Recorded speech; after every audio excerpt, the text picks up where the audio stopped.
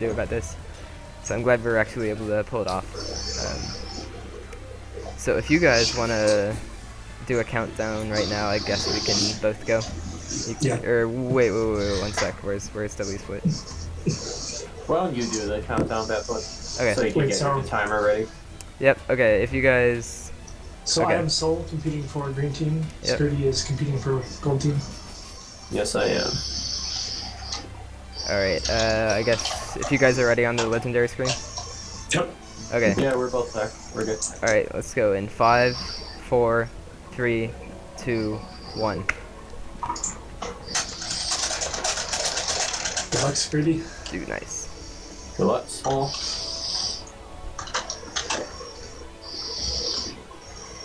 I hope I get grenades on this level. Nobody needs grenades. Oh, I need grenades. It's a reset if I don't. Like, I have some runs sometimes where I get literally no grenades. I'm like just grenade hunting. Yeah, no. It I was wastes so joking. much time. It's pretty terrible. Yeah, I know. It's so weird how the RNG works on this level. Sometimes you get like 4 frats for plasmas before the hallway of the elite and grum. Yeah, why am I already in the lead? I'm confused. Yeah, it's fine. Not to them. I promise I didn't cheat.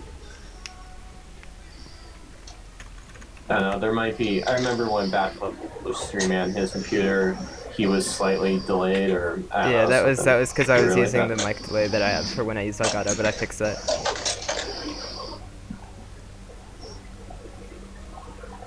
Oh, wait, no. Those Marines could use some help, Chief. Do what you do best.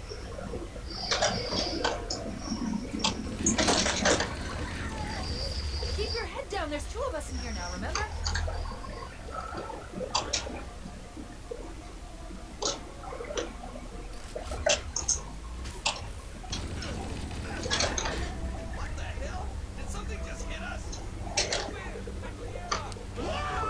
Okay, I fixed the audio stuff. So your mic is picking up a little bit of stuff, but I wouldn't worry about it. I think this is the best we're gonna do.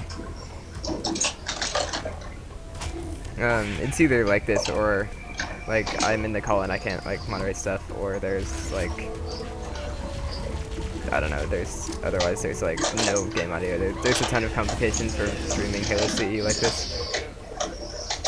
Yeah, so I apologize to the viewers if I'm breathing super heavily, apparently, but there's nothing I can do now.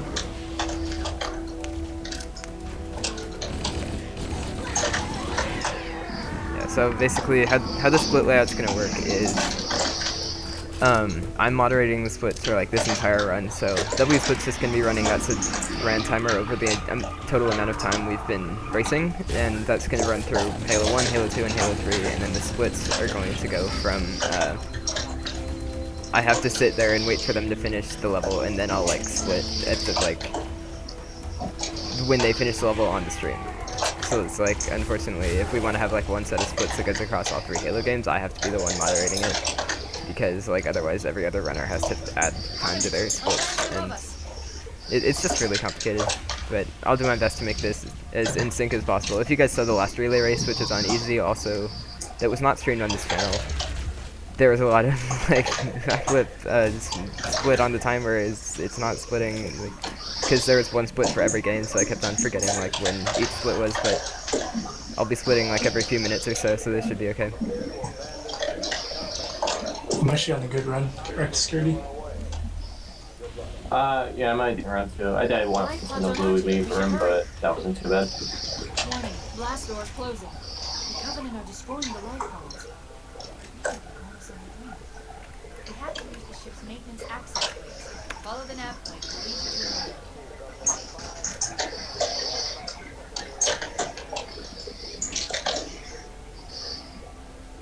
to Okay, yeah, people in Skype are saying a lot about like the heavy breathing on the stream.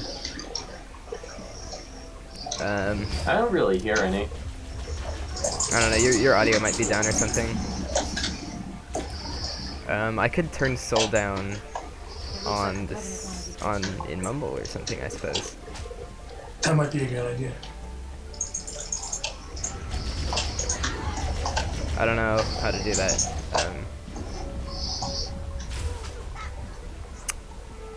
Yeah, I don't know. Is that like, are there like options on your mic that like can, I don't know. Yeah, you definitely shouldn't mess with that while we're running.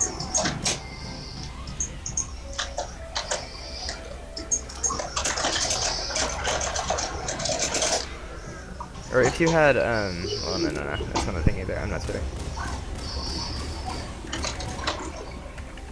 Wait, I'm confused though. Like, I can't be. I mean, I promise I'm not actually breathing hard, so I'm not even sure what it is. Yeah, that's really weird. I don't know, like, why. Like, it's why not it's not my actual breathing, guys. Are you alright? Okay, it's not breathing. Yeah, there's.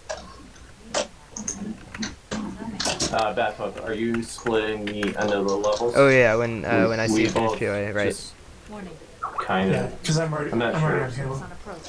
I recommend Yeah. moving into those areas. I'm like 15 seconds behind, maybe. The Covenant will believe Yeah, I that see. everyone aboard this lifeboat died in the crash. Okay.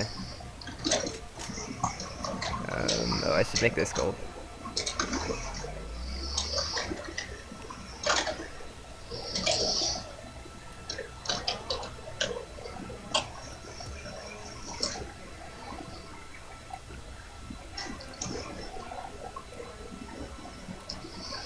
Yeah, Jordan, that's my keyboard. Mine's really loud and clanky. Yeah, I'm pretty sure Soul's keyboard is setting up as well. Yeah, Really? I mean, there's Okay. no reason why it wouldn't be.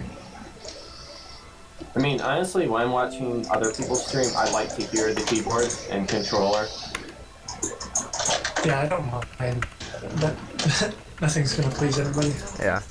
The setup should be a lot cleaner for Halo 2 and Halo 3 because those like are console games and it's possible to just stream the game audio because of how capture cards work and not how PC Windows work.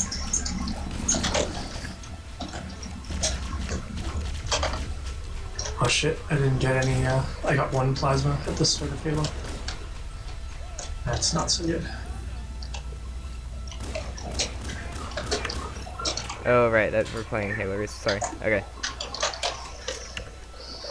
Well, let's see how this Alright, goes. that's been fixed. We're playing Halo 1 on Twitch now. Sorry about that.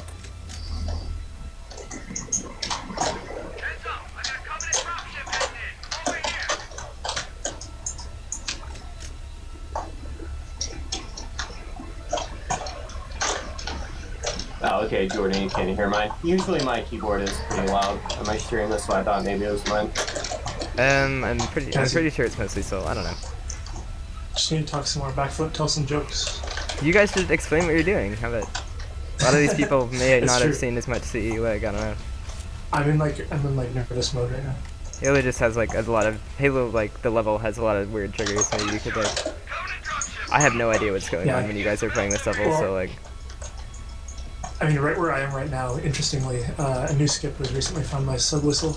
It really is only feasible on easy difficulty. You can actually skip, like there are 5 dropships here in this area. It's actually one of the harder parts to learn when you're just starting Halo 1 Legendary, but like on easy difficulty, if you kill the 2nd and 3rd dropships, like the enemies that come out of them extremely fast, you can actually skip the 4th one, which is actually one of the majorest skips that's been found recently because it saves about 25 seconds. Unfortunately, we can't do that on Legendary.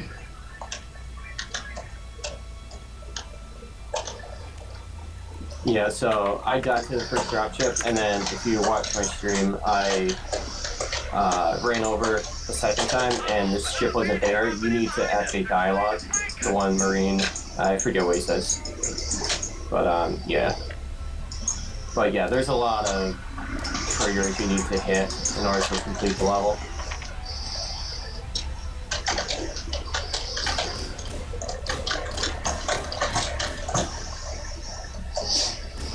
Basically, these dropships are really hard if you don't get the elites killed, and that's what kind of happened to me, unfortunately.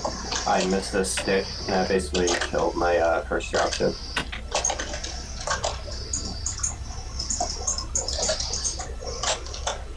right, we're gonna add a window capture of Mumble so we can see who's talking in just a sec. I have to select the subregion and chroma key it.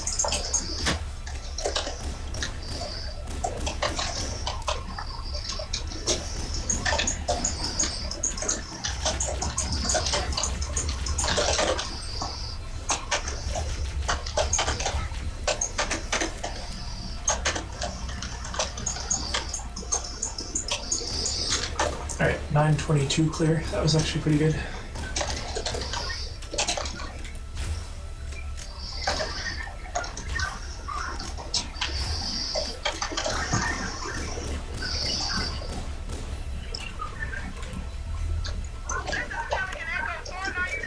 Actually, what it may be, unfortunately, is just like a little bit of fan noise from my computer. Yeah, that sounds about right, actually. Yeah, so like I could try to move my laptop over to somewhere where it's not so close when I have time. Look, more lifeboats. Coming in fast. Guys, can we get a commentator call it? Lifeboats make it down. Oh, we've got a mumble screen capture now, so like it shows when each of us are Okay. talking as if they were looking at the mumble call themselves. Yeah, unfortunately, mine probably shows up as being like constant, right? Yeah. Yeah. Okay, Charlie Team, one hog deployed. Saddle up and give 'em hell. Roger, Bowhammer. Stand by to evac survivors and transport them to safety. That's affirmative. Echo 419, staying on station. Bowhammer out. Have you guys gotten to where the hog fling is yet? Or Someone built it. I'm getting to the hog Must thing pretty leave soon. somewhere. I've Yeah, so got coming to up, I cover mean, battle map. it's not a terrifically impressive trick, but it happens like multiple times in this level. Basically, if you Channels. get out of your warthog while you kind of turn right, Master Chief, I'm you going get a to little use your boost suit from the warthog, which we transfer use system to monitor get their up onto chatter. this little platform early. And if you activate the light bridge without walking up the ramp, you don't actually have to watch the cutscene, which is really nice. Normally, if you remember playing this level, you like there's a little cutscene where you like wait forever and watch the bridge being extended slowly and stuff, but you don't have to watch that. As you can see, I did not get it.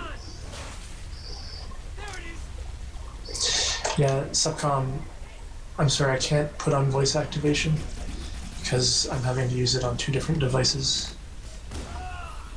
I wish I had like a foot pedal or something. aren't you a real speedrunner? All the real ones use foot pedals for their splits. Yeah, apparently.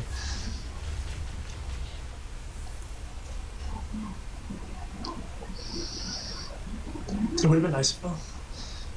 I guess I could just barely talk and then like reach over and push a button when There's I'm new traffic on the Covenant gonna battle. do it, but that would be A lot more crew made it off the Barely. island. Yeah, that's what I'm doing right now. The Push the captain talk. really gave them hell. Oh, really? yeah. But I mean, If we no, could but security like I can't use mine on my actual computer. have a chance to coordinate. Like Oh, okay. I have it on my Yeah. laptop. Alright. Yeah. Yeah, and your mic is like not even remotely close to you, right? Like,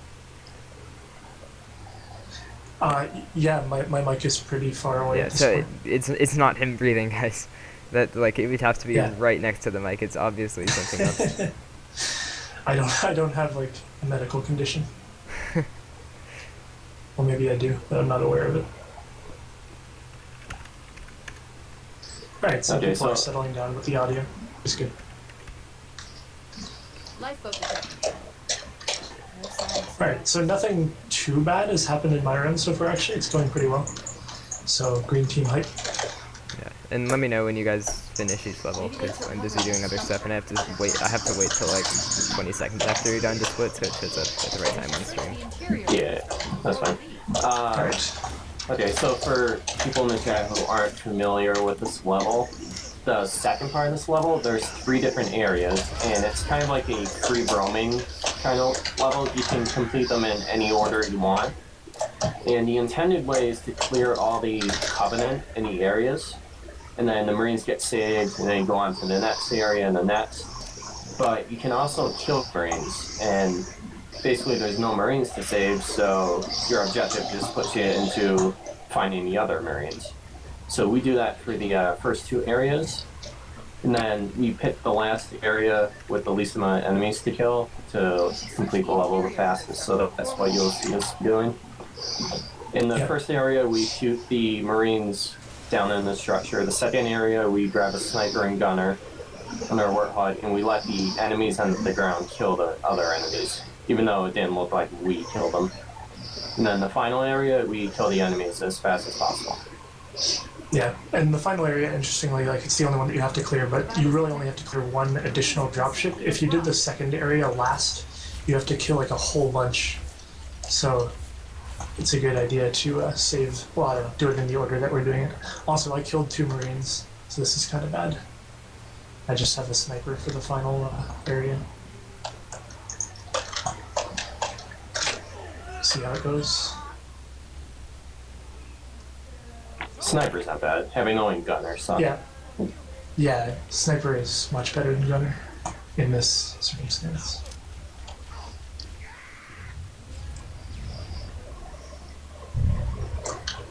And it's basically run over if you forget or don't kill all the Marines, so it's really important to make sure you kill everybody. Yeah, I was super careful this run and making sure I actually killed everybody. What are you doing?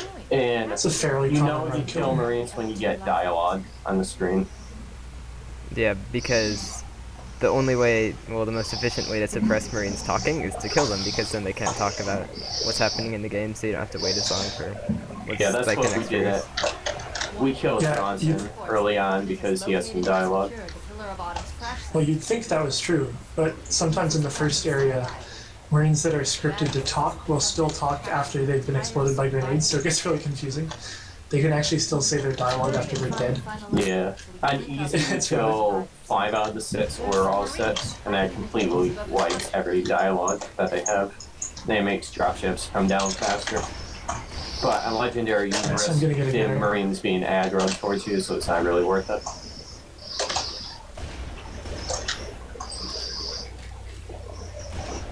Yeah, I killed 2 Marines too. Oh well. I have the sniper left. That's fine. Please. Alright, so I'm a little late for this final area, which means that I'm not going to be running over people. I'm just going to try to shoot them. Normally you'd go up and like try to run them all over, but I find this is more effective.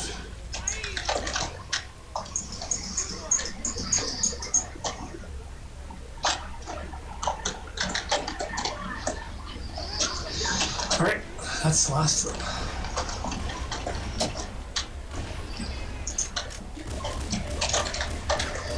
I agree with Pro Ace Joker. That's the last of them. Roger that. I'm on my way. New traffic on Heavy Metal. I found Captain Pease. He's being held on a Covenant cruiser. The What did Joker say? You guys suck. Worst players ever. Abandoned the Odyssey. I'm fine with that. I'm not having that big a run. 800 kilometers upspin.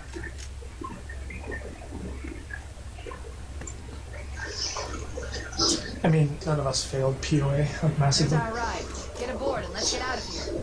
Welcome aboard, Master. Oh, so that's what, like, should I like, I wonder, The truth and reconciliation are our splits going to be accurate from now on? position approximately Oh, yeah, I have to split for, from the other end okay. of this plateau. Just want to, I mean, it doesn't Yeah. really matter, but like, Yeah, no, it's, yeah. I just want to know if I should like let you know in advance. I should be watching closely enough for it to work. I just gotta add a ton of stuff to the layout right now, so I'm a Once we little get inside, occupied. I should be able to log on to the tracking system from Captain Pease neural implants. Get 'em, Marines! Go, go, go! The Corps ain't paying us right Jackals now. are the worst. Stick to the higher ground to the right. We should be able to recon the Covenant position without being spotted. I've detected Covenant stationary guns in the last class. I recommend using your sniper rifle to take out the gunners while I call the Marine support. Get ready to move in to support us, Sergeant. The Master Chief is going to overtly take out as many of the Covenant as he can. Don't open fire until you hear the enemy return fire on us. That should let us keep the ultimate surprise.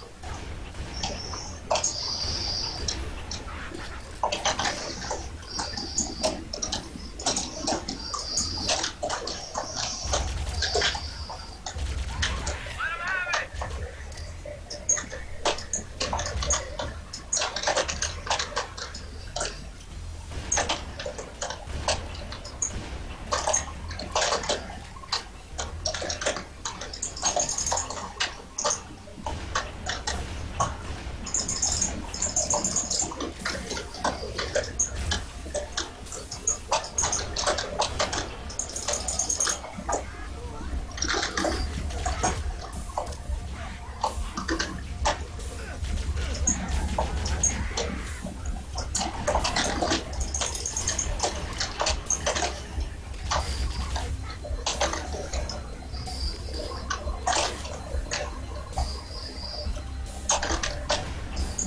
Alright, back up. I'm ending soon. Alright, cool. Halo. I got trolled very hard on Halo. I died twice with really long deaths. Hopefully I can turn it around on TNR.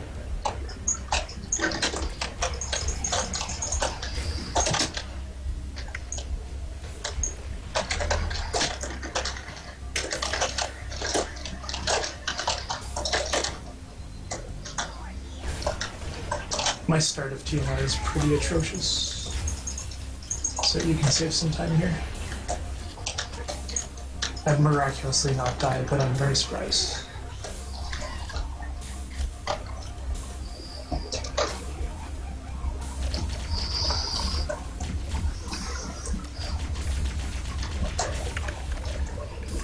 Covenant forces detected up ahead. Path up on the left should let us sneak up around them.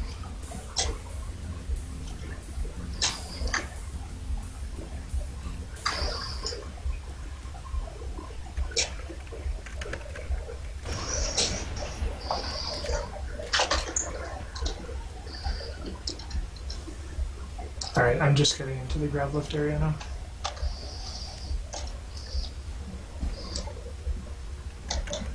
So this is one of the harder fights, I think, in the game. The grab lift fight. Just a whole, like, the TNR is basically just a whole group of, like, wave fights in a row, some of which you can skip and some of which you can't. And it seems Once- like it can really go to crap when you miss one of the grenades and like all of the enemies just disperse and you have to kill them individually. Yeah, so, like, if you do it perfectly, you just, like, throw a grenade, snipe an elite, throw a grenade, snipe the elite, like, a number of times in a row. But yeah, like you said, if you get off, it's really difficult to come back. Same with the fight that comes after this, the one where you're inside the ship. If you get behind, the waves keep spawning and it gets really difficult. A lot of people probably remember this as, like, the second hardest level in the game after 2 Betrayals. At least, I think I did, We're directly under the ship now. for this reason. The Covenant use a gravity lift to move troops and supplies between the ship and the surface. We need to ambush them at the grav lift's loading zone and use the lift to enter the ship. Alert! Covenant dropships are inbound.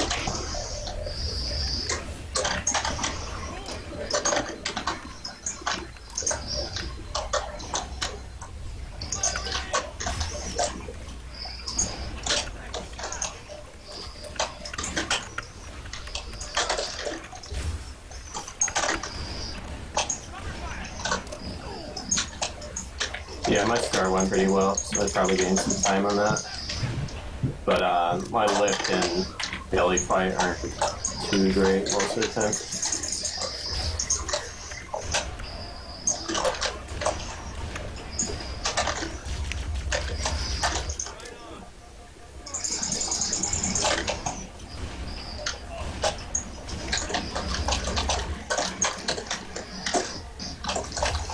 Yeah, so for this area, for the gravel,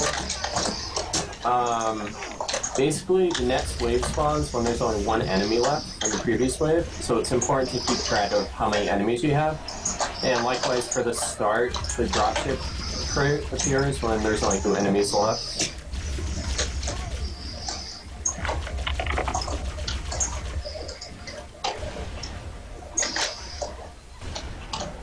Yeah, I'm absolutely not getting a skip.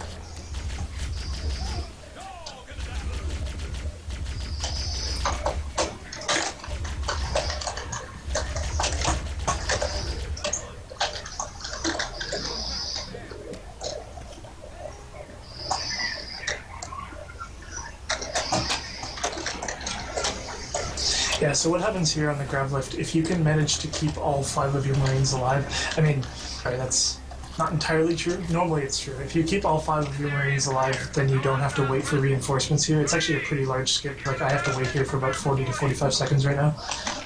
So if you do the grav lift perfectly, your Marines won't die, and you'll be, like, in a good position to get that skip. Unfortunately, I let some of them die, so Copy that, Cortana. I have to wait. Once we're inside the ship, I can home in on the captain's command neural interface.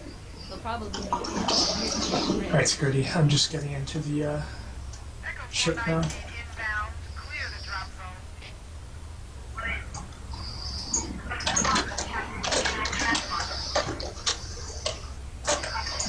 My fight went pretty well. Are you already done the Goblin fight? I'm at the Hunters now, but I don't think any Marines died. Captain CNI transport. Yeah, you're really catching up then. Nice.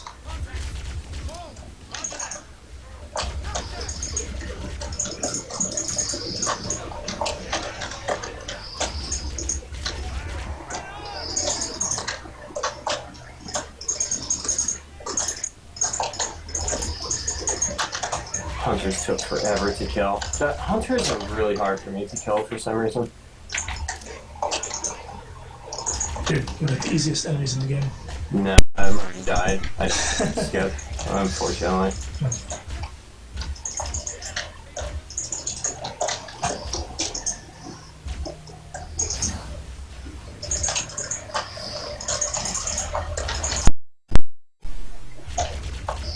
People are still confused about like who's who. in this Stride, game, I'm but- on the bottom left, and Soul is on the top right. Yep.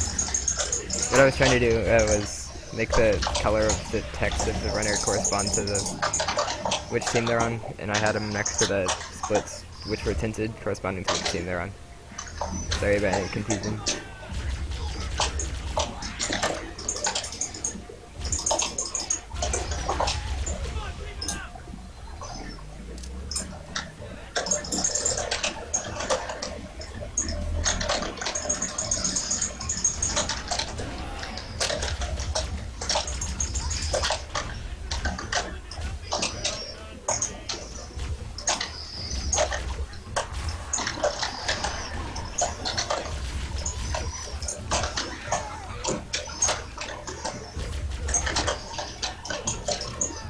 Please leaks. Oh my god.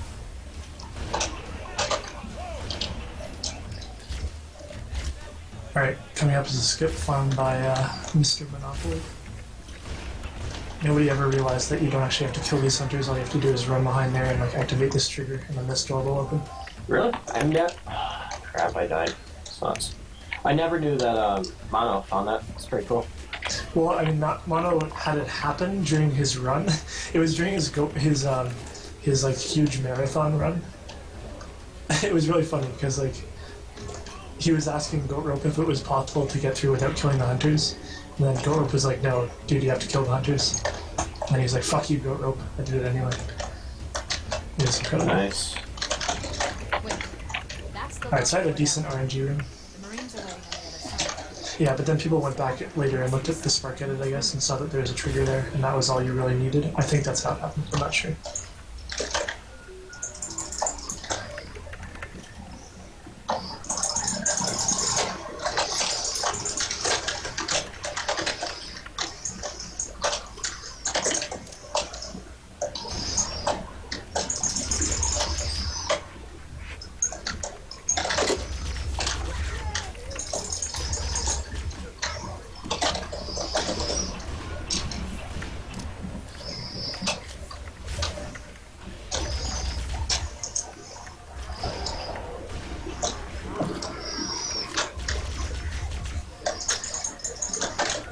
Alright, so coming up, one of the big four tricks. Huge nade stack to the top of this room.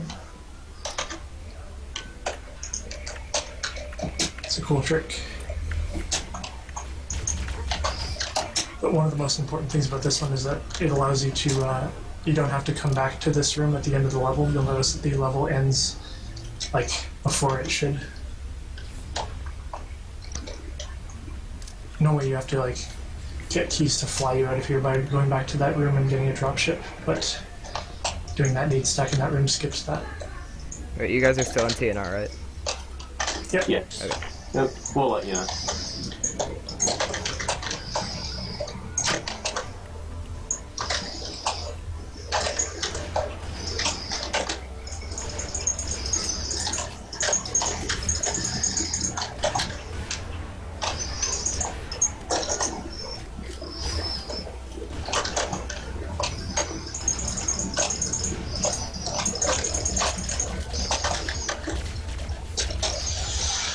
Alright, that bridge was actually pretty good.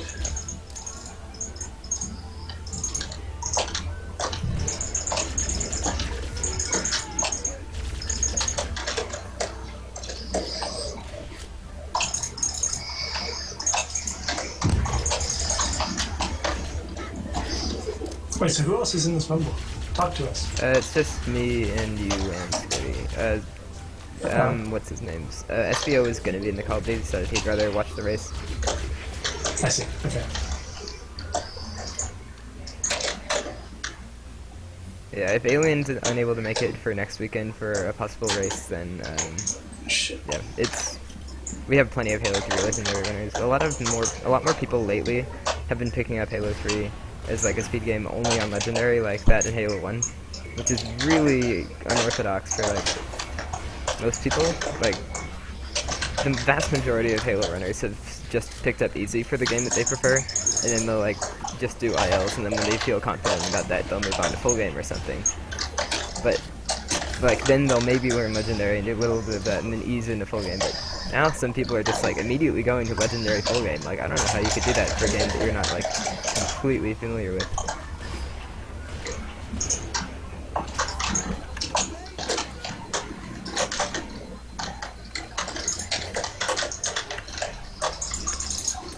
We should head back to the shuttle bay and call for Ethan.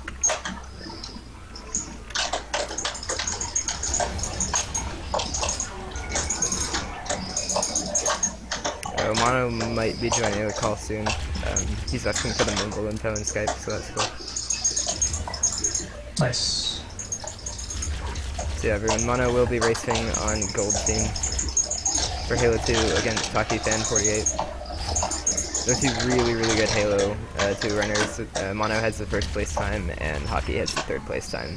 And again, Legendary is really, like for the easy race we did on the Halo Runs Twitch, we were a lot more concerned with like finding runners that were as close in PBs as possible, because easy is a much more consistent category where like the runner with the better PB tends to win, because not as much can go wrong and people can't lose time randomly in large amounts. But for Legendary, so many people like can have between like some 2-minute PB or like just lose 10 minutes on their splits by the end of the run. It's not as much of a concern in this case. Yeah. Alright, just finished, you know. So coming up is one of like the most, I don't know, historically one of the levels that people have had the most like fun with speedrunning, and has the most like, I don't know, it's had the most route changes. And really the time hasn't changed too much in the last like 10 years or whatever. When this was done and going nowhere fast, the time was like maybe a minute and a half higher than it is now. Somewhere under this island, Probably not even that, the actually. cartographer is a map room that will lead us to Halo's control You center. just gotta optimize some things. You'll see a cool The trick. island has Oh no cool, data. Mono has joined. Have to hog fling. One of them contains the map. Alright, Mono's Yeah, we have to gonna, hog fling through a door. Mono's gonna join the call in 1 sec. Welcome, Mr. Monopoly. If your mic is working, sir. Hello, Mono. Hello. Good morning. Yep, we can hear you now. Yeah, I've got it pushed to talk because I'm talking to a friend in the background. But Dude, nice. how is the race going? Pretty good. We had some layout stuff at the end, or at the beginning, because, you know, we had a lot of runners dropping and we picked that last team, so. But we figured it out now, I think. Skirty finished TNR Yeah. backflip. Yeah, I just so split, yeah. get your splits in there. No, Soul. Yeah. Oh yeah, I'm sorry, almost sorry. at Yeah, Soul. I did I have like green. 2 minutes left. I'm having a pretty crappy DNR, but I'm really good at the last 7 levels of the game, so I hope to catch up by then. Looks like there is a Yeah, that's probably gonna happen. Yeah, I'll try to be more vigilant in actually telling you when I'm about to finish the level backflip. It might be easier.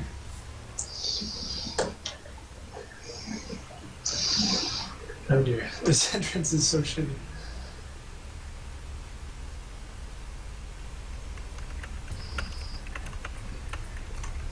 there, in the cliff wall. I'll bet the silent cartographer is somewhere inside that facility.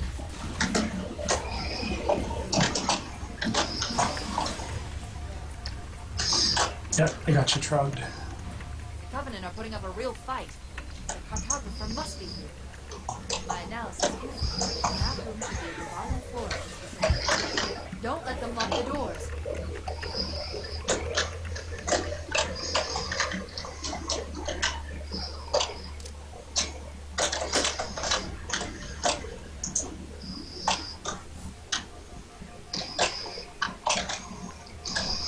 Oh yeah, Timekeeper might join the call as well in a sec. Yeah, that'd be cool. Alright, so this ascent is actually kind of important. Like, it's really important that you go super fast while you're ascending this place because you have a camo here, and you really need it to last until you get to the top of the structure. Otherwise, you're pretty much screwed. So often runners, if you see like us miss any of these jumps, we might just revert. It can really screw you up later. Also, I don't have a plasma pistol, which is kind of bad. The Covenant's understanding of Halo subsystems. They've locked the doors, and we don't have enough firepower to get through. Cortana to key.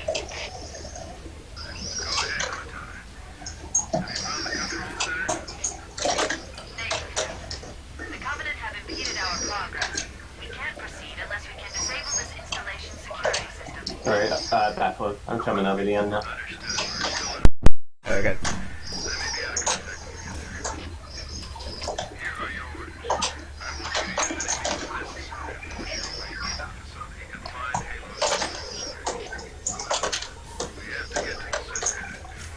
When the screen goes white. Yep. Alright, so that was a pretty terrible second and third level for me, but like I said, my last 7 levels are a lot better than the first 3 levels for me, so I should be able to gain some time, hopefully. We need to find the security override to get this door open. Alright, so backflip, I'm gonna finish SC in about 30 seconds. Alright, cool. And welcome Timekeeper to the call. How's it going? Hey DK, help us out. Yeah. I'll try and explain some of the tricks, so hopefully take a little bit of the stress off the runners. Yes, please do that. I remember TK is watch your streams, you used to commentate like every single thing you were doing. Yeah. Good practice. Well, TK was really good because he always commentated no matter like what. They were like, even if there were like 4 people in his stream, he would still commentate, which was awesome. Dude, nice. Actually, you guys are making me blush. Also, I just almost died at the end of SC. That was incredible. I finished the level with 1 red. Dang, dude. Oh crap, I split already.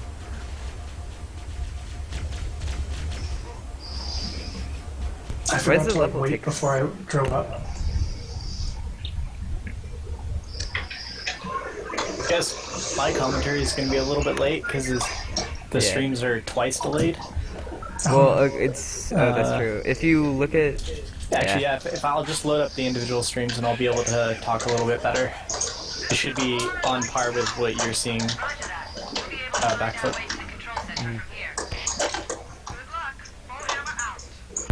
Oh wait, did you say something about delay? I was preoccupied for a sec. But, well, yeah, like, I'm delayed twice because you're Yeah. taking it directly from the Twitch page, and then I was watching the actual, Relay race stream. yeah. Yep. So One I'm thing gonna you could switch over to technically do watching the is if you individual pulled ones. up, if you pulled up those, then you're basically going to be in sync with the actual stream. Yeah. Then the other option would be relaying the stream from OBS to you through Skype screen sharing or something. I don't know. I don't think we should go to Alright, those so links. important trick coming up. If anybody doesn't know, this is one of the most well-known tricks in the game. Is it skips almost this entire level. You fall off the bridge here. There are like 3 falls involved, and basically, if you do it right, you get to the end of the level with no enemies at all. So you basically just run through for about 5 minutes instead of killing anybody. I failed it the first time, but we'll get it. Patterns here seem natural, not artificial. I wonder if the rings That's actually a pretty interesting trick. You have to kind of fall out a little bit farther than you would think. You don't want to be hugging the wall. Otherwise, you're going to land, you're actually going to die from the fall. Like, the fall damage is going to kill you instead of the fall timer that normally does, which is what we're trying to avoid by landing on the platform. So, like, if you kind of hug the wall as you're falling down, you'll kind of get pushed out, but if you walk out a little bit farther, you'll hit a slope that isn't too sharp, and you'll end up being able to stay on the platform, which is very useful. Yep. Alright, so I got the second fall with 3 tries, which is unfortunate, but or if the designers It's not terrible. installation to have inclement weather. and there are numerous ways to get down to the ground here. Some of them are more risky than others. I'm going to do the safe one. Forces left on this part of the ring. You're going to do the very safe one. The very safe one. Actually, maybe not, because I accidentally kind of fell off, but I think I'm okay. Yeah, we're good. Yeah, there's actually, I guess there's essentially 3 falls that you can do here. There's a couple more, but most of them like involve, or the other ones involve going backwards. But so there's like 3 separate areas. There's like a giant rock that you can get that's actually randomly picked. Like they have a couple different rock models for like the large rocks, and so since it's randomly picked, you can end up getting a bad one that will often kill you or something like that. This is about the second fastest way. The way that Soul did it here is the slowest way out of the 3 ways, the 3 main ways, but it is the safest. The fastest and way. I mean, it's maybe like 5 seconds slower. Yeah, it's not a significant amount by any means, but it, as far as like individual levels go, you absolutely want to be doing the faster methods. The fastest way is, I think, called the spacebar fall, I guess. You have an option to hold the spacebar down, and you won't take any damage. But you can also kind of work it so that you hit a rock at a particular angle, and you end up taking no damage that way. And it's pretty fast. But as you can see, there are no more enemies for Soul here. The remainder of the level, so he just gets to walk through. Yeah. And So interestingly enough, like this is the only level. Well, maybe not the only level, but one of the only levels where I can do a trick like that and actually still complete it. Like some levels, there are skips that you can do that will skip a trigger and no enemies will spawn for the rest of the level, but then you won't actually be able to complete it because you actually need to have the triggers in order to finish the level. So luckily this one we get to the very end and there's no problem, you just finish it. But it's not like always 2 the Betrayals, case. for example, you have a way to deload enemies right at the beginning of the level, but none of the generators work at that point, so you can't activate them. At which point, then you obviously are unable to progress, because the end of the level actually requires you to activate the 3rd one, which in turn requires all of the other ones are activated. Yeah, and the kind of scary thing about this level is that you don't get any more checkpoints for the end of the level. So if you like accidentally mess up and kill yourself with a vehicle, it's like Okay.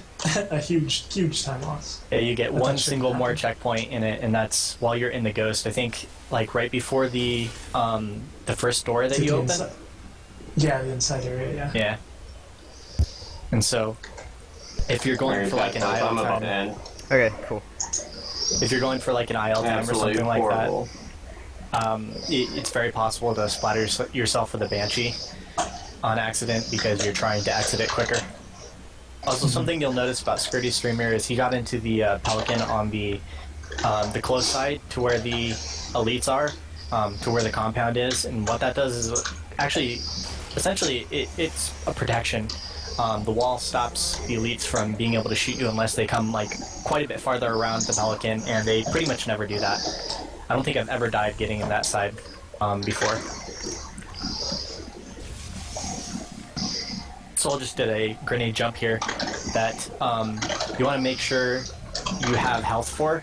On Legendary isn't such a huge deal, you only lose 2 bars of health, but on Easy, for example, you lose every single bar but 1 of health, so you want to make sure that you have it. So it's a little bit more risky to do on Easy. And it only saves like 5 seconds or so, maybe a little bit less. So you're going I for a missed the second. second one, unfortunately. Yeah. Threw it a little bit too early. Didn't get far enough over. Yeah, I am top right. Skirty is bottom left. Oh no, not that. Okay.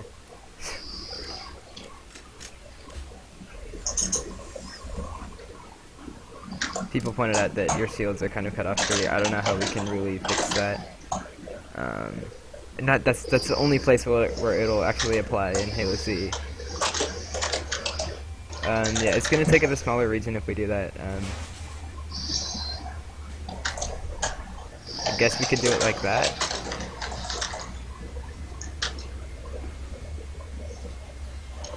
I don't Strong know. Up is a level with a lot of cool little nade jumps, small optimizations. There aren't any large skips or anything, but a lot of cool stuff going on. Right, just finished AOTCR by foot. Oh, cool. And Soul is top right. Okay.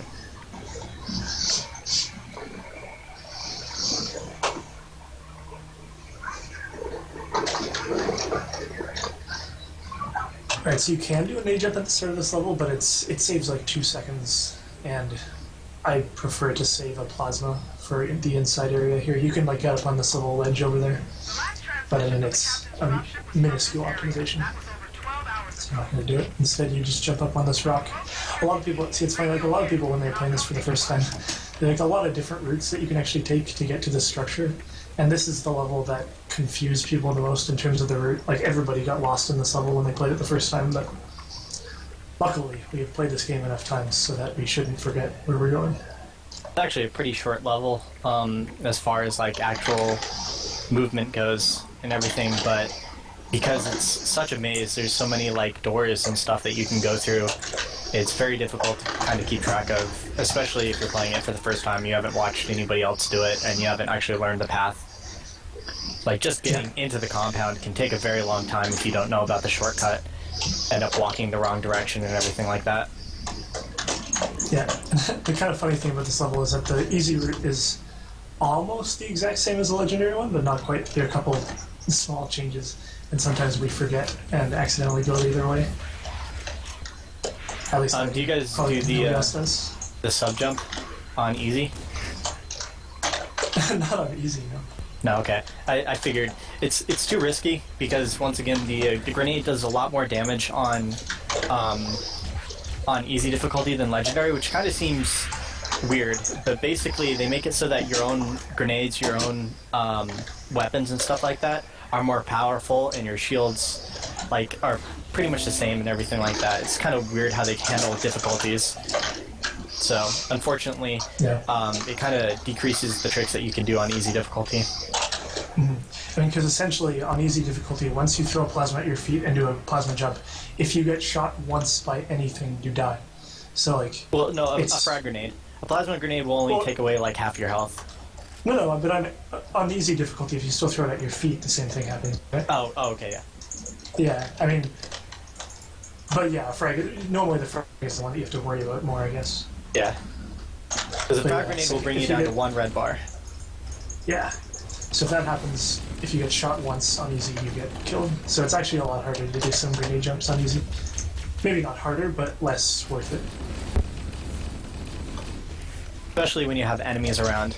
On a level like AOTCR, for example, if you have full health and you're towards the end, there's not really any risk at all to doing the jump. Like at worst, you can miss it and have to take the extra 4 seconds or whatever to walk around. But on levels such as Guilty Spark or especially TB, it's just we have different paths for easy because it's actually more useful to kind of run through the enemies than to try and do a skip with a grenade or something like that. Alright, so I just did a cool grenade jump there. It's one of my favorites. I do the same thing at the end of the level. Skirty actually does the grenade jumps differently from me. You'll see him like, at least I'm pretty sure. Yeah, that plasma jump is impossible. So that's actually, why I don't do it. Coming up for me is the thing that we like to call the impossible jump, because everybody fails it so much. It shouldn't actually be that hard, but it's kind of finicky. Yeah, you have to have the grenade explode at the proper point in the jump, otherwise you won't get the correct height.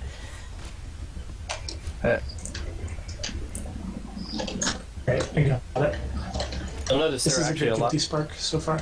Yeah, there's a lot of optimizations in this level in particular.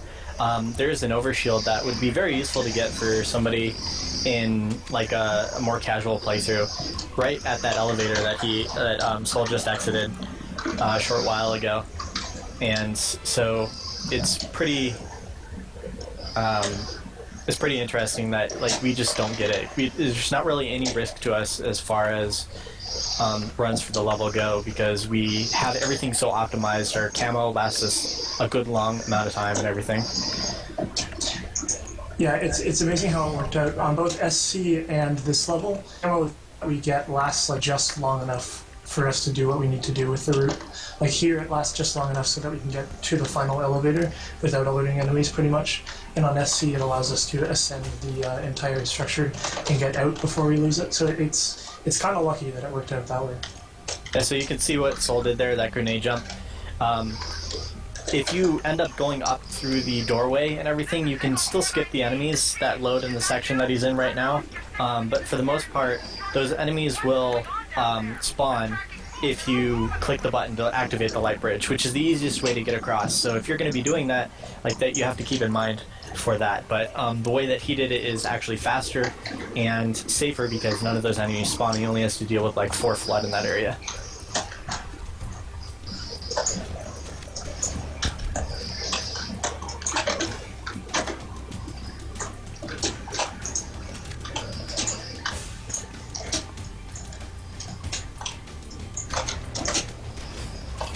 And this ending area is actually pretty interesting. There's quite a few different ways for the level to end. I'm about to end that. I believe there's just a basic timer where if you just spend long enough in this area, then the level ends. But other than that, if you kill all of the sentinels, then the level will end exactly 8 seconds from the death of the last sentinel. And in addition to that, on easier difficulties, I'm not sure, is it normal only or is it easy only? I don't remember. I mean, where the one red health thing works on easy. I'm not sure if Easy. it applies to other difficulties. Okay, so if you get to this end area with just 1 red health, then the level actually ends even faster than if you were to kill both sentinels. Yeah, and the sentinel spawns at the end are random. Unfortunately, you can get one where like one sentinel spawns on one side, one spawns on the other side, which is kind of annoying. But there's nothing you can do about it. Yeah, or they spawn like really high up or something like that, which is just very frustrating. Yeah. So And you I'm at guys are library both now. on 343, right? I just got to the library. Yeah, I'm just starting 343. I had an Okay. absolutely horrible LTCR. Right. So I may as well talk about it now. I mean, it's going to be a while until it becomes relevant, but this level, for those of you who have been keeping up with Halo speedrunning, has one class of skip which we use like multiple times in this level. It's called flood bumping.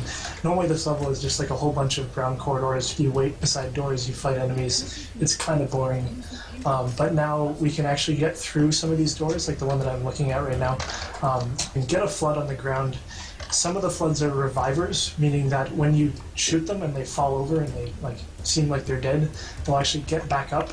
And if you do that to one of them and you actually stand on his somewhat not really dead body and then he revives, he'll actually bump you into some other part of the geometry because like his model is filling up the space where yours was. So what we do is like get an exact positioning of the flood beside the door, shoot him so that he falls over, we stand on his face, and then he bumps us into the door, and we can actually jump through the doors and skip them. It's a really precise trick, and it's really cool. Unfortunately, it's become one of the, somewhat of a hated trick just because it's so incredibly random, because whether the flood is going to be a reviver or not is random. There's nothing that you can do about it. There are a couple throughout the Except game. for the very first flood in the level. Yeah. Yes. That's where I felt. Yeah, there's a couple in the game that will always be a particular type of flood. There will always be a reviver or something like that. But other than that, it is completely random. We've figured out ways to essentially figure out which flood are revivers and utilize that with like checkpoints and something like that. But it takes time.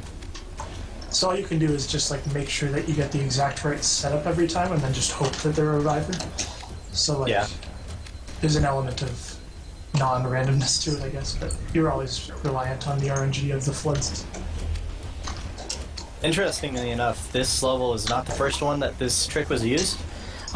Keys was actually the first one that this trick was fully exploited. I don't remember who exactly. Was it Josh who was the one that like kind of introduced it and said, you know, this would be useful for Keys, or? I don't remember. I didn't keep up with like the I wasn't around at the time. provenance Okay. of that trick. Sorry, bad get to speedrunning after. Yeah, I believe it was Josh who first kind of brought it to our attention. Not like people knew about the trick and everything like that. We didn't really think about it as far as in the speedrunning application. And so there's Well, actually, I think TK that like it was actually just found like in the summer, and then pretty much immediately after it was found, it was implemented, wasn't it? Oh, really? I was under the impression that people had, you know, messed around with the trick before, but not really as far as trying to get it consistent or anything. Yeah, may have. Well, I don't know. I shouldn't speak on this topic. I'm not entirely sure. I wish we had like some more knowledgeable OG person in here. Yeah. I actually came in like shortly after the trick was started to be used for keys, and people, like the day that people were like, oh, we have this new trick, we're gonna try and go for the world records for this level. That's kind of when I made like my real push to try and do keys, and then afterwards Skirty went and mastered it and just kind of destroyed everybody. Yeah. So not by much. There's a three-way tie for first on easy. Oh, is So there? I didn't really. Yeah, the easy time page, like there's 3 222s, 2 223s, and I think there's a 224 time as well. I forgot. Yeah. So it like basically the remainder of the level for keys, which I guess we'll talk about more, is just very, very straightforward.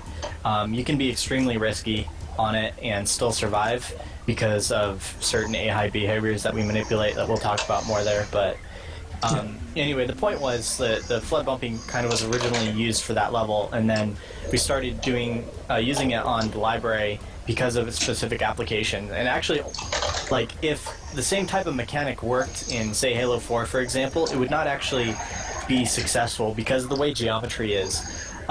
You'll notice, like, if you go out of bounds in this level, the geometry is such that unless you're like hitting the edge of a plane or something like that, where it's normally like a corner, you can't actually stand on it.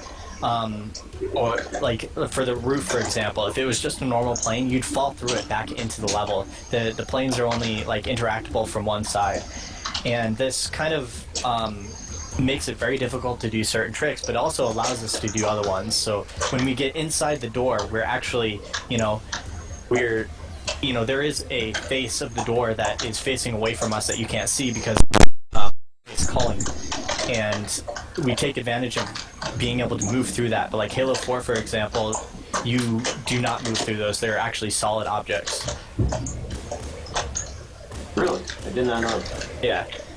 Take advantage of that. For a couple tricks in Halo 4. Very interesting. Alright, so coming up is one of the scarier parts of this level. There's just a hallway with a rocket flood at the end, and it's... yeah, some people like to YOLO this section and not get back and get a checkpoint here. I don't do that. I always get a checkpoint, because I'm a loot. So we get through this next hallway first That's try. what I'm ending soon. So Soul's on library and Skirty is on... I just started library right now. Okay. And this is probably the level where I have the most time saved. This and Doom Trails and Soul, I believe. We'll see.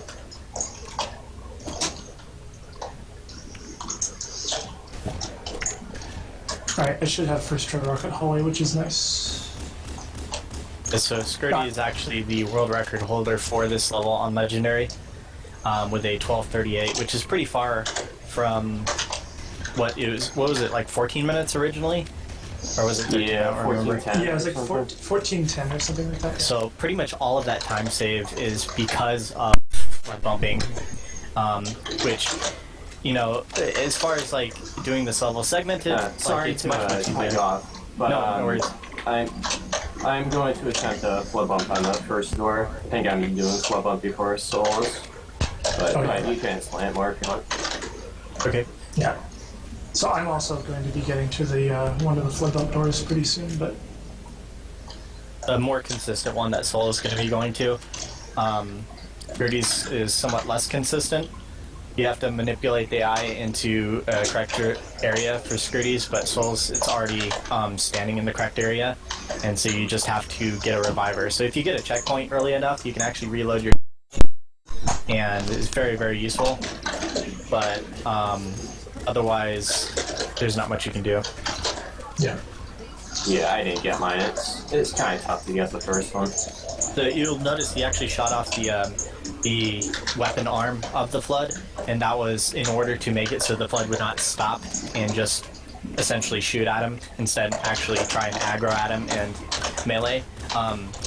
The flood do only melee with their left hand, I believe, which is interesting enough. I haven't tested it fully, but I believe if you, like, for a Flood that does not have any weapon or anything like that, if you only shoot off their left arm, they are no longer a threat. Same as if they do not have any arm at all. So unfortunately, I only have one shot at this Flood bump because I got a checkpoint in the hallway, which is kind of a mistake. But we'll see if we get it. It would be really awesome if we got this. Didn't get It'd be nice to see it in the race. Store, unfortunately. The thing that you can't do in that hallway that I just went through, you don't want a checkpoint in that hallway, but I got screwed over with like the placement of the carriers, so I didn't want to run through, otherwise I was just going to get exploded by them. So normally you want a checkpoint right before this door, so you can just like keep retrying the Flood bump over and over and over again until you get a reviver, but I couldn't do that, so I'll have to get my Flood bump on the next door. So there's some time saved for the gold team. Possibly. And something that I'm not sure was mentioned on TNR or not. I think like it was kind of mentioned in passing about the nade stack, and you use it to skip a bunch of triggers. But the reason that the nade stack actually works is because when you pick up the overshield, as your shields are charging up to the overshield level, you are completely invincible to all damage. You do not take any shield damage or anything at all. There's no way for you to die except for possibly fall timers. I'm not sure. No, it's not fall timers. They use it in multiplayer tricking to get the bomb of damnation, I believe. All right, nice. So I was not positive about that. So can you get vehicles? Yeah, you're completely invulnerable. So completely invulnerable. There's literally no way for you to die. So that's the advantage. So there is an overshield. There's a single overshield in the path that we take. And Skirty just recently, unfortunately I was a little bit late in talking about this, but he dropped down to pick up the overshield, then quickly threw a grenade that allowed him to get back out of the area. I missed the jump, so I had to walk the long way. Yeah, but I survived.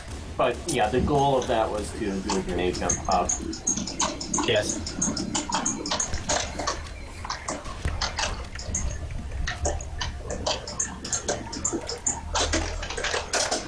Alright, so I have a reviver, but he's really far back. I did mostly run CE. Now I've kind of spread out to all of the rest of them. Yeah. Someone just asked about you in the chat. Yeah.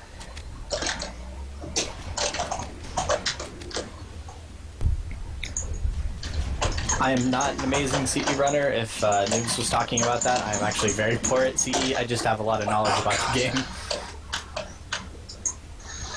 Alright, so I failed the other door as well. This is not going well. Alright, time save. Let's go.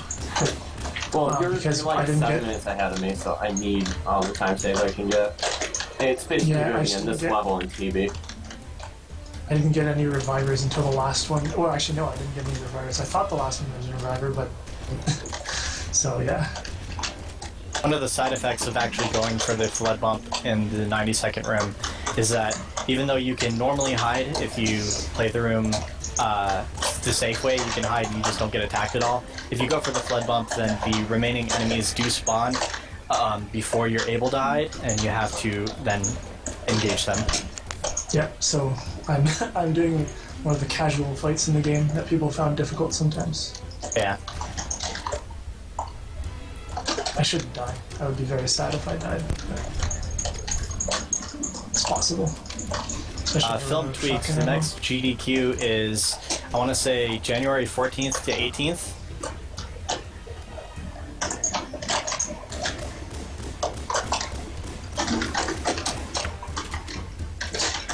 Yeah. So I have to wait at that door for an entire 90 seconds, which is a long time in a speed gun. So getting this bump is very, very, very useful on this level.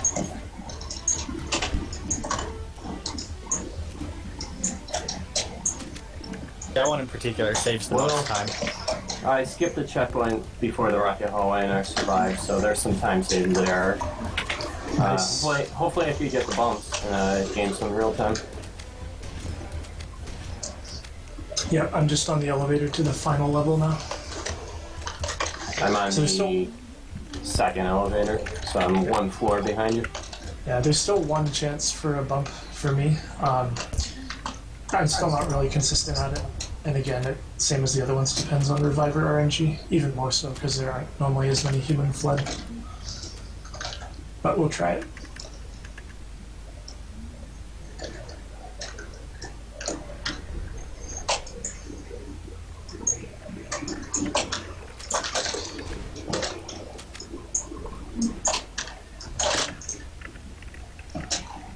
Alright, so I'll be emptying the dark door again if you're... I'm coming up to it really soon. There is, what, 5 total bumps on the library? Yep. So, perfect run would essentially have no delays because of combat or anything like that and getting all 5 bumps, which I don't think anybody's gotten yet. What's the max amount of bumps that anybody's gotten in a single segment? Anybody know? Alright, so I just got 5th door.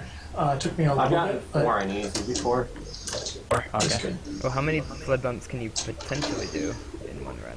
Potentially it's 5. Oh, wow. 5, yeah. Yeah, so it's quite a bit of time save. Adds up. I mean, the 90-second door is obviously the most, which, because of the setup and everything like that, you can probably save around 60 seconds max, maybe a little bit more. Then there's I want to say it's like a 45 or a 60-second door. I still have no clue how long it is. And then the one right at the beginning does not save very much time at all. There's a couple others that are probably in like the 30-second range. Alright, so I'm just getting to the library cutscene, so like the level will finish in about 60 seconds. And you can see that Skritty actually got a checkpoint here before. This is the second flood bump location? But he's able to essentially reload the checkpoint and try the flood bump a couple times. What he's looking for is the leftmost flood to fall down after 2 shots. He's in the perfect location so that if he falls down in 2 shots and you position yourself in the correct spot, as long as you don't crouch jump, you're able to make it through the door. The thing you have to be worried about, though, is there is a rocket flood right around the corner that can absolutely kill you if you're not paying enough attention. Alright, so coming up for me is, well, for both of us, but me right now is the hardest level in the game. It's gotten drastically more consistent with people figuring out the strats, but a lot of it depends on having good combat and like kind of, you really need to be good at the game in general to be good at this level, I would say. Good at being able to fight on legendary and stuff. They basically put you into long-range combat with 2 short-range weapons right at the beginning of the level, and you are attacked immediately after the level starts. If you do not know that you're going to be attacked, you will most likely die. But there is luckily cover that you can hide behind in impenetrable glass. And luckily enough, an overcharged plasma pistol shot is enough to take down the sentinels on legendary difficulty with just 1 hit. Activate Halo. We have to stop him. We have to destroy Halo. Are you going to be going for the deload? My analysis of the available Yep, data, you can I explain that. I'm failing me at the first thing. Cool, so size will help there's a you deload coming up here, which basically discovered that there is a button that you can actually press multiple times. Most of the buttons right at the beginning you can only press a single time, but this particular one you can press up to 3 times and actually have it affect things. So we press it twice right at the beginning, and what that ends up doing is it causes multiple, like the door to open, but multiple enemies to not actually spawn. So you only have to deal with 2 jackals and 2 elites, and makes the beginning area easier because it essentially stops all the remainder of the triggers of the level working, and so you're able to go down, get health, get the rockets that we'd normally fly out of our way for, and as well as get the Banshee without having to deal with any of the enemies. Yeah, so I did it after failing it a number of times. My timing was off, but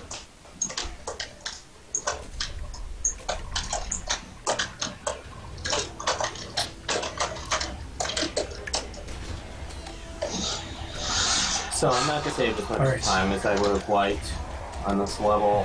It took me about 5 tries for Dark Door and about 3 or 4 for 90-second door. That was actually one of the places where I missed having my game audio. I couldn't really hear the door button clicking. Are there a lot of like actual like dialogue triggers that you have to hear to know that you've like reached an enemy trigger for like the amount of people you have to kill to open a door or something? Yeah, so I'm basically playing. Well, I mean, I can hear somewhat audio, but I'm almost playing with no game audio, which is not a huge deal for this game, luckily, but it affects like a few little things. For the most part, like there are not very many sections where you need like a dialogue or anything like that in order to tell when it's time to advance. But there are a lot of dialogue triggers by enemies or Marines, I guess, more specifically or more often, that Buy some time. cause things to happen, and so you can end up skipping quite a bit of dialogue in this game and start triggers early. Something that nobody talked about was at like right after the grab lift fight on TNR, they both killed a particular Marine, which ends up being the Marine that spawns the closest to you in that section, and by killing him, you actually end up skipping about another 40 seconds or so of dialogue. You immediately get a checkpoint, and then the enemies immediately start coming through because he's supposed to reply to you, but by killing him, he's no longer going to reply. It doesn't select another Marine or anything like that. It was just like that was the Marine that was going to say it. He's no longer alive. As such, it's just like that part of the function is just ended, and it continues on with the remainder of the triggers. Neutralize the device. Luckily, Yeah, people in the chat are saying that's what you split. You guys. And I'm coming up to the end now, so at the end of the cutscene you can split me again. Okay, so Yeah, so Soul Screen is is probably only about 4 minutes behind now. Maybe a little bit over 4 minutes. So wait for the next panic. Well, I'm not sure. We'll see. That's just my guess. This is one of the more difficult tricks for this level. It's a grenade jump. Basically, by shooting the shotgun over to the left, it's kind of distracting the enemies. I'm talking about Soul here, by the way.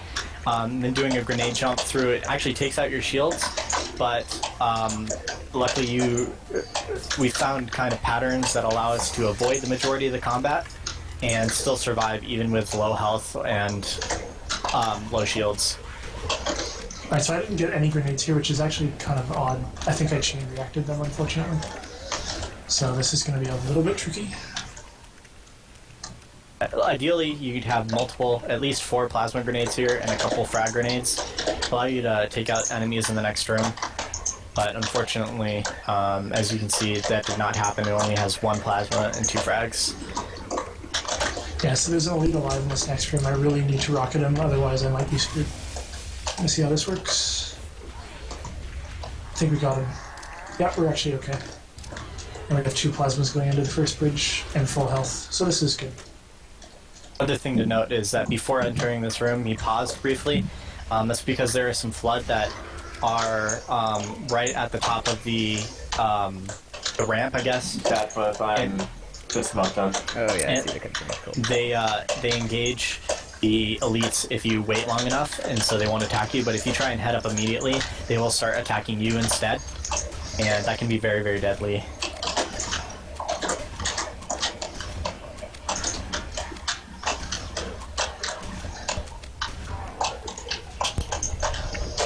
Alright, cool. So now you guys are both on TV, and Yes.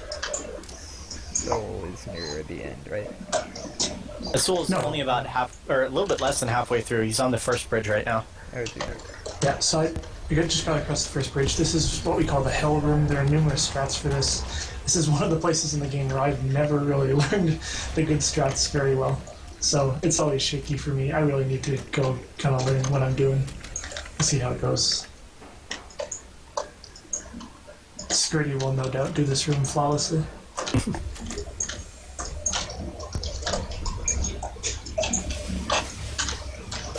Yeah, I hope to. I had a really good start to Two Trails, so hopefully I'm gaining time. I don't know if Soul had any trouble with it yet. I lost a little bit of time. It's not too bad though. I'm still in Hell Room though. Doing it slow. Ideally, this room can actually go very, very quickly if you have proper grenade placement and rocket placement and everything like that. But unfortunately, if something ends up going wrong, you can end up getting a ton of flood just coming right after you, and it's incredibly dangerous. Alright, so luckily I got through. It took me a while, but it wasn't terrible.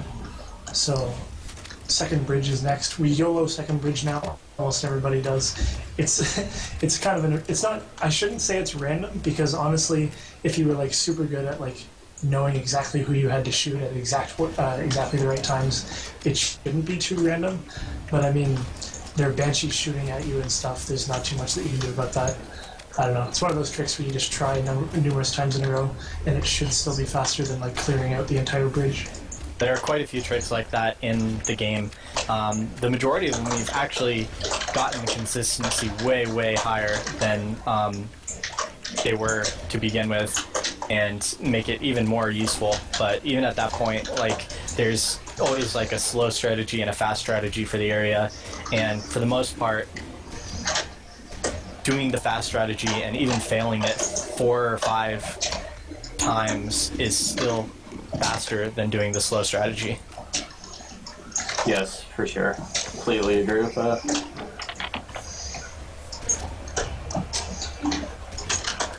Alright, so I took absolutely forever getting the checkpoint before the second bridge, but I only had 5 blue going into it, and I did like a perfect yellow. So that was very nice. Yeah. There's 2 Banshees, which unfortunately can be somewhat random. You can have instances where they do not target you at all. You can have instances where they just hone in on you and completely destroy you. You can have instances where they get destroyed by the numerous rocket flood. I think there's 3 on the bridge, on the second, like, later half of the bridge. So it's kind of random what happens there, but for the most part, even if they do target you, as long as you have proper placement of grenades and you focus on the correct enemies, you can still make it through the area pretty relatively unscathed. Yeah, so coming up for me is just a tiny little optimization. That's a little grenade jump that we do over the left side. Some people might not have known about this little kind of shortcut when they play this game. These rooms are a little bit confusing. There's, there's only about, I want to say like 8 flood or something in the room total. I end up skipping combat with nearly all of them. A well-placed plasma grenade can take out the only 2 that are any real threat in this section. This is the fastest way through. Just do a grenade jump through the hole, and then you're able to move on your way. Yeah, if you want to see like a super cool grenade jump, go watch the easy IL of this game, of this level. Sub does a cool plasma jump. So he didn't come up with it, but it's really awesome. Just another brief time save trick there, where you use the rocket to flip over the ghost, and get it. It not only flips the ghost over, but it also brings it closer to him. So that's very, very useful, especially in that section where there's, like, if you have low health, there's an elite and a grunt, and then a banshee that all start attacking you. Can be dangerous. Yeah, so coming up is the second pulse generator, which is it's not too bad. It's really just the escape from the room that's a little bit tricky, because there's a whole bunch of rocket flood and shotgun flood that come running out at you afterwards. And then the tunnel. And the tunnel is really the last hard part of this level. So we'll see how that goes.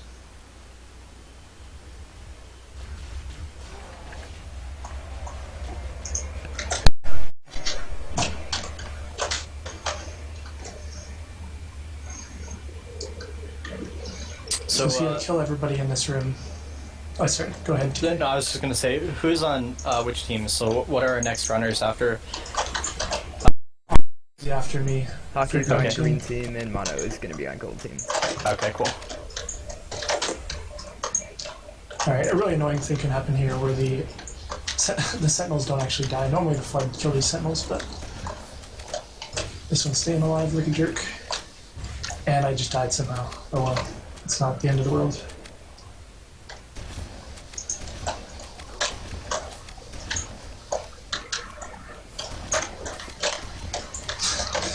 Sentinel really doesn't want to die in this run.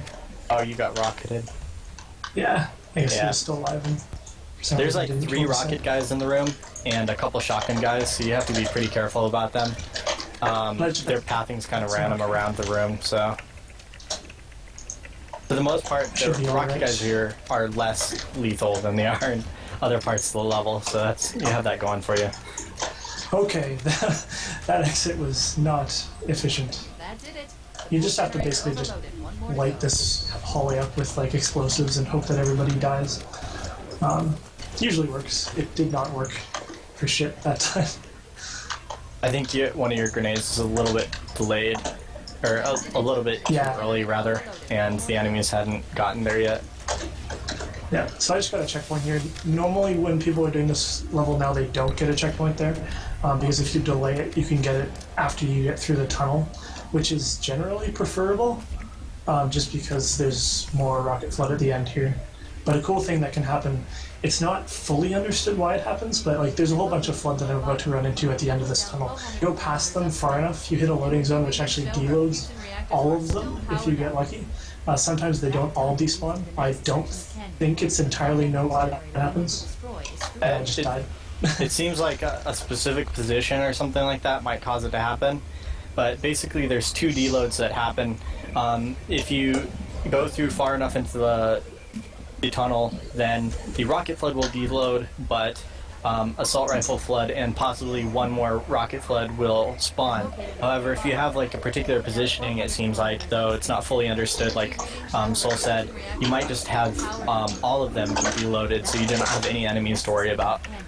For some reason I'm getting wrecked by the Banshees as I go through this area, so this is really bad. I'm losing a lot of time here. I just can't seem to get through without Banshees following me, which is really I think that slow. was the first time I did not lose any health on the flood bridge. That was really cool. Nice. This That is was the getting second bridge? frustrating. Yeah, the flood bridge. Yeah. Nice. That's pretty rare. Usually, at least the Banshees will take out your shields and a little bit of health Yeah, or something like that. I don't know what happened there, but okay. So I'd really better make it through this time. Next section of Canyon. The final postal. Yeah, Okay, Security maybe is starting to catch up here. He's, as far as like a perfect run of this level goes, he's pretty much like the elevator is essentially halfway through the level. So like Unfortunately, I died I in the flood room, or the flood room. Unfortunately, but besides that, the levels are absolutely perfect for me. yeah. Yeah, so I didn't get the deload here, unfortunately. And these guys are killing me with plasma weapons, which is kind of silly. So I'm gonna wait here for a little bit.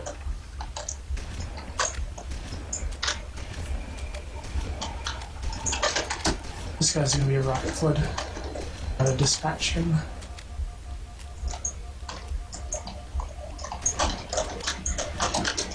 Alright, he dropped his rocket. So we're pretty much through the hard parts of the level now. Unfortunately, I lost a whole bunch of time there. I mean, I sure hope I'm still ahead of Security by the end of this level, but it won't be by too much. And after this level is over, there's only going to be 2 more levels. The shortest level in the game and the most competitive and the most competitive level in the game, as well as the final level, which has probably, I would say, the most difficult trick in the game. I don't think either of us are going to be attempting it though. You don't, neither of you? Yeah. Okay. So, I'm to definitely explain it, there is a trick that I think is called the cafe bump. I'm not sure the official name for it. Yeah, that's But what it's basically, we take advantage of a hunter opening the door, and he actually bumps you out of bounds. And then you can, through a series of jumps on top of the geometry, like you can't just walk across the roof, as I was saying earlier, because of the way the geometry works in this game. You have to essentially jump on light posts through the area, and you end up skipping like a minute, 30 seconds, depending on how well your combat goes, something like that, by going through that path. And a couple enemy spawns as well, which is nice. Yeah, so I did the safe strat in this room. Most people don't do that in a full game run, but what I did, because I only had 1 red, so I could have died at the end, there are 2 triggers that aid there that you normally only get if you actually slow down on that bridge. So what I did was just race through so I could pick up the health and not spawn the enemies, and then I went back to get the triggers afterwards. So it's pretty safe. Yeah. Yeah, what happened there was he actually clipped the ghost through, not really clipped it through the door, but took advantage of being able to flip the ghost. You can actually clip it through the door, which is pretty rare, pretty difficult to do, but he takes the ghost with him through the remainder of the level, even though there's ghosts in this area. But the triggers there are kind of set on a timer. Not really, like, there's a certain speed that you have to be going. You have to stay within the trigger zone long enough in order for it to activate. And with the ghost, you can just go right through it and end up not having it activate, in which case the enemies don't spawn and the remainder of the level does not work. So that's why you have to slow down in the ghost a little bit. And then he stopped to kill this couple flood there, because if you just drive through here, not enough flood die to cause the next area to load. And once again, you cannot finish the level because the banshees and the wraiths don't spawn. Yeah. So I'm backflip. I'll be finishing TB in about 40 seconds. Okay. Yeah. So that level, for me, it was bad, but it wasn't super bad. I'm not extremely good at this level. So coming up, keys. We were talking about flood bumps on keys, but nobody actually does those in full game. What we do in full game is called the shield bump, which was the IL strat before the flood bump was found. Basically, you stand on one of the Covenant shields in a very specific position, and it bumps you up into the ceiling, which allows us. It skips the same kind of stuff that the flood bump does. It's just slightly slower because you have to go through the level a little bit more. You'll see it in coming up in about 30 seconds. It actually works very similarly to the flood bump. Basically, you destroy a piece of geometry, so the hitbox is no longer there, and then it gets respawned. However, it's intersecting with your hitbox, and in order to resolve that, the game moves you away. So it essentially teleports you to a different location. And so on the Xbox version of this game, it's actually a little bit more efficient, and it bumps you closer to the path. But since the IL for this level has stopped using it and started using the flood bump, the Xbox version is no longer superior for this level. Yeah. Yep.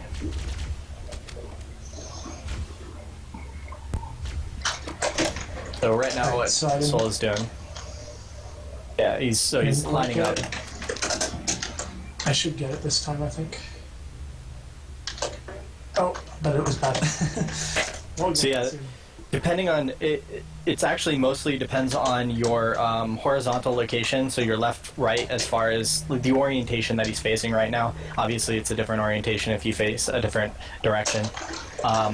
But based on that, mostly, and somewhat your vertical orientation, it depends where you get bumped. You can end up getting bumped very high. Sometimes you can get bumped not high enough in different areas. A couple of them, several of them actually do allow you to progress, but most of them either cause you to just be pushed out to the side, or you don't get bumped enough out of bounds. Alright, so because of that, he's skipped the majority of the level. You don't have to go outside you ship at all. Sorry to interrupt you. Backflip, about 30 more seconds. Okay. Alright, so now Skirty's probably about 3 minutes behind. So I totally Skirty forgot. is, I think, the world record holder for both of these, easy and legendary, as well. Yes, for that's keys. correct. Skirty took them from me. Yeah. I think I took them for And you you took first. them from me. I always like to point that out, even though I'm irrelevant in this level now. Did you ever take them back from me? Because I took them from you first, I think. Oh, no. I Sorry, held them I both just briefly. mean before Flood Bump was found is when I had Oh, these. before Flood Bump was found. Oh, really? I didn't know that. Signs detected. Yeah. The captain, he's one of Didn't them. how long ago was flood bumping? It evolved June? quite a bit, in a You can't really, let the really flood get short off time his frame, ring. right? You It know was what he'd expect. something completely outlandish that you could maybe get once, in Segmented or something, and now it's a full game thing that anyone can do. Yeah, because it was found not recently, shortly before SGDQ, so Goat talked about it, saying that, I don't know, nobody really gets these too much in full game runs, and he didn't try them. But then shortly after that, people found ways to make them much more consistent. So Because it's based on the positioning of the flood. As where the hitbox is going to appear is based on the location that the flood's body is when he's down. So by taking advantage of that, they can stand in a particular location, get them close enough to the environment so that it'll push you forward instead of up or to the side or something like that, and it makes it much easier. Yeah. Alright, so I'm going to get about a 4-minute time on this level, which isn't great, but it's not terrible. I'll be in Maw in about 25 seconds back foot. Okay. So he's 30 actually seconds. skipping a lot of combat here. That you can notice he's dropping down all the way to the bottom of the level, which you're not supposed to be able to do, but or at least you're not encouraged to do. It's very, very easy, very possible to do, but he's allowed to get into these Banshees a little bit earlier than the game expects, and because of that, the Banshees kind of have this special property that they can fly through the environment. So, as you can see he's doing now, it's just flying through one of the tunnels, which is completely just out of bounds. And you can actually mess up the cutscene like he did here. Instead of the normal final cutscene, it ends up putting the camera in a very weird location. Yeah. So sub 140 is still possible for me if I have a good Maw. We need to get to the bridge. From there, we can use Which would be the nice. neural implants to initiate an overload of the ship's fusion Oh engines. crap. Explosions of damage enough systems will I'm in the That's- east that's I'm scene not now, spitting on the wrong so, splits, damn it.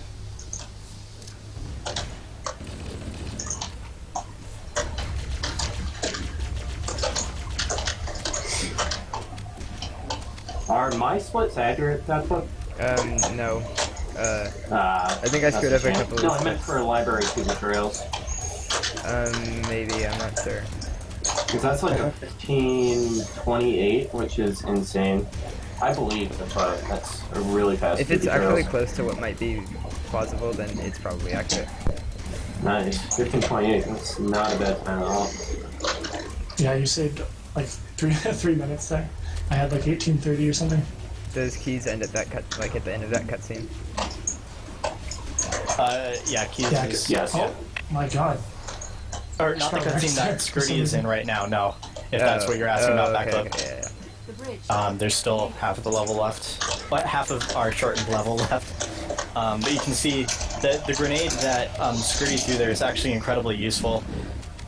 You take advantage of that behavior right in the first level as well. But basically, if you end up throwing a grenade before the before elites see you or fully Dude. register you're there, What's happening? What? Oh, this happened to some other people. Crap. It's like I can't get the cutscene to activate.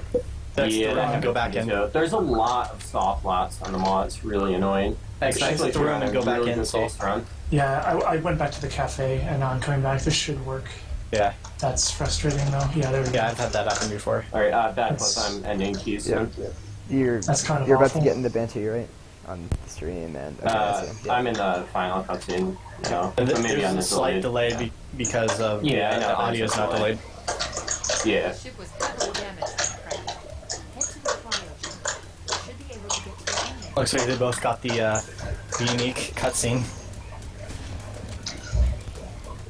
Oh Did Scotty wow, change the camera? that's interesting. I don't think I've seen that before. Alright, well at least I don't have the checkpoint glitch, so that's something. The That's really, very good. I mean, this level is there. You can get numerous checkpoint glitches in this game where if you skip, I don't know, we don't know exactly how they all work, but like it won't get checkpoints for the rest of the level, and it's incredibly frustrating. This level in particular because it happens near the start of the level, and you progress like to the end of the game, and if you die, then you're completely screwed for your run. I believe so it's luckily somewhat- I didn't get it. I believe it's somewhat because for the there's really no shortage of combat in this level as far as it goes. You're pretty much in combat or around enemies for the whole level. So if you end up missing a checkpoint or something like that, it gets into this kind of state where it's looking for a safe zone, and it never registers you as being safe. That's my guess as far as what the reasoning might be, but it's not scientific at all. So I don't know. Alright, Lab script is so very, very weird. It's hard to understand. I'm going to the armory because I, for some reason, lost launcher. I have no idea where it went to. There is a rocket launcher in that hallway. So to explain that, there's a rocket launcher in the hallway that Sol just went through. But there's also a lot of carrier forms, which when they explode, they launch weapons and everything like that all around. So like the actual physics of the weapons work, as if you know, they were another grenade or something, or your body or something like that. So because of that, the rocket launcher can get lost sometimes because of the carrier placement or where they explode, and so you have to go to the armory, which can be skipped. You get 4 rockets from the rocket launcher, which is exactly enough to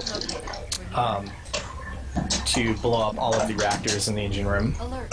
The monitor has Are Mono So this is- and Hobby ready? We can't Yeah, Oh yeah. I'm setting up their Only streams right now. option is Okay, nice. This is actually kind of cool because this got much closer as predicted. Yeah, it by did. Security. I had This is a better at really the second rough half of the start. game. I have access to all of the reactor schematics and procedures. Security's like basically, I mean, he's as, well, I don't know, I would say he's pretty much as good as like Subwhistle or Atrocity at the second half of the game.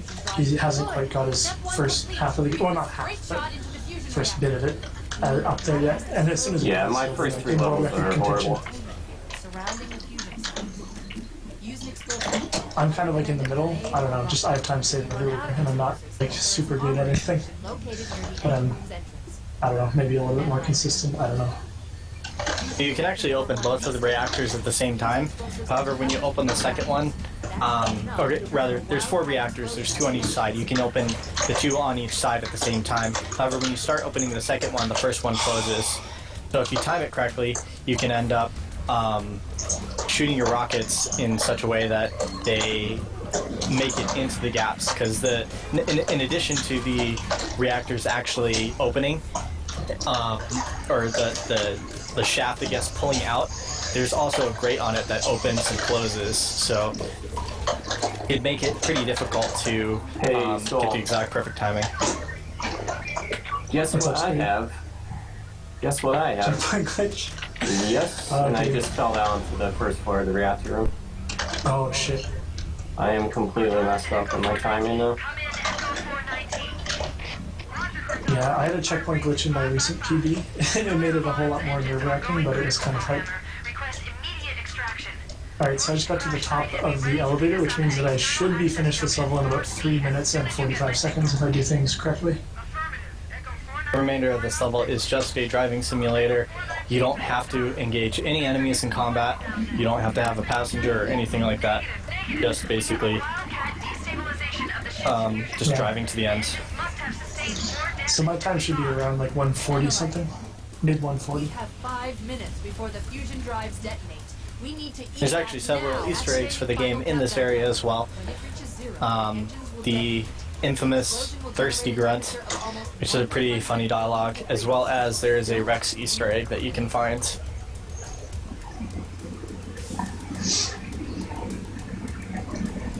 Yeah, they're both near the end of this level.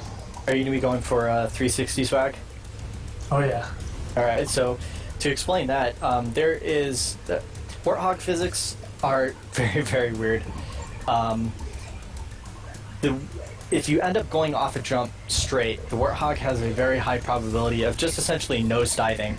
And if it gets to too sharp an angle, you will just fall off, or fall out of the Warthog, essentially. And that can really, really mess up your rhythm or something like that. Or end up putting you out, like, in the middle of a bunch of enemies, which can be incredibly dangerous. But if you end up spinning, your rotational velocity ends up taking over its normal need to just nosedive, which is really neat. So Hockey and Mono are going to be joining the call momentarily since Halo 2 is about to start. Alright, So sounds here's good. Hockey. Welcome, Hockey. Welcome.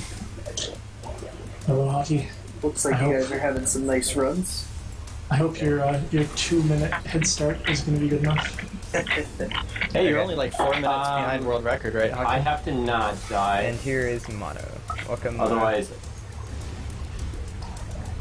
Hey, Mono, I'm very sorry if I die.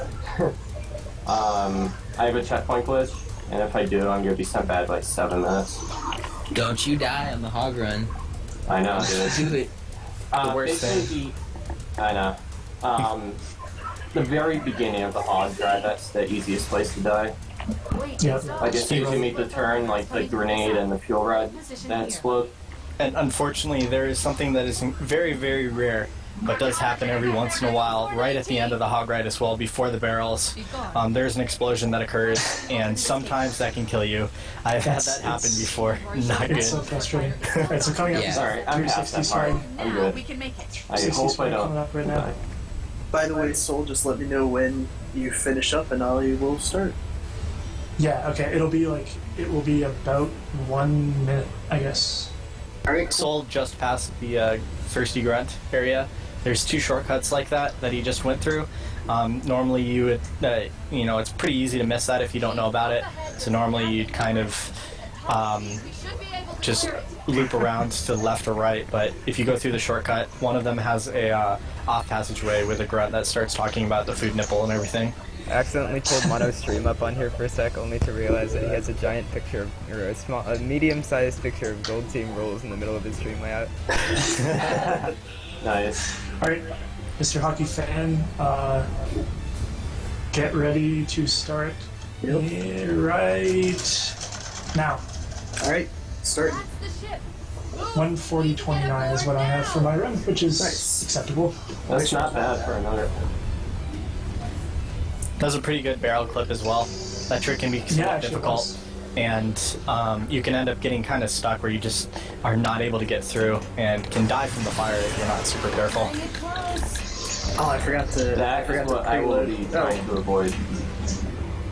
I didn't preload, so I have to wait like 15 seconds before I can skip the cutscene. That's it. Oh, Get no. the head start. I'm about to preload. Here You're letting we me go. down. Head start. Let's go. I'm on Arm right now. We're all good. Alright, here's my legendary proof for everybody who thought I was playing on Heroic. I'm gonna get this cutscene on legendary, but I guess it's not on the screen anymore, so never mind. Scaredy, you're behind by like 2 minutes, I think, right? It's probably more like 3. Oh, that's pretty good. I'm really glad We got how that this. turned Oh, out. it's like 2 or 3 minutes. That's Yeah, much I less was than the down by difference like between 7, the 8 PDs. minutes Backflip, early on. backflip, split that? my time. I was down by Oh, like yeah. 7 or 8 minutes early on in this.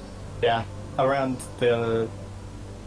I guess. I had a really bad Halo, TNR, SC, ALTCR, Yeah, and 3 for 3 is kind of I where you gained a started lot of catching time up. back on Tubi Trails. Yeah. And I'll change the stream links in a sec, so no one tell me to do that. I got it.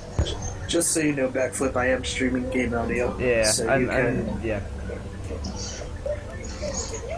They recharge a lot faster. Your mic's picking it up lightly. Is Hockey it? fan. Okay. I will fix that on the tram. Alright. Alright, so luckily for the stream, I'm gonna head off soon and the breathing noise will no longer be. Sorry about the echo, guys. I will fix it. For now, I'll mute the TV. Because these guys are playing on the Xbox versions of Halo 2, it's a little bit easier to manage your stream and everything. Unfortunately, Halo CE pauses the game completely, like nothing advances, no time, not anything about the game when you're playing on the PC version. So it's very difficult to change stream things because you will lose time. Alright, I'm getting near the end. Backflip and Mana. Alright. I'll let you know when I get through the barrels. Nice 360 swag. Well, he's not particularly. That area, actually, by the way, I mentioned the Rex Easter egg. That's where it occurs. There's a lot of repeated Easter eggs. There Okay, is. guys. Mono, you can start. 3, 2, 1, go. I'm going. Let's go. Gold team rules. Do it. There are multiple Easter eggs that are in both Halo CE and Halo 2, though in different forms. There's a Meg Easter egg in both games, a Rex Easter egg in both games. There's a Grunt Easter egg in all 3 Halo CE 2 and 3. Which one are you considering Halo 2 Grunt Easter egg? The Lonely Grunt, or no, the Cowardly Oh, Grunt. the one on Uprising. Uprising, yeah. Yeah. Are there more than that? No, I mean that one's just kind of weird. Yeah, you have to kill like all of the enemies in a particular area, and by doing that, you can walk up to the grunt and he starts a scared dialogue. The other 2, you just have to approach him. You don't have to kill any enemies. Though both of the Halo 2 is the only one where the grunt Easter egg is not on the last level, and you also don't have a driving section for the last level for Halo 2. So. There's 2 Rex Easter eggs on Halo 2 though, which is kind of cool. Oh, what's the other one? I know the sword one on Outskirts. Yeah, the sword on Outskirts is a shout out, and then on top of the last building on Great Journey at the very end, You Okay. know where you fly in. If you launch up there, it says Rex written in bullets and blood on top of it. Okay, cool. So they did that as well. Great Journey is the final level for anybody that doesn't know. Split. Oh yeah. So, okay, and I'll switch that's, the streamer names now. Door opens.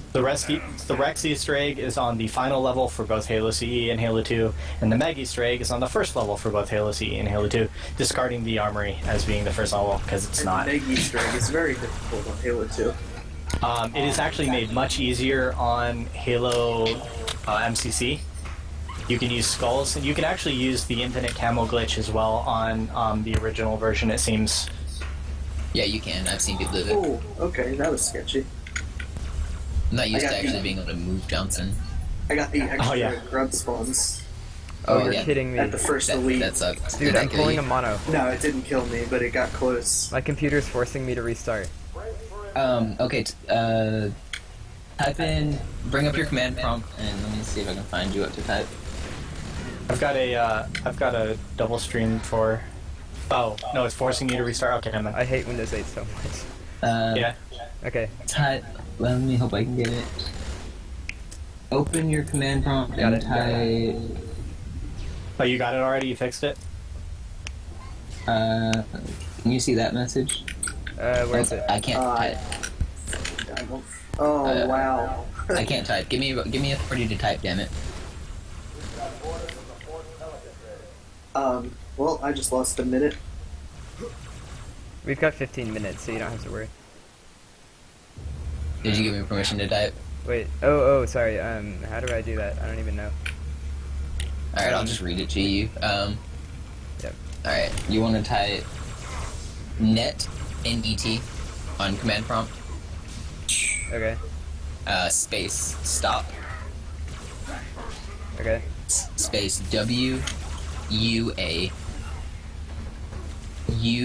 WUAUSERV.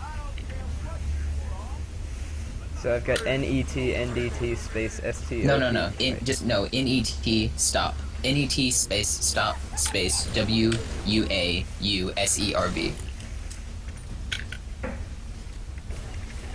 Net stop Windows auto update server or something like that. There's Okay. another letter in there somewhere. Just, Access is denied. Okay. I'll. you have to for right click and speaking. run as administrator. Oh, okay. Type in CMD on the Windows 8 Metro menu, and then right click what comes up and choose run as administrator.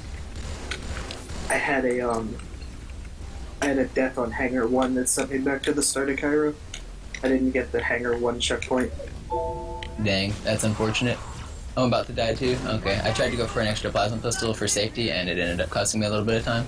Are you finished with Hangar 1 now, or Yeah, I just finished Hangar 1. the comeback is already real? Mono, It's if you happening. double click me, you can type something, then enter it. Like, I don't know how to let you speak in this channel. Wait, hold on. I'll just remove the password now and see if that works. Okay. Yeah. Okay, can you do it now? I Right don't in the know. middle of combat. I'm shooting people in the face. Let me see if I can find it, and I'll try and get it for you. All right, cool. Yeah. You can just write it in the Skype. Okay.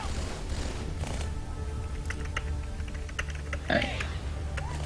I'm gonna catch you, Hockey fan. I'm gonna catch you. You are gonna catch me. This is already incredible. It's really. I mean, I do want to stress like how people that might not like have played Halo 2 for a really long time before playing Master Chief Collection, or might not have gone back to Halo 2 after playing Master Chief Collection. It really is much different. It's very, very Graphics-wise. different. Not just graphics, but like enemy AI is different. Yeah. The AI physics There are are a lot of completely different. differences in the game. How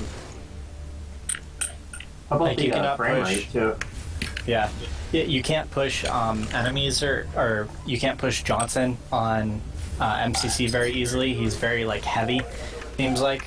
Yeah. It's Johnson's almost unpushable. You can still save time by pushing him, but it's much more difficult. Welcome to You have to Yeah, push him for very, sure. very well. What's up, guys? How's it Hey, what's up, going? Reed? be So, good. I mean, Halo 1 go, I watched a little bit of it. It looked like teams were relatively close. Yeah, Yeah, but they were they like ended within like 2 minutes of each other or something. Yeah, near the end, or near the beginning, I think Saul had like an 8-minute lead on me. But I cut it back to like 2.5 minutes or so. Oh god, I'm at the hallway cancel. I just finished the second room. We did it, guys. We did it through the hallway cancel. Except I don't have any plasmas. That sucks not having plasmas. What are you gonna do, BR 'em? I guess so. I don't know. I didn't account for this yet.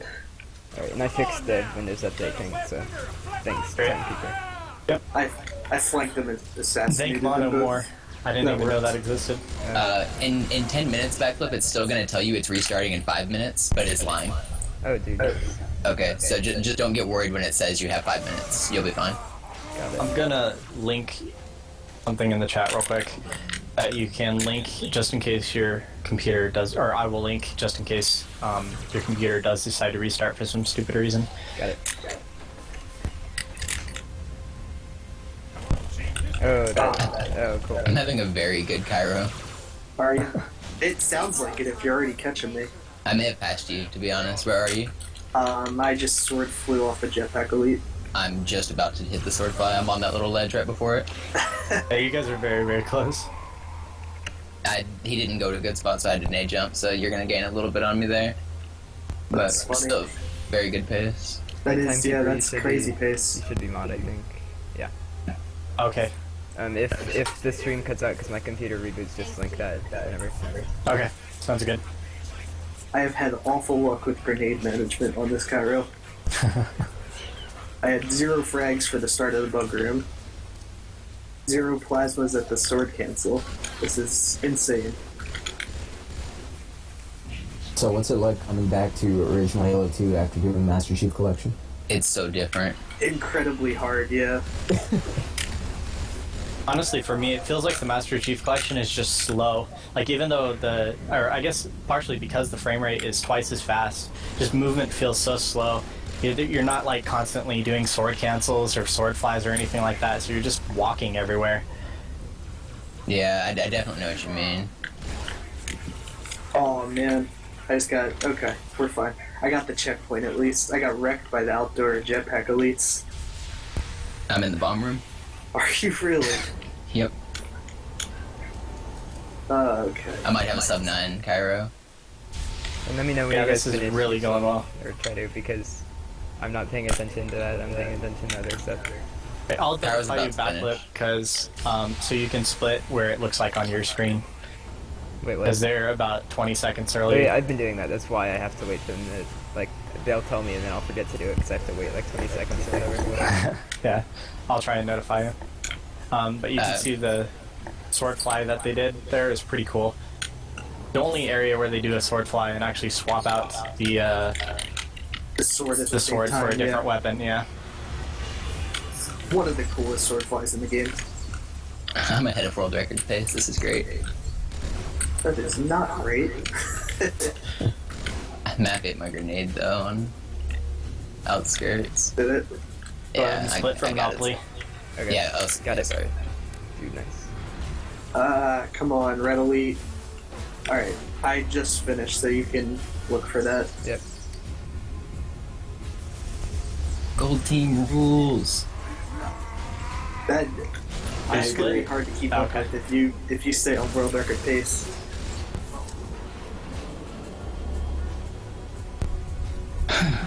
Got it. Okay.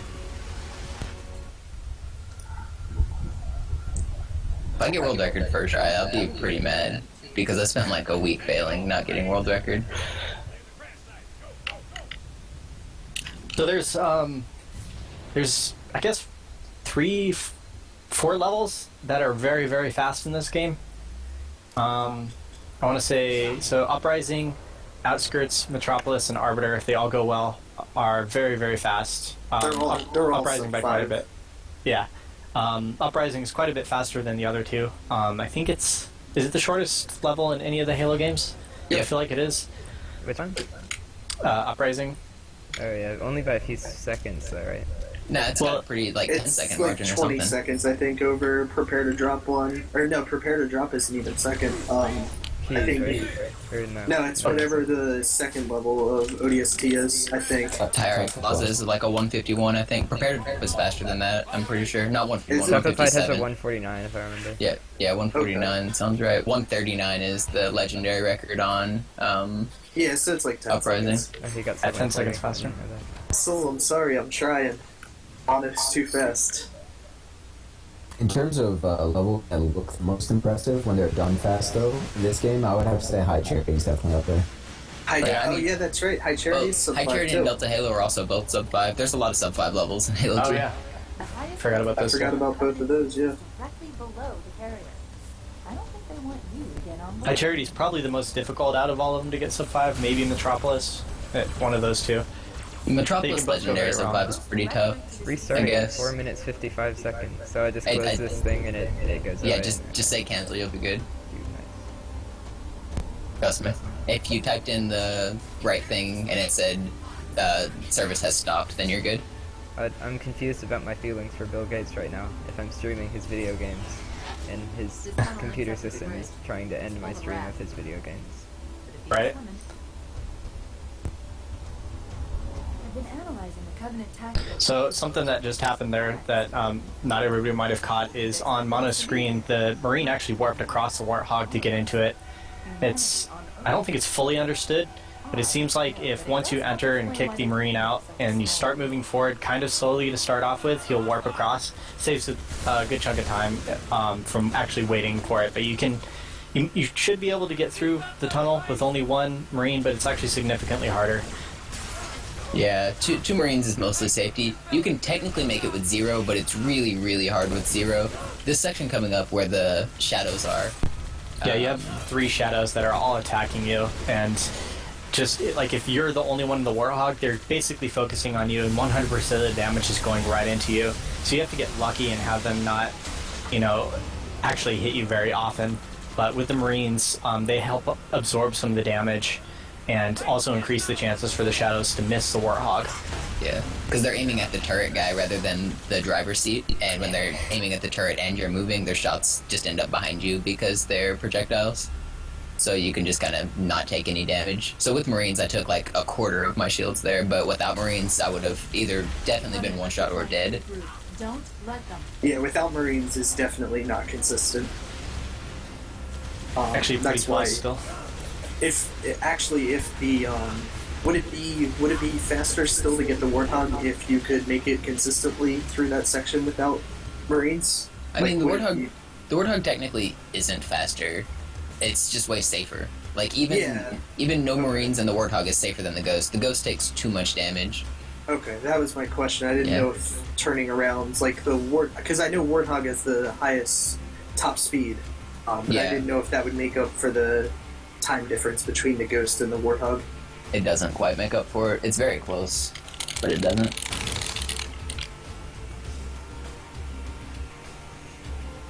Alright, backflip, I'm coming up on split right now. Oh, I split as well right now, backflip. Oh yeah, not quite yet on the stream, but yeah. Yeah, I just finished. Oh, we're close. Dude, You guys get are like in. 10, 15 seconds apart. I waited on Marines for a long time in the Hog because I wanted to be safe. I shouldn't have. Oh, absolutely. Metro is really sketchy without the Marines. Yeah, I'm getting a slight echo from somebody right now. I don't know who I that think that's is. Timekeeper. That just happens Oh, to him that's me. periodically. Let me fix my mic. It's usually Sorry. not the case. Like sometimes your mic just decides to pick up quieter sounds, and then it realizes that that's not what it's supposed to be listening to. Okay. You guys Let me, haven't try and heard fix it. my TV yet, since I fixed it, right? Nope. Okay.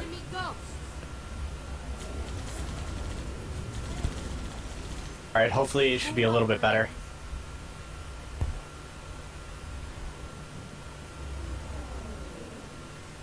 People are asking in my chat about the difference between hit scan and projectile weapons. When I said like projectile weapons for the shadow bullets, hit scan weapons, if you're wherever you're aiming, the bullet hits that immediately as you pull the trigger. Like there's no time it takes to travel from one end to the other. On projectile weapons, it takes time, and so you have to lead your shots if your target's moving. But hit scan shots, you don't have to lead at all. So The he's Halo 2 asking if there VR are- is hit scan, and the Halo 3 VR is projectile. Yeah, is the actually- Halo 2 sniper hit scan as well? Hey, I I can't think remember. It is. I I'm think pretty is, sure it yeah. can be deflected, can it? Or is that only Halo 3 and onward? Halo 2 sniper can ricochet. Oh, it cannot. Okay, so it's probably no. hit scan. Yeah, Halo 2 sniper can ricochet, and it's really cool. There's some places that you can do cool patterns with it. Wait, did you mean Halo 3? No, Halo 2 sniper can ricochet. Oh, it can? Yeah. Oh, okay. But it's only some surfaces. You have to hit like a particular angle and everything. Yeah. So it looks like you just made it through the tunnel first try, Mono. Yeah, I did. That can be pretty iffy. You can have situations where you're just like, you have no shield at all and you still make it through. And you can have situations where you're full shield and you still explode. Yeah, it's a tough section this- for sure. I The got Jackal sniped. Sniper, even if you do it perfectly, sometimes the Jackal Sniper just decides that he doesn't want you to make it. I got sniped one for the Wraith, unfortunately. That sucks. In the zone. Oh wait, I'm not supposed to talk about my donations on a Halo Races stream. My God, I dude. didn't mean to have that Suck on. it, sell out. I'm done. And that's of course they put the donation description to put this towards Halo races for extra funding. Why do I have plasmas? I just died. Dude, I done goofed. I goofed real bad. Oh man, my checkpoint's really far back too. I died in didn't- my checkpoint's right after tunnel. That sucks. I didn't pick up the pistol on outskirts. I have the wrong weapons. They're the biggest threat. Oh, you didn't pick up the pistol? That sucks. Yep. Hopefully you get the grenade drops then. Yeah, I screwed up. Man, I just screwed up bad. This run was going really well too. Dang. So other than the obvious no recon or sword canceling, there's some other differences between original Halo 2 and Master Chief Collection that maybe most people don't know about. One is the infinite camo glitch. Yeah, the way skulls work in Halo Master Chief Collection is now you select them through the menu, so you can no longer activate them while in game, which takes away quite a few possibilities. It makes it so that MB Skull is no longer usable in full game runs, and it also makes it so that the infinite camo glitch, because it uses the MB Skull and takes advantage of that, is no longer possible. Yeah, one of the things I'm actually interested to see is currently, obviously the game hasn't been out that long, but the legendary record for Master Chief Collection Halo 2 is like 2 hours, 21 minutes, and I want to see like what that looks like once it gets optimized, because of the no infinite camo glitch, you actually have to do the whole of Gravemind, and actually like the whole second half of the game, you have to do without camo for Master Chief, so it's going to be significantly more difficult. Yeah, Regret and Gravemind are the two big ones. Regret's about right now. I think Regret is about 5 minutes slower optimized in full game. I think most of that's because of the lack of sword flying, though. Yeah, and then I would 'cause there's say pretty big Gravemind is skips. about 10 minutes slower if you go really fast. Gravemind can be about 10 minutes slower. Well, I didn't get it. Hockey, don't you have like? Couldn't you have gotten a sub 20 Gravemind? So that's Sub only 20 like 7 minutes slower. Yeah, sub approximately. 20 is absolutely possible. Getting it in a full game run, on the other hand, is probably a little bit more difficult. Yeah, the brutes right at the beginning of Gravemind are very difficult on the Master Chief Collection. They can kill you much faster than in OG. Well, the problem is you actually, from what I noticed, hold on, I'm going to take my headset off real quick, but from what I noticed, for the start of Gravemind, you actually don't start with your shields. Your shields are loading up as you start the level. Really? So sometimes they get shots in before you even can That's do super anything. weird. I have noticed that sometimes you die much faster than you should. I never considered that possibility. It takes longer on the new graphics to load in on the level than the old graphics as well. Oh, fuck.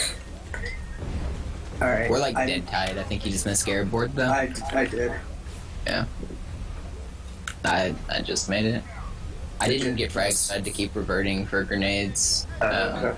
Oh, that And was, I also that was, died twice to the wraiths. that was painful, Hockey. Yeah, Yeah. that was a ride. I'm gonna have to take my headset off again for a second. I just need to hear the audio cue. That's why. Because you do the grenade jump on onto the Scarab based on the audio cue. Well, most people do. There is a visual cue as well. But there's I think an that's the audio guy cue. getting off the turret, right? It was something, I don't know the visual cue very well, but it's something about where the Scarab's leg is. Yeah, I know Cade had a visual cue that he used the leg of for. This is another thing that what Mono's on right now that's a little bit different in the Master Chief Collection. On old graphics, you can still see through. You can still get that that kind of clip there. Basically, allows you to shoot through the geometry without being able to be attacked. But on new graphics, you cannot actually see the elites. So you have to switch to old graphics in order to do that trick properly. And Mono, you started Arbiter a bit ago, right? Yeah. Okay. Alright, I just need Scarab jump, so we're good. Second try is unfortunate, but not bad. I feel like that trick would be a lot harder or different or something on MCC. It is because of the physics, like, Yeah. you know the difference between the bounce on the Pelican, where the Pelican bounces you way further on outskirts. Oh, it The does. same applies to any moving object in this game, so the Scarab bounces you way higher, and it's still possible, it's just quite a bit harder. I see. It requires a different I just timing, a different angle.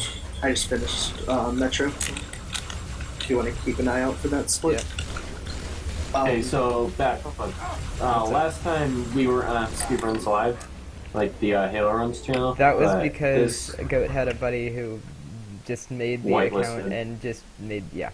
One Yeah, thing we can okay. do that I'd considered this morning that it was too late to do, they've But changed they like their have it in options their- for showing up on the homepage. Yeah, so like we can go on this account and like just do like a one race and we'll qualify. I think. I think it's just. and not even that, because even in their recent update, they said they will continue to waitlist people who are doing like races like this. So all you have to do is ask. I guess so. So Arbiter onwards It's is. so nice to see this. Oh, sorry, go ahead. Oh, I was just gonna say Arbiter and onwards is where you'll see a lot of the sword tricks come into play. You see a little bit on Cairo, and then outskirts and Metro are pretty much just driving. So it's kind of like Cairo's a little bit of a teaser to what is gonna come in the later runs or later levels of the run. So keep an eye out for a lot more sword tricks from now on. Yeah, I was gonna say it's so nice to see this level being done so quick again after watching so many Chief Collection streams. That level is just so much. It's both slower and more difficult. Can't skip all the enemies with sword canceling because you just stop right above them. What were you Master gonna Chief Collection, so it makes it very difficult. Reed? What were you gonna say earlier? Oh, what I just said. Oh, I'm not paying any attention. He's got a lot on his mind. I'm busy splitting. That's an important job. Shouldn't be busy splitting right now. I'm in constant paranoia that the level's gonna end. And I hear you. I had a very good start to Arbiter and almost third away, and now I'm having to play really safe. It sucks. I'm having I could have potentially got IL record if I would have hit Glass Clip. I'm not there yet, but now it's too slow. Nice. Having a less than perfect Arbiter start. Couldn't find any carbine ammo from the elites, so I had to go beam rifle, which I don't normally do. Beam Rifle is superior on Legendary. On this Yeah. chat is all happy birthday.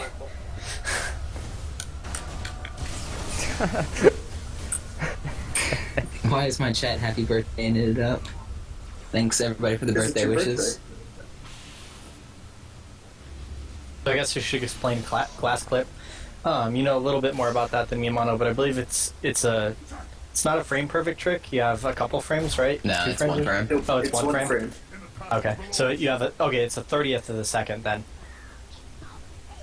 That because it's 30 FPS, so you have a 30th of a second to get the trick.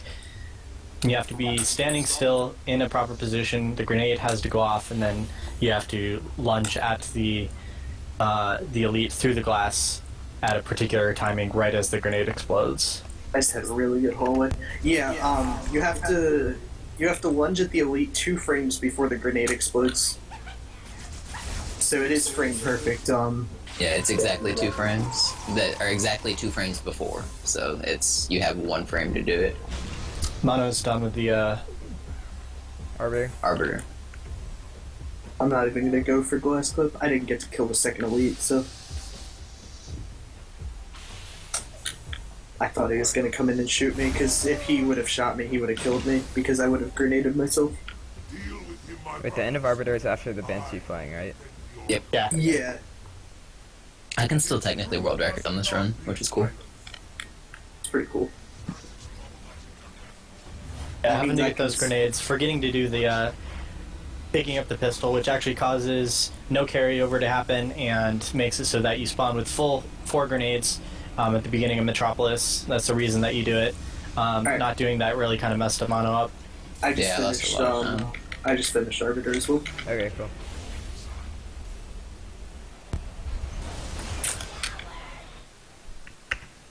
I would This, really like to this is get a pretty good good race so Halo far. 2. Yeah. Very close. Had me on Cairo, but other than that, we're sticking pretty close. Yeah.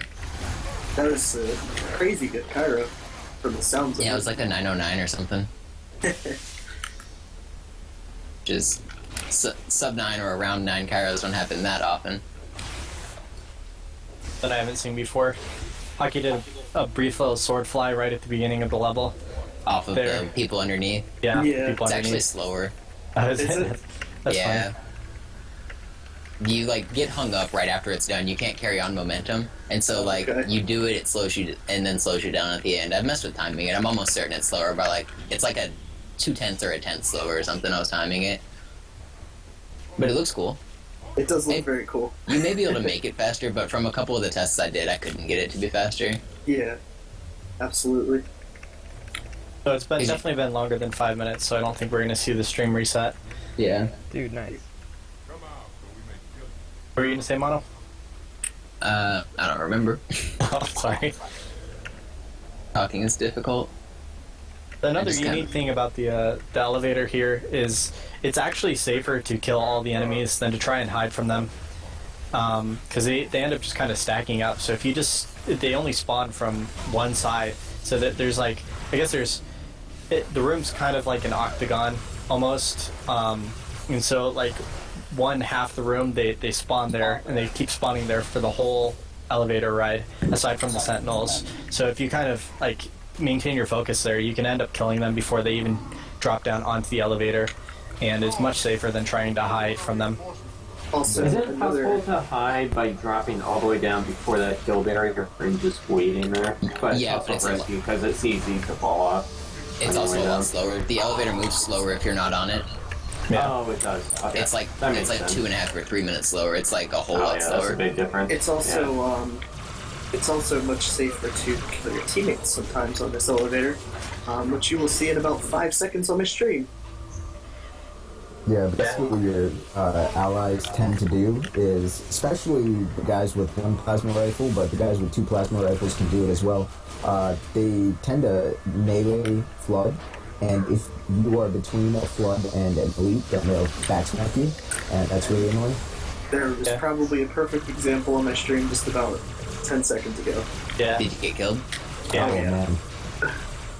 Oh man. The way the melee hitboxes work in this game are actually very, very weird. For example, the Heretic Elite's hitbox is just... It's so much smaller, it seems, at least. Like, if you're directly in front of a Heretic, you have very little chance of actually being hit by their melee.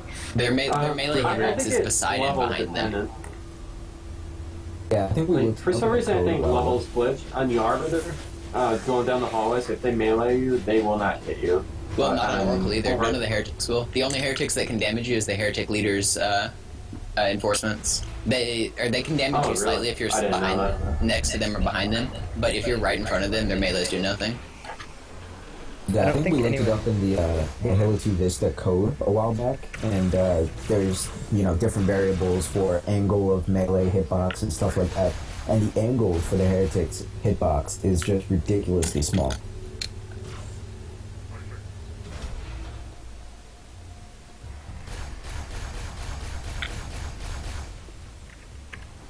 After the wave of 4 sentinels spawn, you can end up dropping off the elevator right as the elevator starts to go down for the, I think it's the second to last time.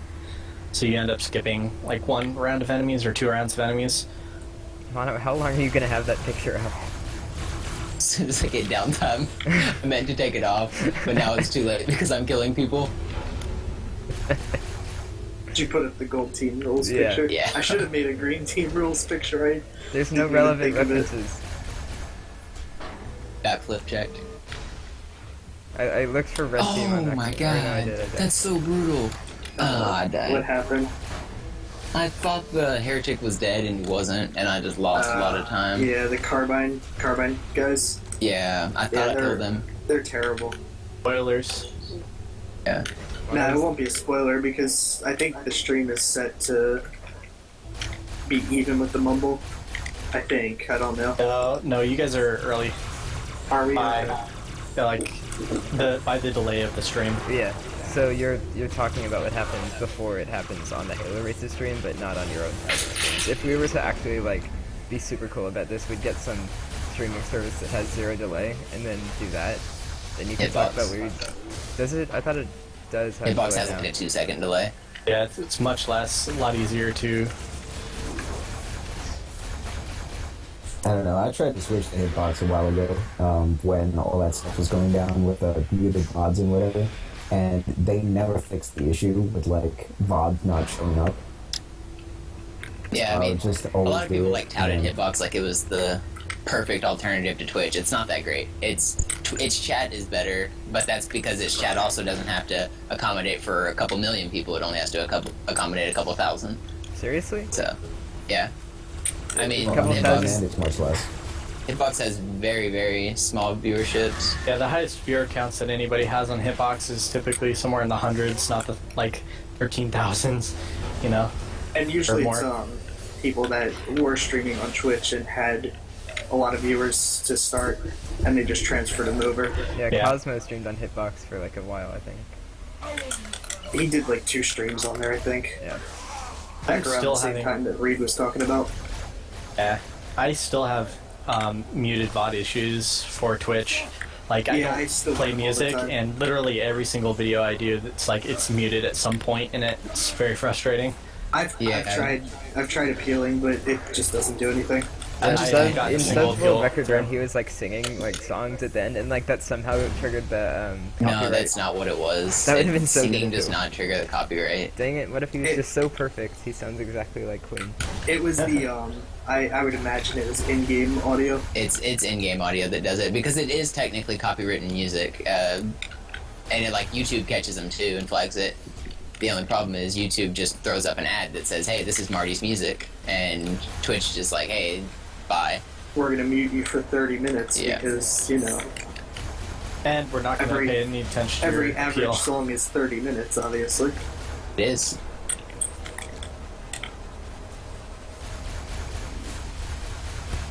But I guess we should stop ranting about Twitch. I suppose. I love the service that Twitch offers, but the muting of VODs does Absolutely. suck. I'm finally gonna get out of this damn Oracle room. That was like the worst. You're going to Nice, finally yeah. remove the screen, the gold team rules. And it's not on. I thought I clicked it off. Oh my It's god. almost It's been there for like 10 Sorry. minutes, dude. You double tapped it, Mono. Dead. Oh, I double tapped it, damn. Where am I at? That's so far. That's like 2 minutes. At least we came up with something to talk about while the stream was ongoing. Yeah. I thought I clicked that off. Okay, it's gone now. Good job. I could have had a good time too. I just lost like 2.5 minutes on this level. That sucks. It's because of the picture. Yeah, I also died in the, I was pretty much at the end of the fight and I just died, and now I'm back to the start of the room after you kill the heretics. Damn. Oh, that sucks. I died So like this, 3 uh, times. So would this room be faster or slower than Master Chief Collection? Because the carbine shoots much faster. So The carbine shoots faster, so it makes it a bit easier to kill Flood, but the Flood pathing AI sucks, so they don't come out of their holes as fast, so it's slower. oh, that's pretty annoying. I mean, if you could like catch them all on their spawn immediately, it would be slightly faster because Carbine's fast. But it's just not gonna happen. So weird. I'm so confused how this is actually a port of Halo 2. Just the amount of changes and everything. Well, it's actually a port of Halo 2 Vista. Yeah, and Halo 2 Vista is very different than the original version. It's like a port of Halo 2 Vista with changes. Removal of sword canceling. Yeah, that's one of the biggest changes, because sword canceling does work in Vista, but they patched it out. Not really sure how that one happened. Yeah, I mean, it's to the point where it had to have been on purpose because of how they patched it out. I mean, it could have been like the side effect of something else. Yeah, I Like- feel like the best explanation I could come up with is when changing from 30 to 60 FPS, that's when it happened. Well, Vista is 60 FPS, and Vista Is has it? sword flying or sword Okay, canceling. so then I'm talking out my ass. No clue then.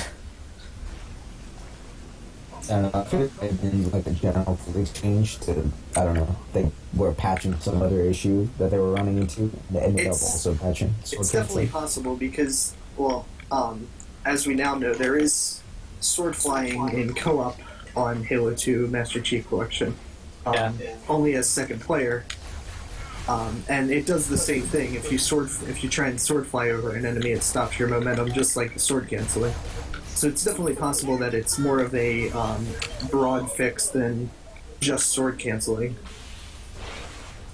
Yeah, I want to clarify. Somebody in my chat said they removed sword flying because of multiplayer. Yes, sword flying was already removed, and we knew it was going to be removed. But sword canceling is what we're talking about. They removed sword canceling from Master Chief Collection, which was never removed in any previous version of Halo 2, and it doesn't affect multiplayer at all. Yeah, I was gonna say there's no real justification for multiplayer because why would you sword cancel over an enemy when you can just sword them and get the kill? It's an escape plan. So something to point out about this area is the one that Mono just finished and Hockey's going up to right now. There are 3 cables that you have to destroy. You're actually kind of on a timer.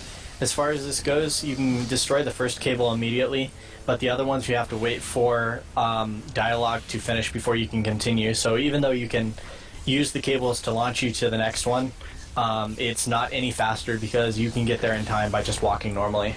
Yeah, that is correct. And Monopoly just did the sword cancel on this level called the swag cancel. Did you Basically- did you get the cancel across the gap? Nice. Yeah. Yeah, you just sword cancel off a sentinel, and it allows him to skip that whole room. And instead of having to walk around the outside or anything like that, you can get over there faster than the sword elites spawn, I believe, and makes it a little bit safer. Yep. And Yeah, it's actually a way safer and bottomless- easier. And it's a bottomless pit, so if you miss the sword cancel, you fall to your death. There's nothing to land on, so you do have to hit it if you want to live. And one other thing to note about the area that Hockey just left is that that's an area that is vastly different in the Master Chief Collection.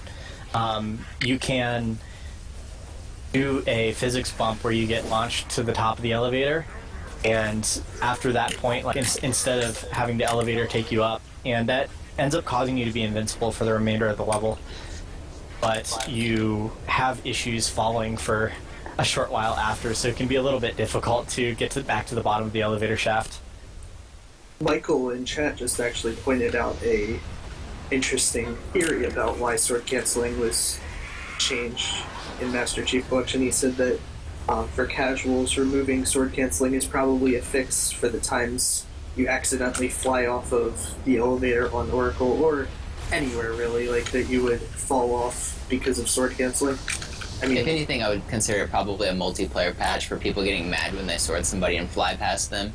yeah, Because they accidentally Probably not press the X campaign. They button. wouldn't care about patching it for campaign, people having problems flying off the map or anything. But if it did happen like that, I bet it was some guy thinking he was helping the multiplayer experience by fixing it. And I don't think he was intentionally removing sword canceling. He just ended up breaking a trick that we needed. he probably just patched the momentum in general. Which is pretty disappointing, especially considering like how much we talked it up. Like they tweeted that they were watching Monopoly stream a couple times, and every time that happened, everybody just like talked up sword canceling and sword flying, and please do something about it. At least have them be somewhat possible in the Master Chief Collection, and then sword canceling, which is just like very useful to us and not detrimental to pretty much anybody else, of being missing. Yeah, but on the, I guess, a more positive view of it is that Halo 2 Master Chief Collection is basically like Halo 1 now, in that it's very much about combat optimization, and, smaller tricks are there as well, but the focus is on the combat. I don't know. I think taking out a movement tech is never have a silver lining, to be honest. I mean, saying it's more like the original game isn't really a merit, in my opinion. It's more like ODST than it is like Halo 1 now. And ODST is not a great speed game. I think one thing that is really positive that they changed though was the not making infinite camo possible. I like that. I like that. That's something that is fine with me. Yeah, you guys are the best people at Gravemind, so of course you would like that. I am just struggling so hard with that level without it. It's just a not tough good. level for sure. You just need to grind the IL for a little bit, and then you'll get comfortable. Yeah, you guys are like 5-10 seconds off of each other right now. This is pretty impressive. Scardy's one of the best people at Gravemind as well. I'm pretty sure. Didn't you used to do it way back in the day, Scardy? Yeah, way back in the day. In fact, Sturdy actually told me a new strat for the ending when I was having trouble with it the other day. He gave me a good strategy for getting out of the door that all the elites rush at the end. And it actually does work pretty well, Sturdy. I appreciate that little tidbit. What is that? Is that throwing a grenade to make them run away, or? No, it's like kind of waiting to the side of the door, out of the view of the brutes, and it's something I forget exactly. If you I haven't done the level in a long time. What I've been doing is if you wait to the left of the door, if you get to the left side, that's what the side the brute reinforcements come out. So if you get to the left side before they see you, you can actually hide from them, and you can also hide from the elites as they come out. They won't see you, and they'll start running forward to try and kill the brutes. And then you just kind of sneak behind them, and then you kill the follow-up sword guy that sneaks through. Or you can wait for him to come through as well. It's a little safer to wait for him as well, but... Something to note about this level is I think it's really the main level that we actually have any out-of-bounds stuff in, aside from Uprising, or, it's the first one. There's brief section on Cairo Station where you can go out of bounds, but if things work out, you don't actually do so. But what going out of bounds in this level does is by taking a particular path, you end up deloading the Wraith, which makes doing this grenade jump quite a bit easier on Legendary.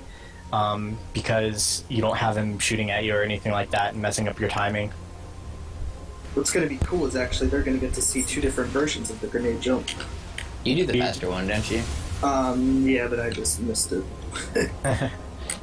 So there are 3 main versions, I suppose, of the grenade jump. I'm not sure if there's anybody else who does any different ones, but the one that Monopoly did is the most common one, where you use the angle of the slope of the ground there in order to get across the area where the bridge actually extends. Then there is one where you do a jump straight through the waterfall, which is, I think, the fastest one. It's the fastest method, but also the most difficult. Most difficult, yeah. And then the one that Hockey is doing is to the right of the waterfall, which he has to actually backtrack after jumping across, which makes it slightly slower than the waterfall, because he has to hit the load zone. Hopefully I get it this time. So Monopoly just picked up the Envy Skull, which is only allowed in Halo 2, picking up any skulls, because OG Halo 2 is the only one that actually, activated the skull immediately. The rest of them have it in the menu. And in segmented runs, this is the only game where you could, I'm pretty sure you can correct me in this one wrong, it's the only one where you could actually use skulls in the segmented full game run, because that's like ideally you're starting as if you just bought the game, so you don't have any skulls that you can like activate from the menu or anything. So the only way you can use skulls in the run is by picking them up and using them in later levels. Halo 3. We talked about for Halo 3 Done Segmented picking up Cowbell, Yep. but I don't think we ever came to a conclusion on that. I think we said no. And the reason for that is you Do can they pick up activate cowbell. and- No, they don't. That's the thing. So you'll pick it up, but it won't activate immediately. Yeah, then you'll go to main menu Yeah, and so turn like, it on. for them to turn it on in the segmented run, it would have to include them going back to the menu, activating the skull, and starting the game again, which a lot of people. I honestly think that would be fine. I mean, yeah, well, we didn't say it wasn't fine, like, for the legitimacy of the run. We just decided not to do it, I think. Yeah, Rogue- I think the difference between it is if the time saved by getting cowbell would be enough to justify the menu. And welcome to the Is channel, that- Goat Rope. Is that the Mr. Monopoly? I've been noticed by the goat rope. Unbelievable. Look at this race. I just Your got voice here. sounds so smooth. Thank you. This is such a tight race. 2.5 hours in. That's really cool. Yep, this is a pretty close race. I think Halo 1 was going to be, I think, 8 minutes would have separated them, and then there was a big comeback, and it ended up only being like 2 minutes apart. And then Yeah, that's why I had a absolutely terrible Halo and TNR, and I was at like 8 minutes or so, and then I cut it down to like 2.5, 3 minutes by the end. Hockey actually did a really cool trick right there. That's a little bit difficult to do by distracting the elite that he shot the rocket towards. Like instead of killing it, just distracting it, he caused it to pause in its movement. And so the way that sword canceling and sword flying works is that if an enemy is moving and not facing a particular direction, if you try and sword fly over them, they end up your momentum ends up stopping, just like it does anytime you try it in the Master Chief Collection. So he was able to distract it with the rocket there and do that section a little bit faster than Monopoly did. yeah. I do mine just because my method because it's so consistent and safe, and it's only like 3 or 4 seconds slower, but it definitely is slower. And so I guess we'll explain. We kind of missed the early gondola board with Monopoly, so we'll try and explain it with Hockey What? here. Oh, I imagine he got sniped right as he boarded it. I think that's what happened.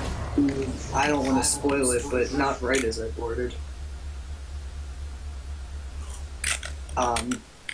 I guess I'm safe to talk about it now because it's probably happening right now. Yeah. I got sniped about 7 or 8 seconds after I got on the gondola. Damn. Oh, through dang. like 2 cracks. That sucks. So basically, by getting on the gondola, you're not supposed to be able to get, but by taking advantage of the way the triggers work, even on the Master Chief Collection, the trick is still possible. And we're able to get onto the gondola before it takes off, and it saves quite a bit of time. Because normally you'd have to wait for the other gondola to make it all the way to you. You'd have to fight through a wave of enemies as well as a couple hunters. It saves probably about 5 minutes, I'd say. I don't think it's quite that much. I think it's like 2.5. Just the phantom kill with the hunters is like 2.5 minutes, I think, to get on that gondola. It's It a lot of obviously time. depends. It depends on how good you are at fighting, too, obviously. Yeah, also on Master Chief Collection, there's a time saved. If you don't do early gondola, you can make the phantom that drops off the hunters just disappear. So that's kind of cool. It'll vanish. The whole phantom will, and it'll never drop off any hunters. Yeah, but there's also the glitch on this level with the gondola just completely disappearing, and the enemies can shoot you straight through where the gondola would be. And then you get launched to the tower and die from splatter damage. That was awful. I had that happen during one of my runs. Not good. Either built this way on purpose or was created by someone. Yeah, Michael, I was being a little extra cautious so I didn't get sniped again. So how are you doing today, Goat Rope? I'm doing fantastically. Thank you for asking. Just saw my family. Now I'm enjoying some slightly burnt pierogies.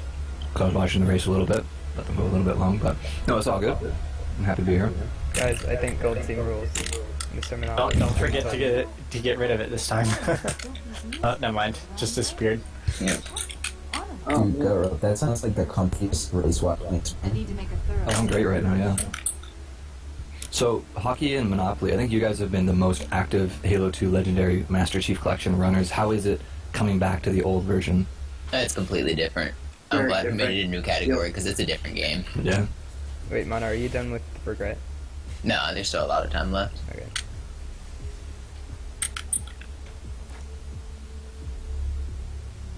Confirmed not to watch Halo 2 streams. What? Backflip only plays the good Halo, which is Reach. Dang. Everybody else is getting hyped about Master Chief Collection. He's staying true to his roots. He's still playing Halo Reach. He's Waiting rocking. for the not Master Chief collection. ODST Reach bundle. What's happening? The expansion pack. Yep. I feel like Reach is a little bit underrated as a speed game. Like, I'm not saying it's the best or anything, but it gets a bad rap for sure. It's at least Halo better 4 than does ODST. as well. It's fun, and then it's New Alexandria, and then it's fun again. New Alexandria is an awful level. The start of everything before New Alexandria is pretty good. Like, Winter Contingency's got the cool Falcon trick. Sword Base has a ton of Oni, movement stuff.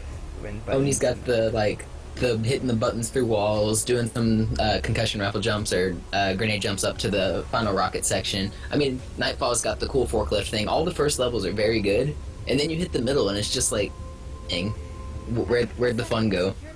Yeah, I feel like right in the middle of Exodus is where the game the run becomes bad. Because the beginning of Exodus is really fun to me, and then the final section is kind of sucky. Exodus? Regret jumped the gun when he attacked Yeah. Earth. He's asking the other prophets You mean after you get out of the Falcon? Well, everything before the Falcon. That explains why there were so few ships in Yeah. this I really like the jetpacking up to the final platform, Yeah, it's like cool right before trick. the Falcon. How that That's- level is actually laid out is you're on like a cargo bay, which is like really, really low in elevation, and the place we're supposed to go is the top of this building. And what we do is like we go across the cargo bay, up some stairs, and go back around to the same X and Z coordinates, but like we're right above where we were previously, but then we were able to grenade jump up to that next part, skipping some content. You could technically grenade jump up like an insanely high distance, like to skip like probably a minute of content or something to the top of the cargo or the top of the executive landing pad, but they put a barrier there for some reason, like over the whole top of that area. We haven't found a hole in it yet, but we're working on it.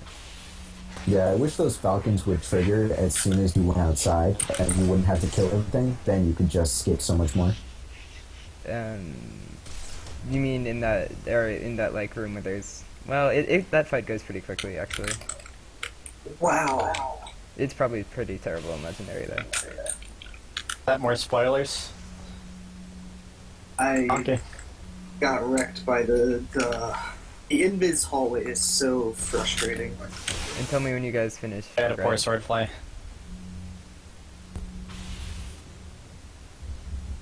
Here on the MCC, the camo behaves in addition to that swordsman not running out like he's supposed to. Does it like not fade in? He actually, for some reason, he actually runs back to the second elevator. Like, it's not that he runs, like, he doesn't even run out, he just, it's not like he sits there and waits for you, he actually runs the opposite direction. Many times you'll find him in this second elevator just kind of waiting here. I really don't understand why. And that actually happens on a few levels, that some of the enemies that are supposed to run out, don't. They just kind of stand there once they get to their spot. Yeah, it's pretty weird and frustrating. I'm like having the worst gondola clear. I did it though. Okay, that was just awful. High Charity is another one. At the start of High Charity, there's like 4 brutes that are supposed to run out and try and fight you. But sometimes they just kind of stand there behind the wall, and even when you jump like right next to them, they just ignore you, and you can run right to the lift. Any enemy or ally that's scripted to run forward to a location, it's pretty much all of them have trouble. The start of Uprising the Brutes and Elites that come out, they have the same problem. Wait, you guys are still both on Regret, right? Yes. Yeah, we're still both on It's a Regret. long level. But frankly, it sounds like you might be doing Truth a favor. Is it technically the longest? No, Oracle's the longest, right? Yeah. How long is Oracle? Perfect fighting, yeah. 12 minutes or something. And well, okay. the longest levels, like the longest one's Coastal Highway, right? In this Oh series. yeah, I'm in longest. Oh, and Yeah, Halo I 2. know. But after that, what would come next? LNOS, like RTA is like 17 minutes of that. I don't know what else like would come close to that. I mean, if you're talking about actual length of the level, Yeah. probably that. Gravemind is a long level on Legendary just because it's hard to go fast. Yeah. It can be faster than that, though. Oh wait, did someone Yeah, just Gravemind finish? without camo is No, not yet. very long. I'm so confused. Yeah, there's like 2 cutscenes or something in the middle of this level. I don't remember. I know there's at least. Yeah, there's just that one. Then there's like 14 elevator and gondola rides. Yeah. Still not as bad as Sacred Icon, though. Nothing is as bad as Sacred Icon. 17 wall shootings. How many times do you shoot pillars on that level? It's at least 15, probably. Oh, there's I mean, like if the you're- 4 on the Yeah, if the you're counting all 4 gondola. of those, yep.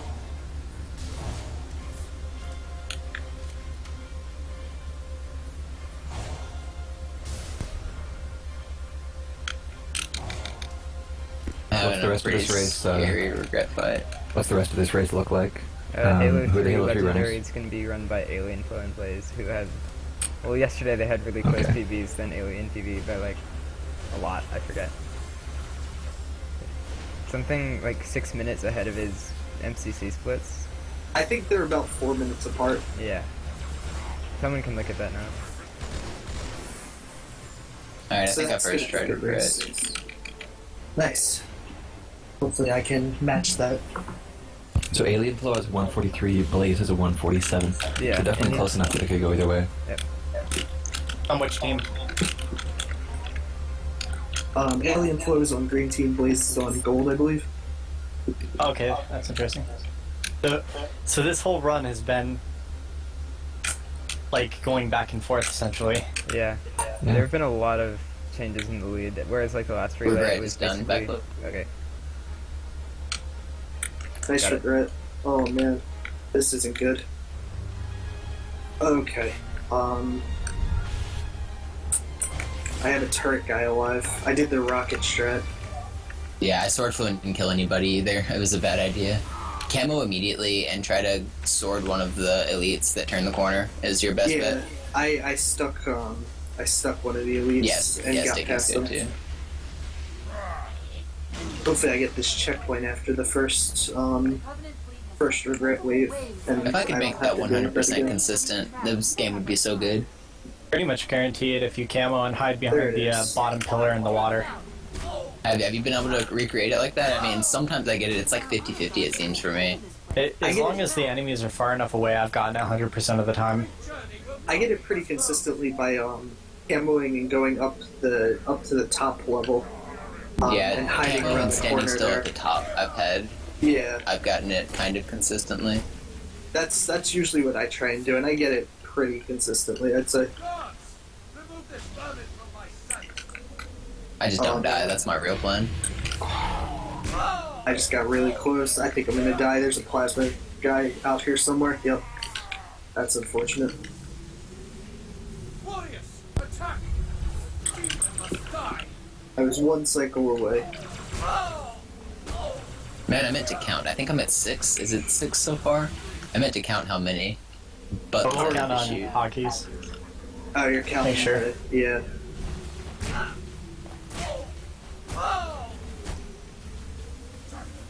I shouldn't go for this board. That's a bad idea. And I think I have a dual plasma rifle guy out. Did you notice that the Cairo Yes, the white white elites, elites, they only have one plasma rifle on Master Chief Master Chief Collection. Collection. Yep. Yeah, It's so weird. Yeah. Yeah. The last wave of the first and second hangar on Cairo Station is supposed to spawn dual wielding elites. They're just white elites that have 2 plasma rifles. Super. On Master Chief Collection, they only have 1. That's ridiculous. What an easy game. Well, Dark Yeah, Advance. easy game. But then I'm again- finishing up Regret right now, backflip. Alright. Brutes with carbines also shoot twice as fast and kill you immediately, and heretics with carbines as well. That's not very fun whenever you go up against anybody that has a carbine. It also Seems seems tough. like, and I might be crazy, but it also seems like brute plasma rifles shoot faster in Master Chief Collection as well. I think you might be crazy on that one. I don't know. I haven't done any tests. I haven't noticed it at least. I've just noticed it at the start of Gravemind with those brutes. That has to do with the loading of you getting in there. You die faster because you can walk. Like if you hold left or right, you'll be in a different spot than what you're used to starting at whenever you first gain vision. Because really? it loads you super slow, especially if you're on new graphics. Okay. It's not that they shoot faster, it's just that it takes you longer to respawn or to like spawn in. Okay. That's interesting. I'm almost certain that's what it is. Like the start of that level on new graphics is really hard because you're like a second. You spawn already at half shields, and then it takes another extra second for you to spawn compared to original, and then you're already dead. Like One You're thing just- I noticed is that the grunts actually spawn. Either you spawn a little bit different, or the grunts spawn a little bit different. Because the strategy used to be that you would melee the grunt before you went and killed the brutes. You would melee one of them, and that oh yeah, actually you can't doesn't get to work. it fast enough. You can't get Yeah. to them fast enough. So I don't know what they did with the spawns there. That but- must just be because if you spawn slower and the guy's already ready to take his little cake there, Yeah, it could inside be. the door. So, Mono, is that kind of like on first level with the Rapture and Screamy Boy? Did you kind of move all the screens to the white? Yeah, sorta.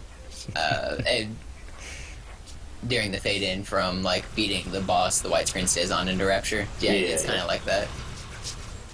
It's not as much because you can't make it like all the way past a couple saws. Yeah, But- sure. And it's like a half a second maybe at most. By the way, I'm pretty sure I've not shot. That isn't the word. I'm pretty sure I've shot 9 pillars so far, Yeah, that's my count as well. and I'm on the 4 pillar part. About to kill the enforcer. Why are you guys counting the pillars again? Because We're we're just- curious how many times we have to shoot the damn wall. Ah. I Yeah. don't know. They went overboard on their piston shooting in this game. And a lot of people don't realize on easy, you can go up to the pistons and press X, but on legendary, you have to shoot them. You can't press X on them. So That's such a weird thing. you can soft lock and run out of ammo in a couple areas, and if you shoot all of your ammo, then I don't think you can beat it, because I don't think melees work on it. That's not true, Mono. You can, I did a no shot of this level. You can jump, and then as you're coming down, hit them, and it'll take one try. Oh, so jumping and meleeing does get them?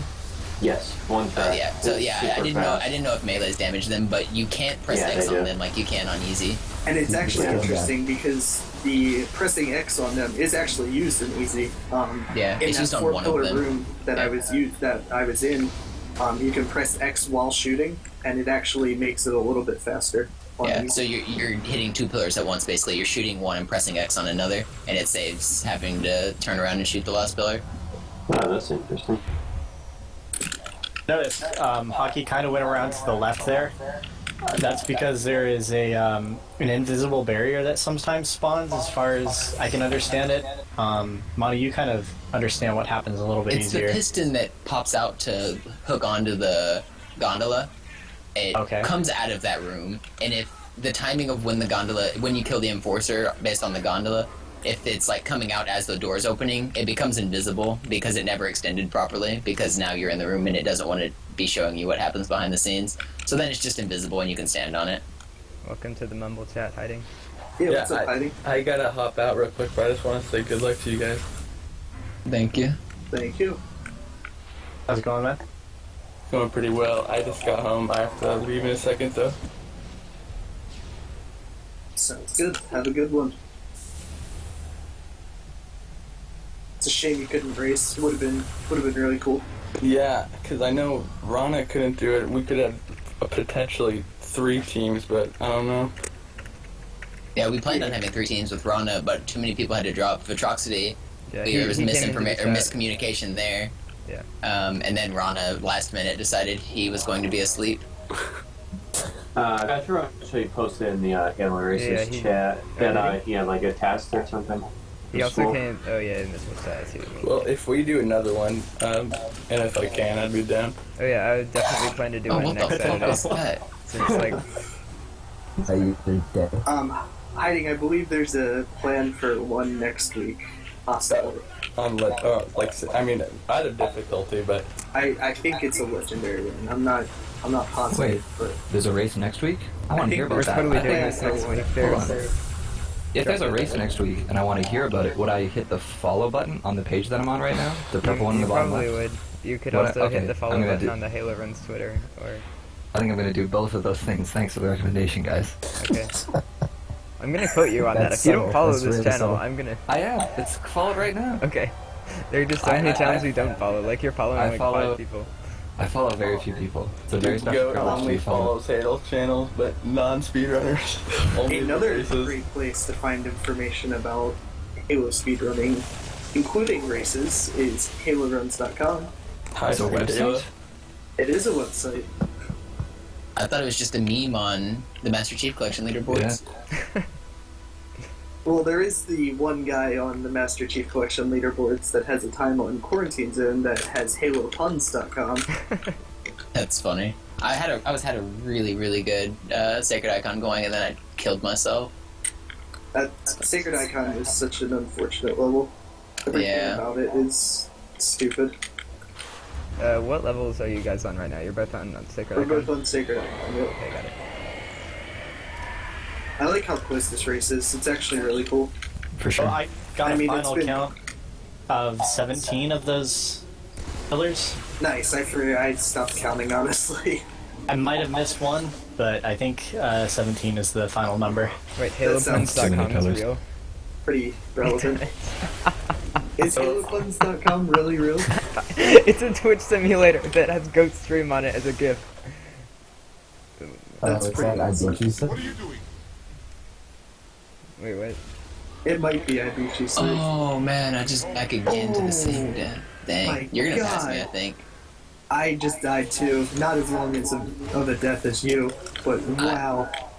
I've lost like 3 minutes on this fight now. You guys should watch that death. I got absolutely destroyed. Yeah, what Hockey did, he needs to get half draw to talk. And it could be a little weird, but Monopoly taught me a good method to make it come faster. But if he doesn't talk, it's like super slow if you don't get it right.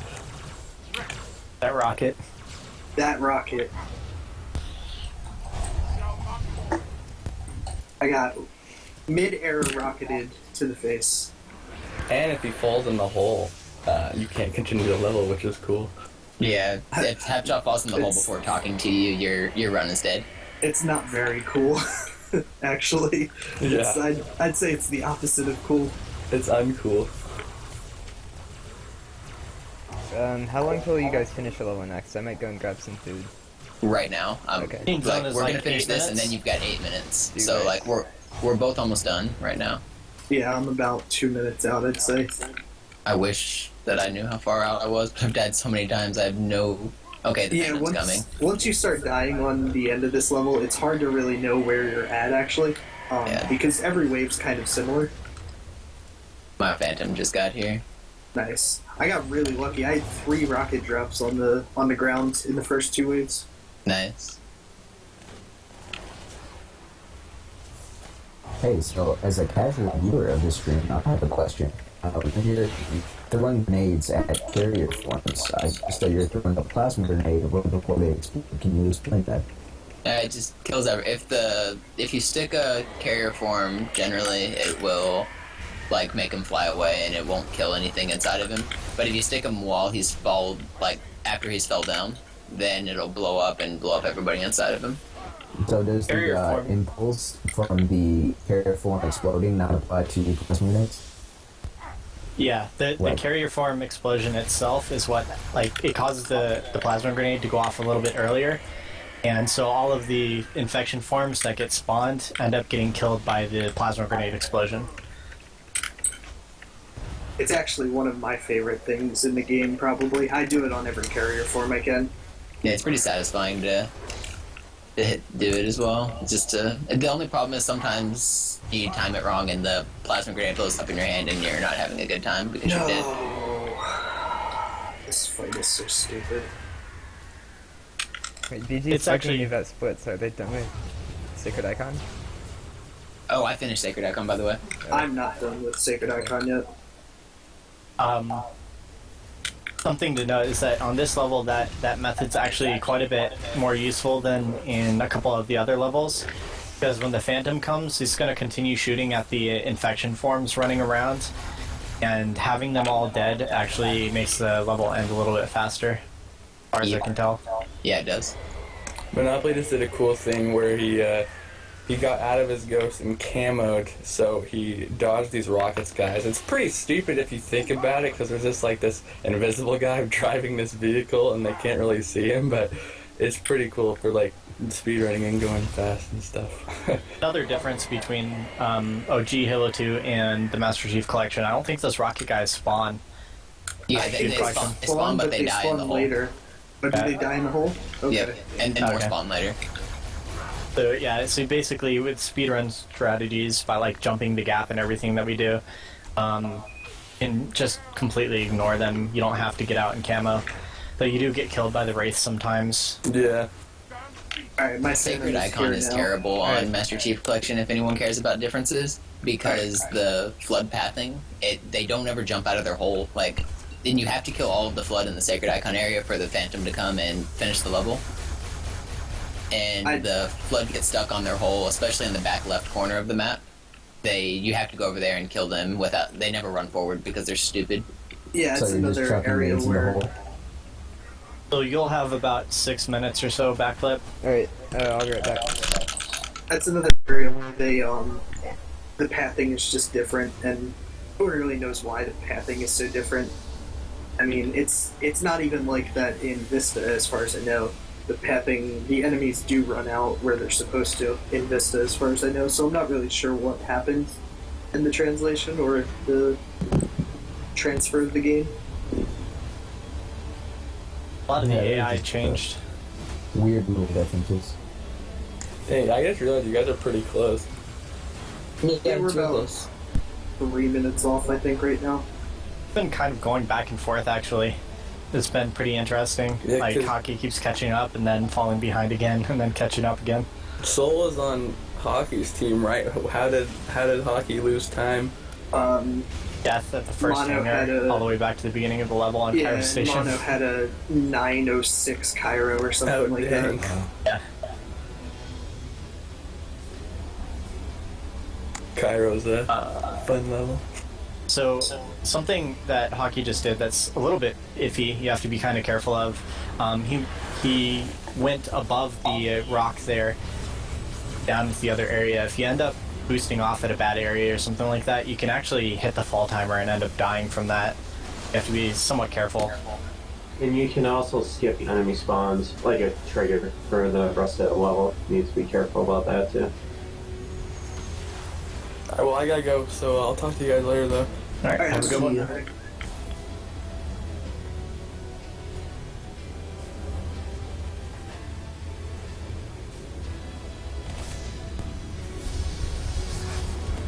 And for anybody curious, I don't think we mentioned this yet, but Mono is on a 5-minute auto-scroller essentially until the end of the level. Basically, there's an area that he can get to where none of the enemies realize he is there, and so you can just stand still instead of having to engage the flood in combat. And then there's a sword fly right at the end of the gondola that if you miss for some reason or another, the flood moves at the last second, or you just have a bad angle or something like that, it can send you back very, very far, unless you get a checkpoint like halfway through the gondola. I just had a pretty much perfect quarantine zone. This might be IL record pace. Does the record do the launch? I don't remember. I don't think it does. Not on Legendary. I think on Easy it does. It might not be IL record pace, but it's definitely sub 8 pace.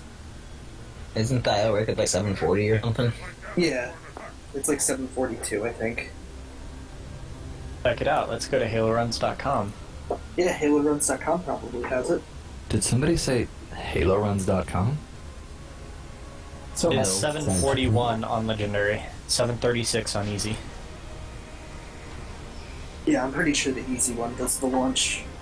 Yeah, I don't know. Will beat recently. I don't know. I haven't watched any of his records. He's been taking all my Did records. he beat Quarantine Zone? Yes. I've only got one easy record at this point, and it's Metropolis, which is such a terrible level. I know.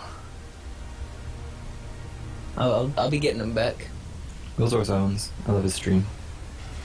Wilzors is a cool guy. Wilzors needs to stream more. It's true. Everybody Just does. start on legendary too. Yeah, I would really like to see him start legendary. He already has like a 212 actually, and he's only done like 2 runs. Yeah. He's good enough at everything, though, that you can hop from easy to legendary if you're like a world record holder on one of them. It's... He's got the skills. Yeah, I mean, as much as it doesn't really make sense, a lot of things do carry over from easy to legendary and legendary to easy. Like the mechanics, even though the path is different and some of the fighting's different, the mechanics are still the same, obviously. So a lot of your practice does transfer over as you get better at the game in general. I think I'm one of the people who's mainly a legendary runner on Halo 2 that has one of the worst easy times. What's your He easy does time? that. It's like a 143 or some crap. Don't you have like a 205 or something legendary? It's a 218 right now. Still a good time, yeah. That's a pretty big difference. Your I sum mean, of best is like sub 2 though, isn't it? No, my sum of best is only like a 205, like what Mono Okay, said. that's still I've only pretty- done, I think, 4 or 5 runs, That's and I still started pretty with good, legendary though. pretty much. You could yeah. be pretty That easy. reminds me of when North was still running Halo 3, and he had like a 140 or something on easy, and he had a 2 something on legendary. Halo 3 is also very short. A 140 on Halo 3 is not very optimized at all. Compared to like his legendary time, that was actually good. North never liked easy though. Like North, the first run he did was a legendary run, and it took him like 6 hours. Yeah, despite Halo 3 being probably the fastest Halo, legendary is quite difficult, especially if you do not know the strategies for like the Ark and Covenant and everything like that. You can lose a lot of time. Oh, It's actually- Quarantine Zone just ended. Backflip can't split, can he? It's not here. It's actually funny because Halo 3 is probably the shortest Halo game, but it's the second. It's got the second shortest time on Legendary. What game's faster? Halo CE is faster. Oh, It's a 129 by sub. Oh yeah. 29.59. Sub. So I mean, if Dark would just get a run going, he could pretty easily cut that. Because he has a lot of time saved throughout his run, as far as I can tell. He doesn't I'm gonna seem explain to what's going run on here that for a much. second. The reason I saved and quit, if anyone's curious, is the envy skull that I picked up earlier in the run allows Master Chief to go camouflage. If you get a checkpoint while camouflage, the game will save your current state. So then you save and quit on that checkpoint and go to the dashboard to turn off the skull. Reload the checkpoint. The game forgot you ever had the skull on, but it keeps the fact that you had your invisibility, so it never makes you not invisible. So for the rest of this level, I'll be invisible, and it makes this level a lot easier. You can only do it on one level because it turns off the skull, and you can't re-get the skull, and you can only do it on a level that you're Master Chief, and this is the longest level, so it makes the most sense to do it here. Are you Go ahead still and on split QZ? backflip. Oh, okay. You need to split backflip. And I'm actually coming up on it in about 15 seconds, I'd say. Okay.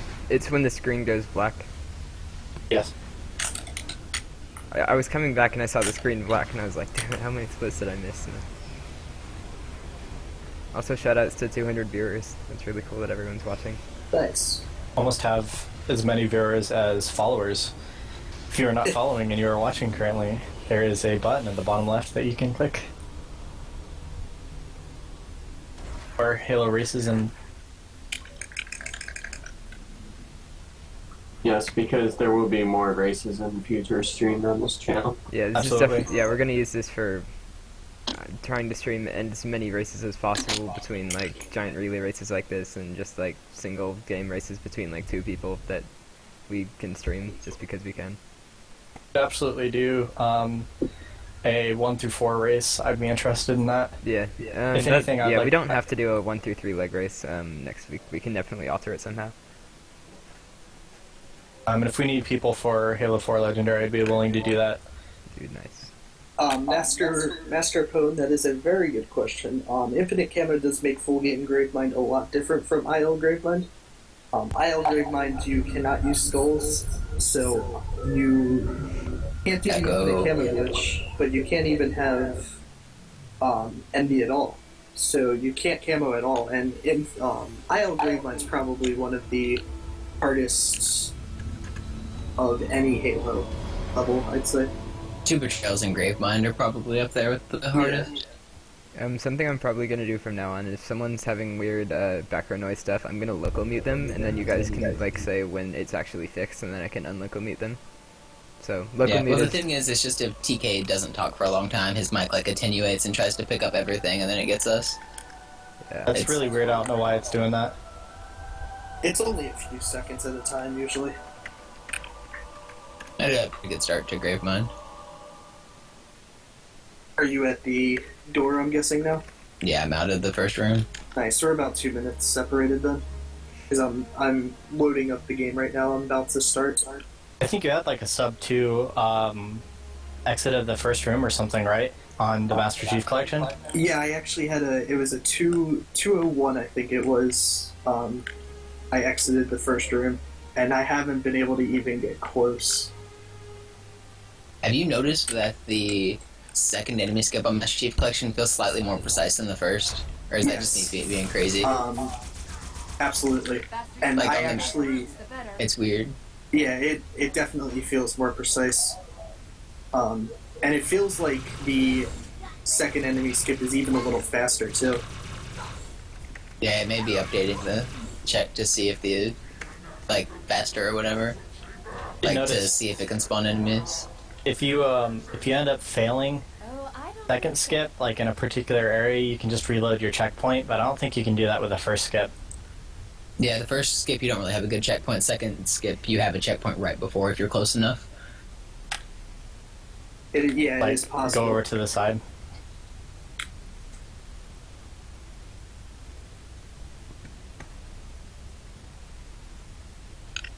Please. Oh, did someone leave the channel recently? I think some did. Hiding. Yeah. Did he say he'd be back soon, or? I think he had to go. Okay. You had to leave. It's just I'm screen regioning the call, so like, if someone leaves, I have to reset. VIP lounge. Yeah, he just stopped by to say hi for like a few minutes. That should be second skip, hopefully. Wait, are the Halo 3 runners actually talking and hanging out in that VIP lounge? Yeah, I think so. They were when I was there. People are actually using that channel, I'm surprised. Pleasantly surprised. Nice, I got second skip too. That's really good. My clears are not going great. I gotta get used to not doing IL strats. I was about to go grab a carbine so I can kill the next room, and then I remembered I'm camoed. Because I've been grinding Gravemind a little bit on Master Chief Collection recently. Nice. Yeah, the lack of infinite camo is just by far the biggest change, I think, in the game. Yeah, I got it from down to sword canceling. 22 minutes so far, but it can easily go sub 20. Right this way. Put that in perspective, like, I think, what is it, 13 or something? With camo? With the camo, dashboard yeah. and stuff included, I think my time is like 12:20. Yeah, it's just absolutely ridiculous. It's 10 minutes difference. I think the IL for Gravemind on OG Halo 2 is like 17 minutes, but that can also go a little bit faster. Yeah, I said it like Yeah, the first try. nobody's been optimizing that too much. It can honestly, I have a heroic run that's below 13 minutes, and I think Gravemind can easily go that low on legendary for IL on original sword flame. Yeah, 13 minutes is definitely possible. Difficult, but possible, yeah. You have really good combat, and you have to be somewhat lucky in the run as well. Here, Chief, jump in.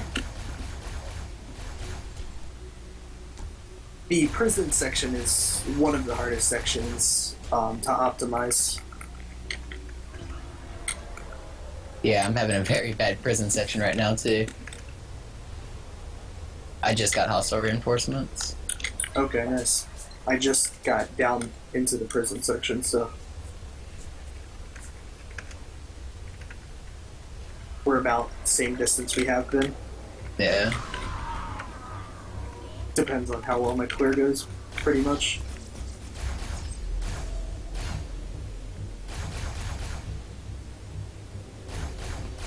Alright, let's not screw this up.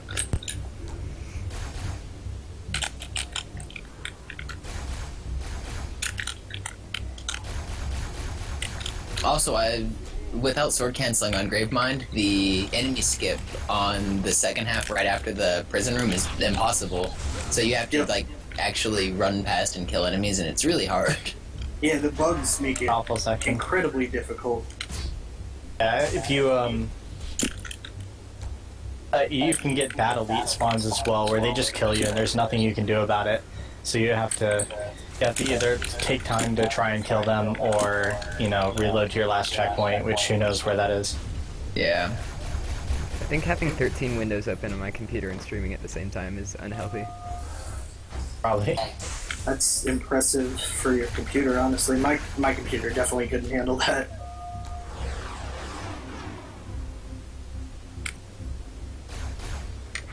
Listen up, Marines. The chief's hunting a prophet. Mono just kind of not really messed up, but I messed up a lot. didn't get the perfect sword fly there. It's probably my favorite sword fly in the game, because you just go right over the wall or whatever, the opening. I'm only at 61% CPU. Ooh, nice. I messed up really bad. This second half is going awfully. I had a pretty decent clear. I'm finishing it up now. Hostile reinforcements. I think my ending is usually pretty shit, so we may finish pretty close. Come on. This is... I forgot how to play. Sword canceling is not in my muscle memory anymore.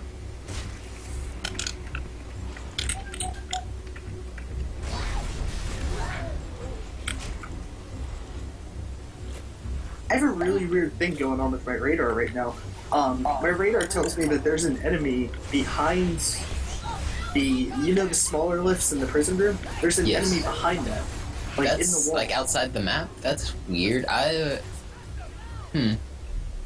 That's really weird. Hey, Mono. Yo. That sword fly you probably just about a minute ago. Yeah, But that I messed up and didn't It get. was the one with the two brutes. If you stay like right where the lift is, but stay off to the right side, and then do the sword fly, you won't pause at the end. You'll fly straight into the door. Yeah, I know where you're talking about. I did it in the old IL, I think, but I always forget to do it in full games because I come from You just above. forgot. Okay, I wasn't sure if you knew about it or not. I'm having some serious issues right now.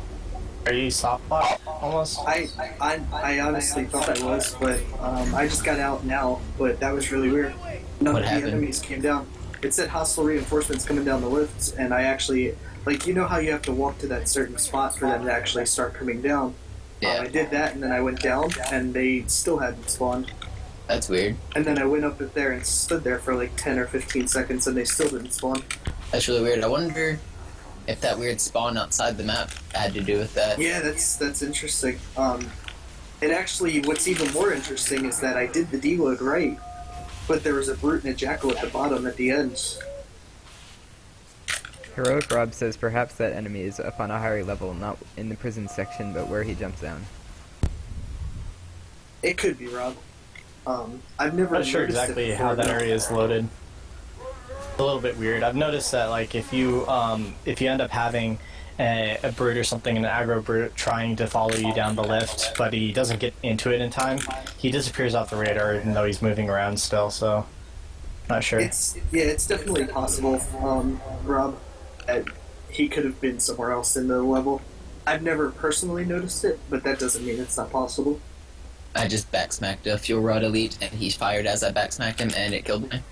Dang, where's your checkpoint? Not too far. I'm almost back to the final room. How did you die there? I, was yeah, that the he fuel rod fired his that I fuel just saw? rod as I backsmacked him. Oh, that looked like you got assassinated. I apparently lost time on my prison section. Oh my god. I don't think I can make it to the final room in 2 minutes. Yeah, well, I'm not at the final room anymore, so don't worry about it yet. Unfortunate.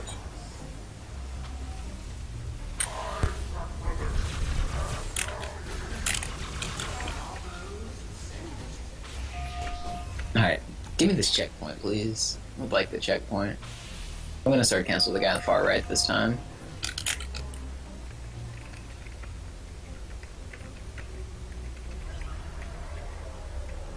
What the hell?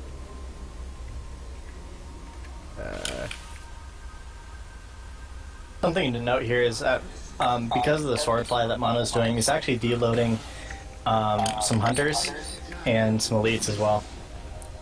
And it makes this last section go a little bit faster because otherwise they can come back through the door and you have to end up killing them, I believe, in order to advance. You don't have to kill them. A lot of you people don't? think you Okay. do, but yeah, they get in your way and they're annoying, but you don't have to kill them. The reason some people kill them, well, at least the reason I kill them if I do get their spawns, is because they can kill the brutes inside of the last room, and that would ruin your enemy skip. Yeah, if that does happen.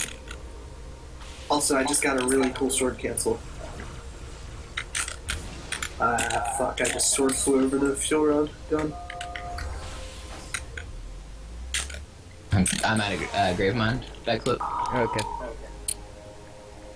Oh yeah, Yeah, I so the got thing the- that Hockey did there is pretty difficult trick by sticking the jackal and then sword canceling off of him. If you get your timing right, the grenade will end up launching you across the gap. But most part, if you do it without the grenade, you will not make it all the way across, and you'll have to walk around to the left. So Yeah, it is possible to make it without the grenade, but very inconsistent. much more difficult than with the grenade. Yep.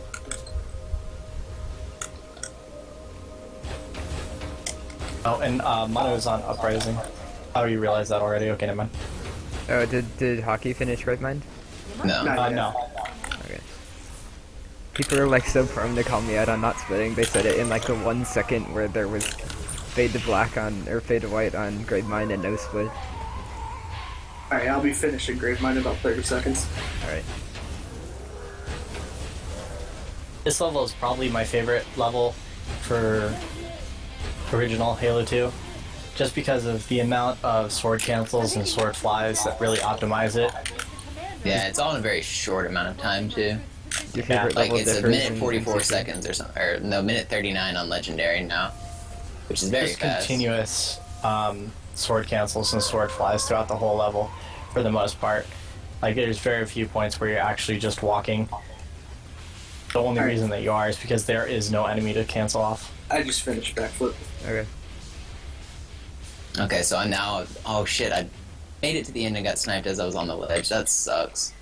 I was up on the fucking ledge and got sniped. That sucks. That's really Oh, unfortunate. you're not doing the Enderfly? No. Yeah, I'm disappointed.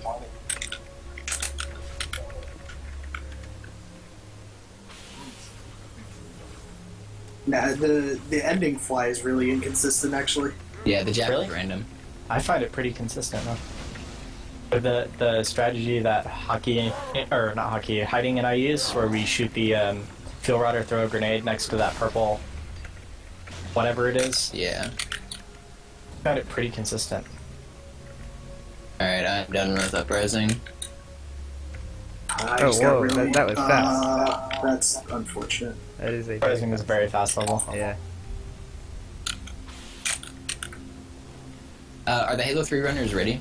We're getting near the end. Oh yeah, we should probably add them to the call soon. Does someone want to jump into the VIP room and tell them that? Tell them can we're do the it. last couple levels. Yep. They still got like 15 minutes at least, but.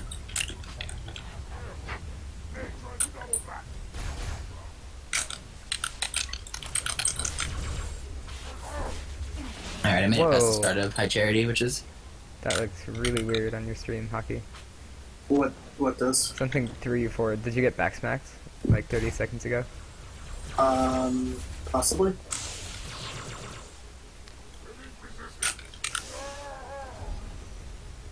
I don't really remember honestly.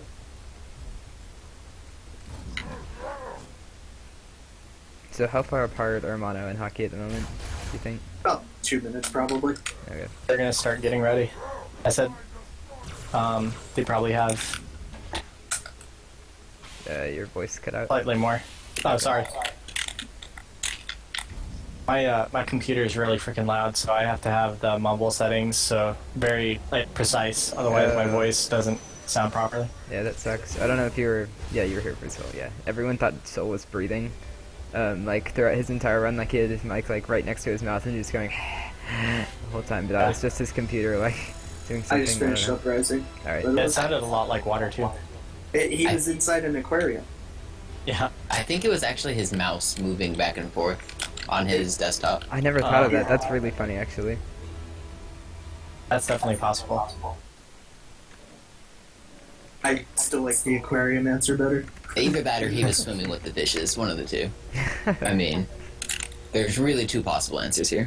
He was out of the map on Delta Halo. My Charity Star is so...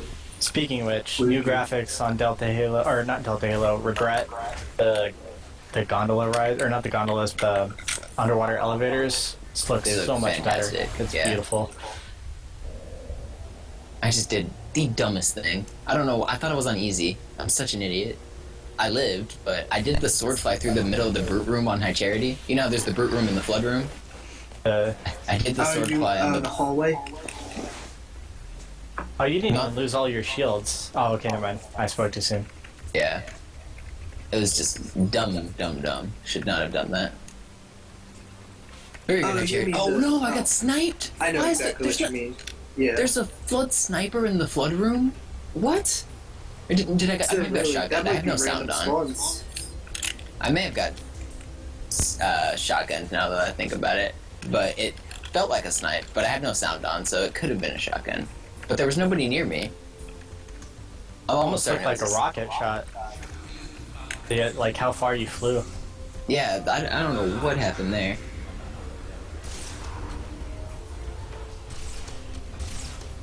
It's certainly... I don't know if it's actually possible for them to spawn with the... shit. Do I want to go for this? Yeah. Beginning of High Charity is actually one of the more difficult levels, just like, especially if you're bad at aiming, because there's so many drones and you're trying to take them all out. If you end up missing too many times, you just run out of ammo. Luckily, there's a lot of sniper ammo there, though. You can always go back for more. Yeah, if you absolutely have to. But sometimes not killing all the drones can actually help you out, and they will kill the brute and maybe some of the flood.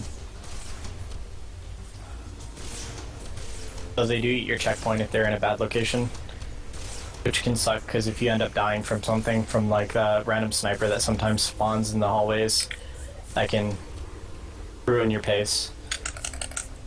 I got really lucky spawns on the last room on High Charity. I got wrecked by the brute when I sword flew to him in the bug room.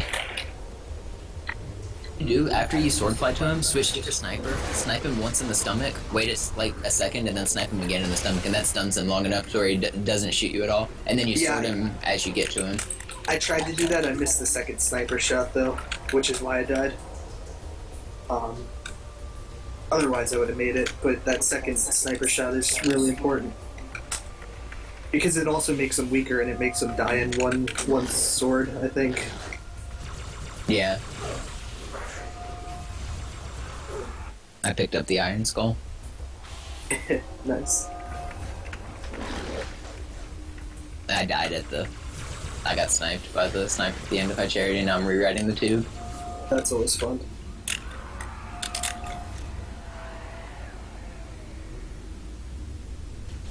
There's a shotgun. Drones are allies of brutes for Road Pro. I'm rewriting the tube again a third time. I hate this last tube. Drones, brutes, and jackals are on the same team, and then I think grunts and elites are on the other team. Yeah. How does High Charity end? Is it just a fade to white?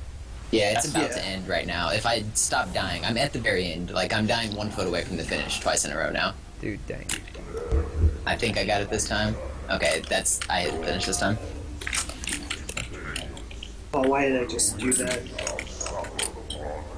I switched off of my sword, when I went to swordfly to the rocket guy and didn't kill him. It looks like we have our Halo 3 runners in here as well now. I got us the lead, Blades. Don't throw it away. I'll try my best, dude. I'm trying to It's keep close. I wish I was further ahead than I am. It's really close. Hockey's having a good run, and I'm not having a. I mean, it's still 145 or 149 pace. Is this what this is? Yeah, still a good pace. That wasn't world record too long ago, was it? No, not too terribly long ago. A couple months ago, that's world record. What's your PB, Hockey? 147.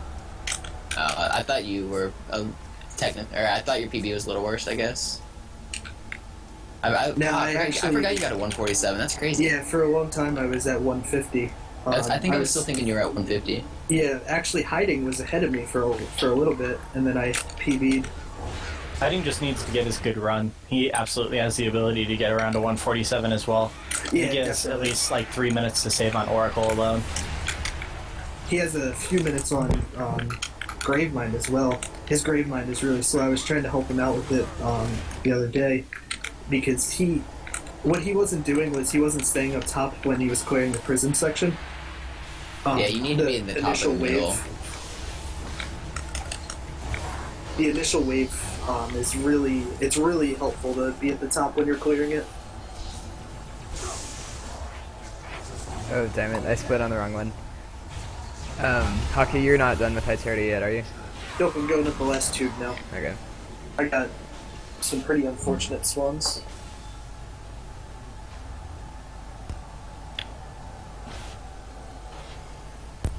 You're not that far behind. I lost a lot of time on the last tube. Did you? Yeah, this is gonna be a close race. Yeah, I'm gonna play it a little safe. I'm gonna get the checkpoint at the top of the tube, I think.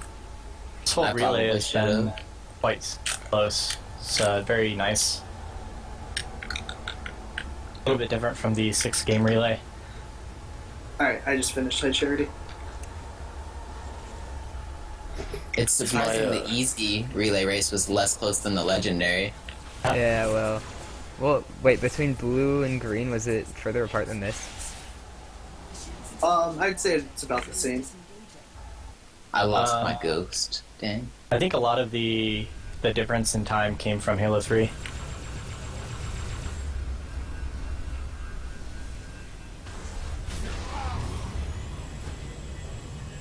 Hopefully that's going to be... I really hope, for fairness sake, that both of our Spectres survive, because that would just be really disappointing. What exactly happens if it blows up? It's almost impossible to beat Tartarus because the level's hard. You have to do it alone. Like if your Spectre doesn't make it through or something like that. Well, you can take the Banshee, but it takes quite a bit longer. If your Spectre's blown up, you can take the Banshee, but if you miss the Spectre drop, then you're absolutely screwed, and you have to kill Tartarus on your own. Is the Spectre the only way to clone Johnson? Yes. It's the only multi-seat vehicle on the level. It's the only, yeah. It's the only Covenant multi-seated vehicle in any game. Well, no, that's Wraith. not true. They have the Wraith. Revenant and Wraith. Yeah, the second the seat. Wraith has a turret guy, yeah. Yeah, But and I was then- thinking of the weird brute Spectre thing. Well, the Prowler also exists in Halo 3. The Revenant exists in Halo Reach, though. I don't remember what the Revenant is. It's been too long since It's I've basically played the Spectre. It's with the color of the Spectre, and it shoots mortars like a Wraith, but they're slightly smaller, and it has slightly more boost. Oh, and that stuff. freaking thing. Oh, Oh man, I do not remember that. It's been too long. Yeah, who plays terrible video games anymore?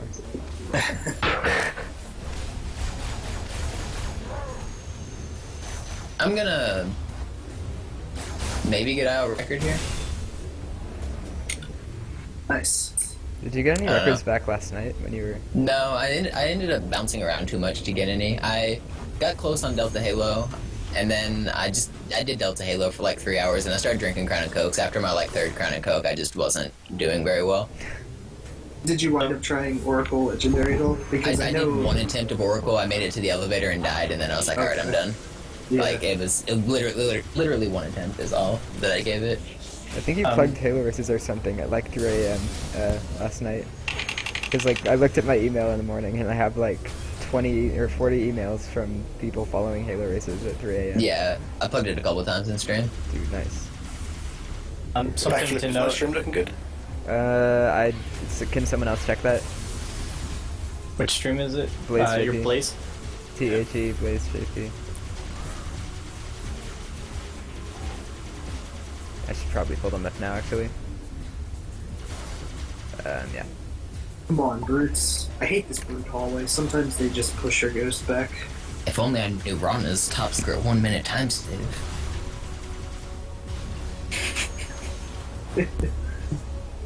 So what I was going to say is that something that we kind of missed talking over is the launch with the ghost on this level.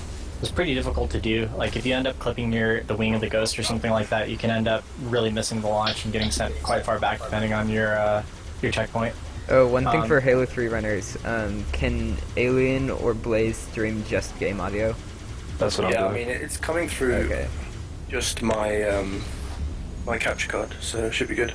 Okay. I can- Your stream looks good, Blaze.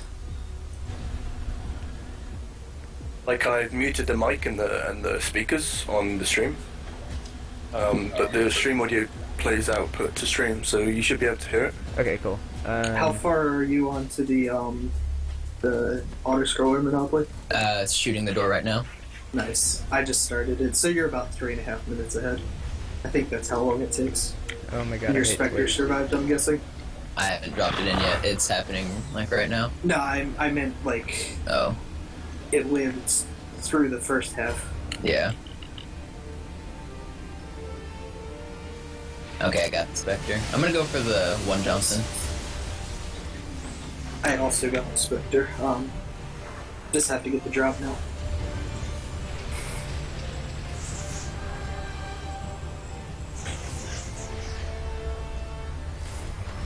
Don't disappear on me, Johnson.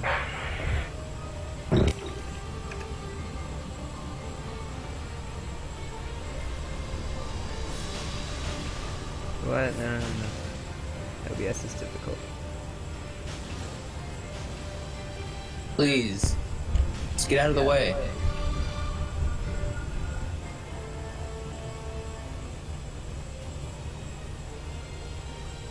Come on.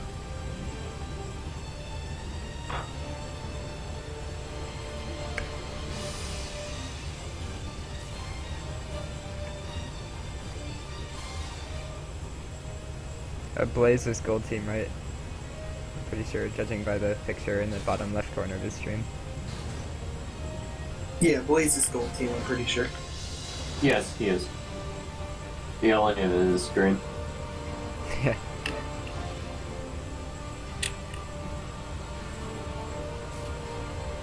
Alright, please.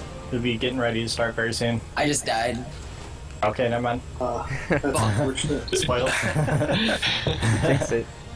I'm sorry. Oh my god. That could have been IL record, but Johnson wouldn't Tartarus got surrounded by reinforcements and Johnson just kept shooting the elites. Yeah, that's the worst when like sword elites get right around them. Yeah, and like- just keep meleeing them. That's awful. That's so unfortunate. The stream might be lagging a lot right now, I'm sorry, it's because I'm trying to pull up 2 more streams. Dude, Hockey's gonna pass me. No, I haven't even gotten close to drop yet. Oh no, warning, I'm high back at the CPU beginning of the usage. fight.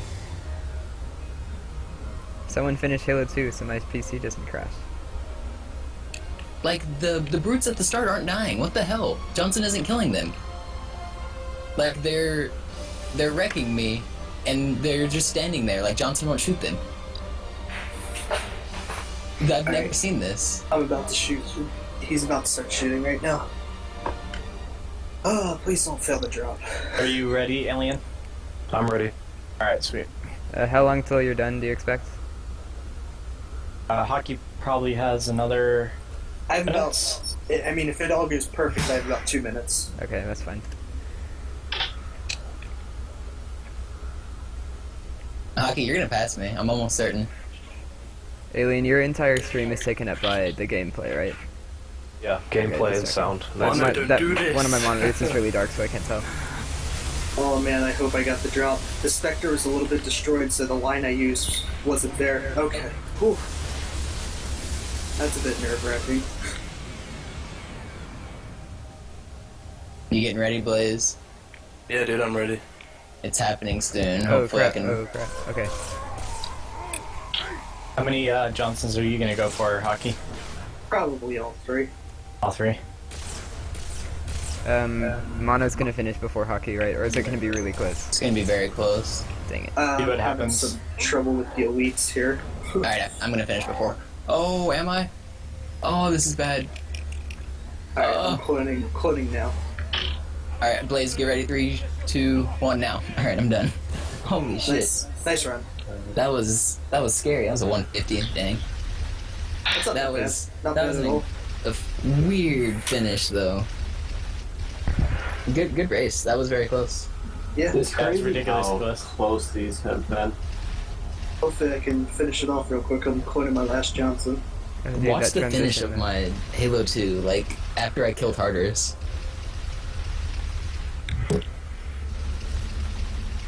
That was very scary. Oh crap! We'll shut them down. Alright, all three Johnsons are still on the platform. It's really good. Quick stall. I think Alien, you have slightly better PB than Blaze here. Yeah, I just got it yesterday. Oh, I'm on it. Oh man. it's just like a very, very close race. Oh, Pick come very on. good people. I think I'm gonna do another run. Maybe? I don't know. Maybe. Where'd all Take my a break. Johnsons go? Oh, why is a Johnson halfway across the map? Come on. It looks like you got pretty bad positioning. Yeah, he's dead. About 10 seconds, Alien. Dude, Halo 3 has the Okay. same menu Just tell me music as when. Reach. That's weird. Alright, and go. Made by the same people back Going- when. I know, but they changed everything. They were like, You're good to go. let's take this Halo 3 stuff and make it terrible. We are And add weird completed with robots. Halo 2. Alright. Nice So race. Halo 3 runner, go. Yeah. So that Blaze, that jump that Blaze just did, just despawned all the phantoms. Okay, so I'm gonna something. hop out of Mumble. Good luck, Halo 3 runners. Alright, see you later, Brute Mono. as well, right? Yeah, nice race. Mono. It does, but sometimes he actually spawns right behind you, and Okay. all those grunts. You'll hear him in the background sometimes, but he doesn't really do too much. You run too fast to get by him. I believe one of you guys is running on the Master Chief Collection, the other one is running on OG Halo 3. Yeah, Seems that's like. something very interesting about this race. They're going to be on 2 different versions of the game. Which, So we're going to see what happens here. There's definitely some physics differences as well. It's a little bit more difficult to like walk in a straight line, it seems, in the Master Chief Collection. So we'll see how this works out. It's kind of interesting. For the most part, the strats, you can do the same exact strats. You might have a little bit more harder time on Master Chief Collection, just because they're just different. And we'll see. Yeah, we'll just see what happens. I'm gonna step away for a little bit. Alright. I'll probably rejoin in a little bit, but for now I'm gonna mute myself and go get some dinner. Good, Good Hucky. luck to the Halo 3 runners. Both of the runners are very concentrated. Sierra 117 is probably It will determine the entire run. yeah. You can get a probably in this race probably a sub 8, but sometimes we can just go over and you can probably get like an Sierra. It can go really fast. I can't get the ghost jump. Come on, please. Do you feel like it's more difficult in the Master Chief Collection? Because I was not able to get it a single time, and I did not find that much trouble on the Xbox 360 version. The MCC is definitely harder, in my opinion. It is harder. I just showed Alien a way to do it like almost every single time, and I guess he just forgot how to do it. Called out. I got it, it's okay. Alright. Yeah, so a roll call for the Halo 3 runners in the chat right now. We've got Alien Flow and Blaze JP and Xkiller 461. He was going to be the Halo 3 runner for the team that got cut, and he agreed to be the first runner to get cut if we had to cut a team, so shout out to him for being super cool. I didn't want anyone to have like fighting issues, who was gonna race and who was losing. So I just stepped up and said, no fighting. Let's just have a fun time. What's up, guys? I'm back. Oh, welcome back, Reed. Hello. It looks like I'm just in time to miss the end of Halo 2. Yep. So what is the both teams on Sierra is pretty surprising to see. Yeah, Monopoly kind of choked away the ending of Halo 2 a little bit. He tried to go the one Johnson strat and ended up dying a couple times. Completely intentional, I'm sure. Yeah, he's trying to create drama, obviously. It looks like as of right now they're only about a minute and a half apart. That's really crazy. Yeah.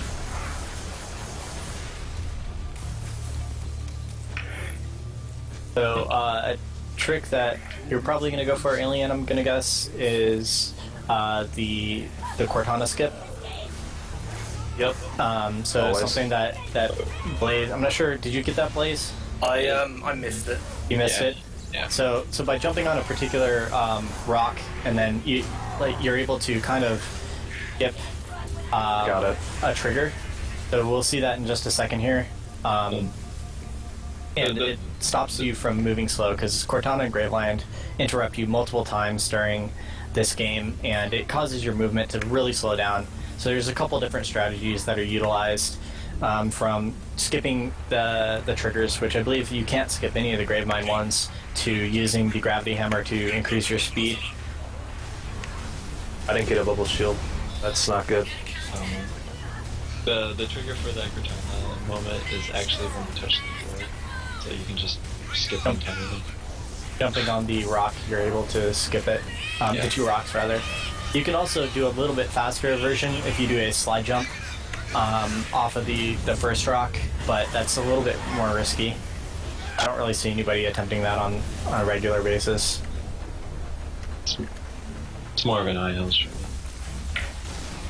The only time I've ever gotten the skip properly, I did that. It was a complete accident. I think the very first try I did on the trick. Blaze right now is at the... Okay, I got through. Okay, you got through. I That don't would, know. right, you can explain about that jump there, maybe across the gap. Yeah. The gap jump. The gap jump, taking advantage of the grenade explosion or brute shot explosion, depending on which method that you do, as well as slide jump.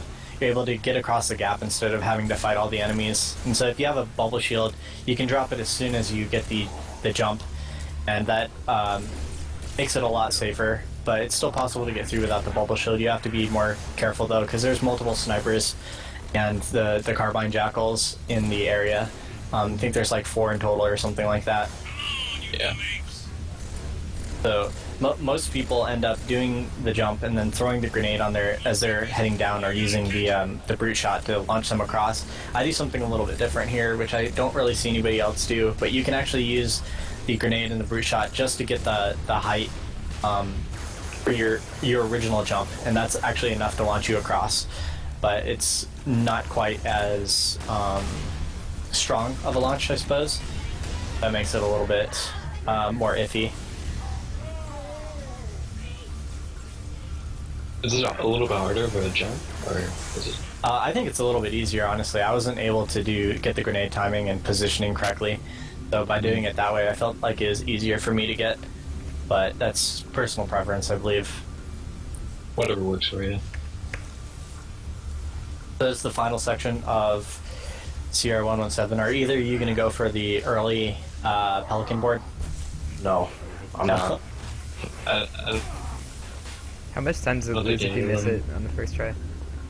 Well, depending on where your checkpoint is, like you can get a checkpoint right before doing it, so it doesn't lose very much time if you miss it first try. But it a couple times, or if you don't have any checkpoints or something like that, you can end up costing yourself a lot of time if you go for it and fail. Wow, they're both about even right. I died. Right now.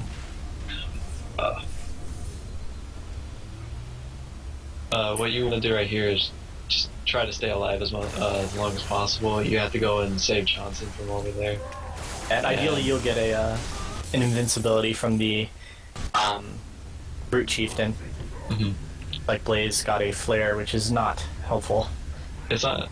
Well, it's helpful in the 60 version. Oh, is it? Yeah, in the 360 version. Oh, it's still yeah, you player can shot. jump off it. So. Off of it, but I don't think he's gonna use it because he's not doing early. But yeah, if he were to, he could flare jump it. Okay, I'm in quite a predicament here because I have no weapons. Just go and beat him up. You released Johnson yet on this one, please? Nope. Yeah. Okay, so looks like Alien's taken the lead by a little bit here. He's in a little bit better of a position. And it looks like none of them soft-locked the game there. So that's good. Where You did can it go? You can soft-lock the game here on 0117 if you don't let Johnson load it, get to a certain spot in the last part. You get to the shield door. What's this Chieftain doing? What is happening? Holy crap. You can't save it. Oh my god. I Be died careful, again. you can actually have the Chieftain go through the window. I think somebody highlighted that recently. What Yeah, is it was. happening? It was unfortunate, but you know, it's one of those things. It's funny. Oh, was It that shouldn't you, really Blaze? happen. Yeah. Okay, I got a checkpoint. Backflip out. Okay. I don't know what I don't like. All these pictures have just been deleted from my. What is going on? Did the update went through? Oh, you mean the background pictures? Oh. The Or layouts. you can put, I like- made a Halo 3 one because like we're on Halo 3 now, but like it's I tried to switch to it and it was red. Okay. It's you can see the gameplay and stuff now, but like there's no layout now. Yeah. Just. It should be there. It's they're Yeah. PNGs. I don't know why the OBS thinks that they have white backgrounds. Oh yeah, Dark saying ordinary brutes can go through the windows too. It's just it's very rare. I've never seen it happen. I've ran the game a lot. Most of the brutes don't do the jumping that the Chieftain does. Like, he actually jumps at you in order to try and kill you. And none of the other brutes really do that, as far as I've seen, at least. You can probably throw a grenade and then they'll probably jump through. Yeah. From them dodging, but I think that's the only time an ordinary brutes can. We're just kind of waiting for them to finish the level. What you want to kind of do after you save Johnson is just try to kill as many brutes, many enemies, and just try to stay alive until the Pelican comes in. Now, on easy, you'll grab the gravity hammer, and it's pretty useful to use. But on legendary, it might be more useful to use like a nuke combo, essentially. Okay, apparently I corrupted the file that when I made the Halo 3 layout. Because I'm really cool. Yeah, I'll make another one sec. Alright. I've got the Halo 1 one up now. It looks Oh. fine. It's just a Halo 1 picture. Did you not get a checkpoint in? This is going to be a really long Sierra. Man.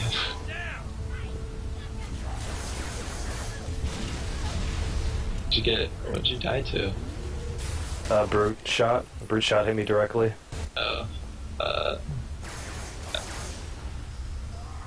You can die to 2 brute shots if they hit you directly, but most of the time you die to 3 brute shots. So Blaze is coming up on Crow's Nest here. This is the first level where we really get to see the most popular trick, I suppose, in Halo 3. Yeah, the first time you get to see. Yeah, first time you get to see the grav hammer launches, and there are a couple of them in the level that you can do. Yeah, there's a couple of them, and that particular grav hammer launch probably saves so much time. Yeah, you skip a whole hanger and everything. Very, very fun trick, but you can end up dying pretty easily if you do not have the correct, if you don't aim at the correct spot, or you end up getting launched too quickly. I think it's a little bit more difficult in the Master Chief Collection. You normally get launched faster. Yeah. That's why you try to get a checkpoint right before that, so that if you do mess up, you're just right there and you can do it right again. 'Cause you can skip pressing the button, right? Like, but pressing it gets you the checkpoint. Yeah, pressing it gets you the checkpoint. I think you have to press the button. I think that's what causes you the logo next area. Oh, really? I don't remember. I wasn't sure. I don't remember doing it, so or ever completing it without the button press. Focus. Anthem.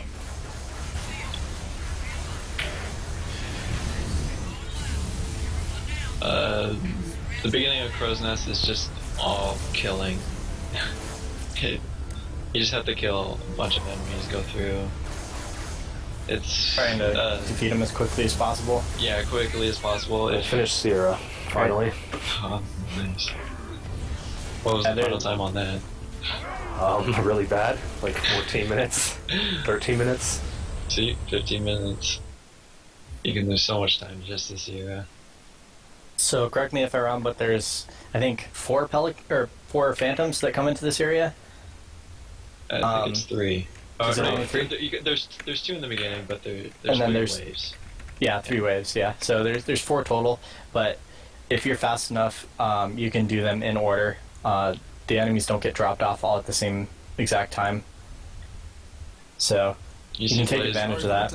Yeah, you'll see Blaze go into the back of the hangar. The enemy spawn in the back first, and then you go to the front to get the front phantom enemies. And if you kill them fast enough, you can get checkpoints in between. So that's very useful. Yeah. Because you can die to anything. In this Oh my area. god, just lost 2 minutes, guys. Oh no.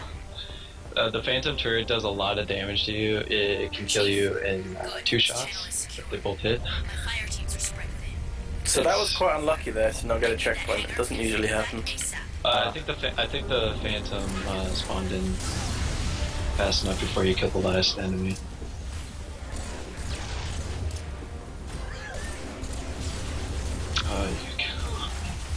Yeah, that is. It's quite a time loss. That's pretty bad. That sucks. You got hit by the spikers in the back.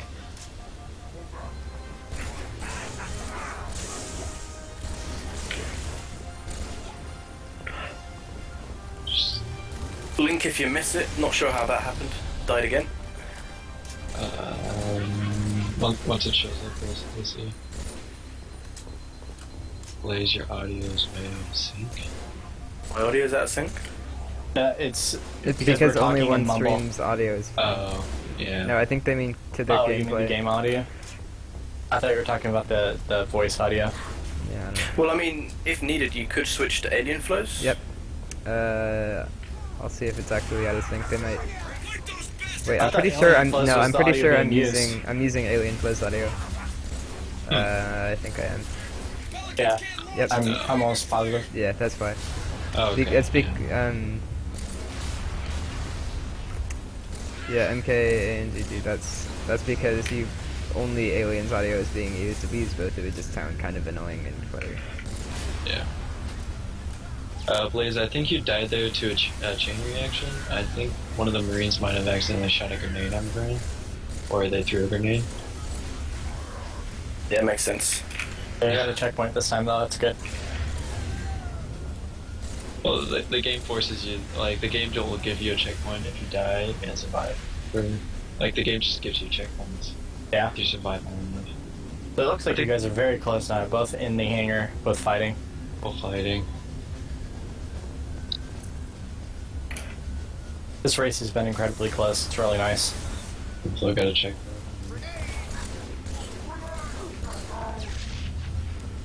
I'm about to hit wave 3 on the hangar fight right now. Maybe.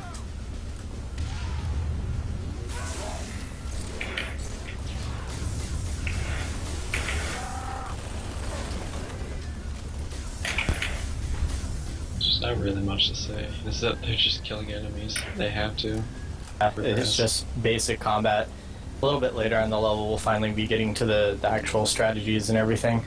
I did it. We have a Halo 3 picture now. So I nearly died there to my own grenade, Marine's grenade again. It's Oh. Just Oh yeah, number one killer That in this time, area yeah. is Marines throwing grenades. Because that is true for every Halo. Like the Marines are some of the worst helpers. Yeah, but in this one, they'll try to throw a nade in the hangar, and the grenade will actually bounce off everything else and somehow land right underneath your feet. Yeah. Like it's programmed to accidentally throw it right underneath you. Yeah, they're trying to murder you. It's revenge for Halo CE where we kill so many of them, obviously.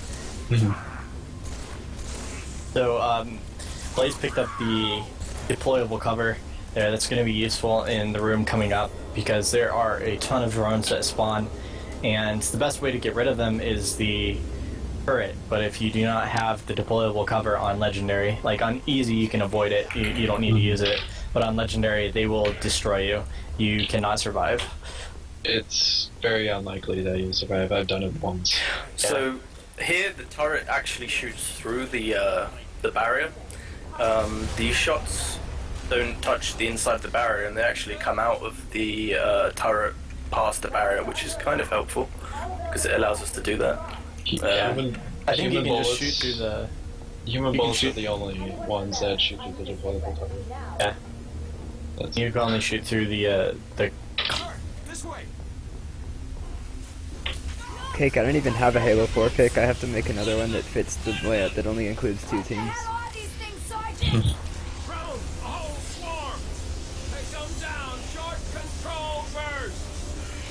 Looks like Blaze made it through pretty nicely. Yep. He's pausing at the door here, waiting for a checkpoint. If you don't wait for that checkpoint, it's possible that the brute chieftain here who spawns, like if you get the checkpoint too late, he might not have an invincibility, which makes the section much more difficult. Oh, almost impossible. Yeah. Especially considering our strategy of just running straight up to him. He I should have drop died there. He sometimes drops a flare. I've noticed that he kind of he mainly drops. So here's the first hammer invincibilities. launch we could probably yeah. talk about briefly. Yeah. Yeah, we're launching. So I don't know basically, what's up? I don't know the physics behind it. You just kind of run up to So it. basically what's happening is when you're using the gravity hammer, the actual explosion from the gravity hammer itself is happening on the other side of the grate, essentially.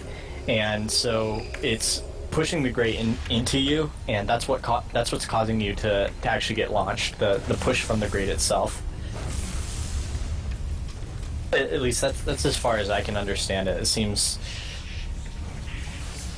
so because of the way the speed that the grate moves, it causes you to get launched across this chasm. Very useful, and skips a whole hangar fight.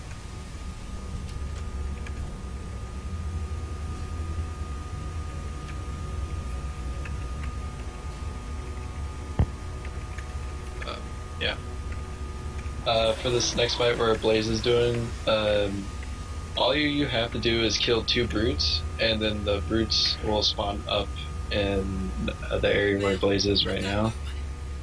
And you just kill all those brutes, or I think it's like 6 or 7 brutes. I'm not too sure. I think 6 total. 6 total, and then 4 more brutes will spawn to the left, in that door over there, and you just have to kill all the brutes afterwards. And then you can move on. Blaze is taking it really safe by staying up there. You can actually go all the way down there and take out all the 4 brutes, and then take on the 2 I of the went brutes. down. You can see that in the alien photos stream. If you're fast enough, you can actually make it down to the area where the second group of 4 brutes spawn before they start exiting the room, and it's a lot easier to kill them from inside that room because they won't attack you or anything until they get out, for the most part. Except if you're on MCC, they get out of that hangar a lot faster. Yeah. And you can die to it, but you can still do it. Looks like Blade. You would hammer jump. Hammer launch. Hammer launch. I'm fixing on the words. You hammer launch off that weapon crate out there, but it looks like Blaze didn't get it. Hopefully, Alien Flow can get it. It just helps you getting around those enemies a little bit easier. And then the grenade that Alien flows through there to kill the drones helps increase your survivability in that area. And then this is what they pick up the camo for. The camo is actually in the top room where the first group of 4 brutes spawn in that hangar that we passed. They both went and picked that up. So it's pretty useful to get that because it allows them to skip the majority of the combat in this section. We're at the Blaze is at the bomb room. There's two main strats for this. You see Blaze going on top of a pipeline, throwing a grenade to get the brute that's on the turret to get off, and then hitting the bomb and then just trying to leave as fast as possible without killing too many enemies. What Alien Flow did there was he just kind of ran straight through. That brute that he's killing always has a regenerator, so he's killing him and then immediately activating the regenerator to start get his shields back, which allows him to make it. Got the butterfly coming up, I think. We can talk about it. It's a really cool trick and give it some. So butterflying in Halo 3 is it's reload canceling. It's harder in Halo 3 than it is in Halo 2. It's harder in Master Chief Collection than in Halo 3. Yeah. At least I felt. I'm not sure the my control scheme. The timing is different. You have to mash really fast. In the MCC in Halo 3, you don't have to do it as fast. You're meleeing and trying to reload at the same time, and it causes you the melee. Pretty much the whole time. Yeah, your melee essentially causes you to lunge forward slightly as long as you are within a close enough distance to the thing you're trying to melee. And so that's what it takes advantage of while you're in the air, and pressing the X button, the reload button, or whatever the reload button is for anybody else, essentially cancels the melee, so you don't do any damage, but you still get the lunge from it. So they're taking advantage of that to essentially follow the drones and just essentially like ride it and be able to make it through that section a little bit safer because you're in the swarm of drones who are not going to attack you, and a little bit faster because they fly faster than you can walk. And then there's one last hammer launch right at the end of the level here that Blaze did, and Alien just kind of got a half launch. That one is a little bit harder. You kind of want to aim up and to the right, but kind of still be in the middle of the box and hitting it, running into it and get it. Yeah. You can get it every time and miss it once. It's really weird. It's a weird box hammer launch. So Sabo is the fastest level, I think, or is Floodgate faster? Floodgate's very fast. Sabo's faster. Do you know what? I think it's kind of close, but Floodgate's definitely faster, I'd say. Well, like, as far as the records go, let's see. I'll check.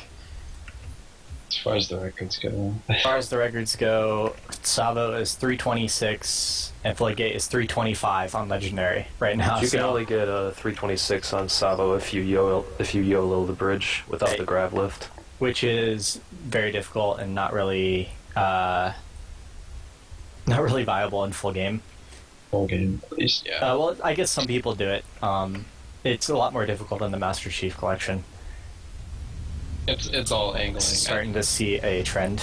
I'm starting to see a trend. I think it's just because you're playing in a different your field of vision is the same. The resolution kind of changes a little bit of the tricks.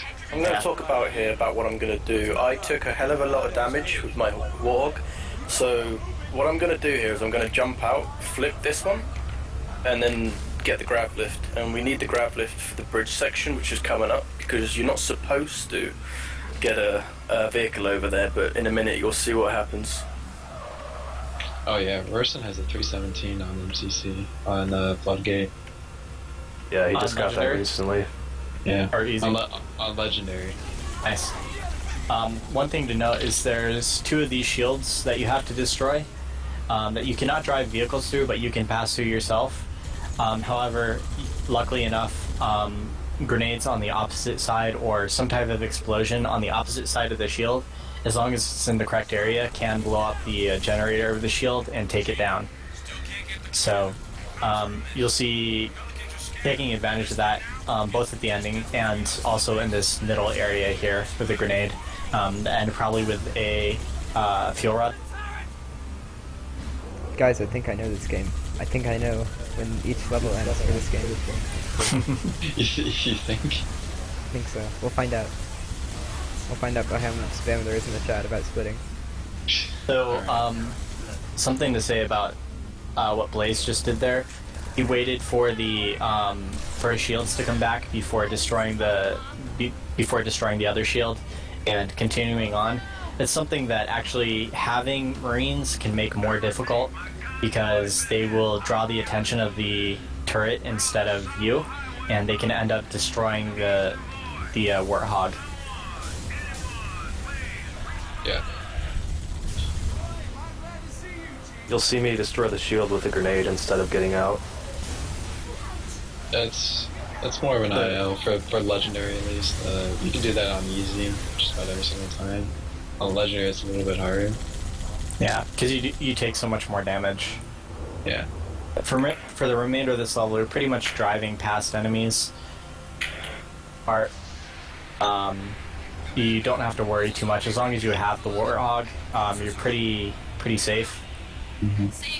And then towards the end, it's going to be pretty difficult because there's a lot of brutes, and their brute shots as well as the chopper shots can really knock you off your path, costing you a lot of time if you have a bad death or if you get knocked into a weird position.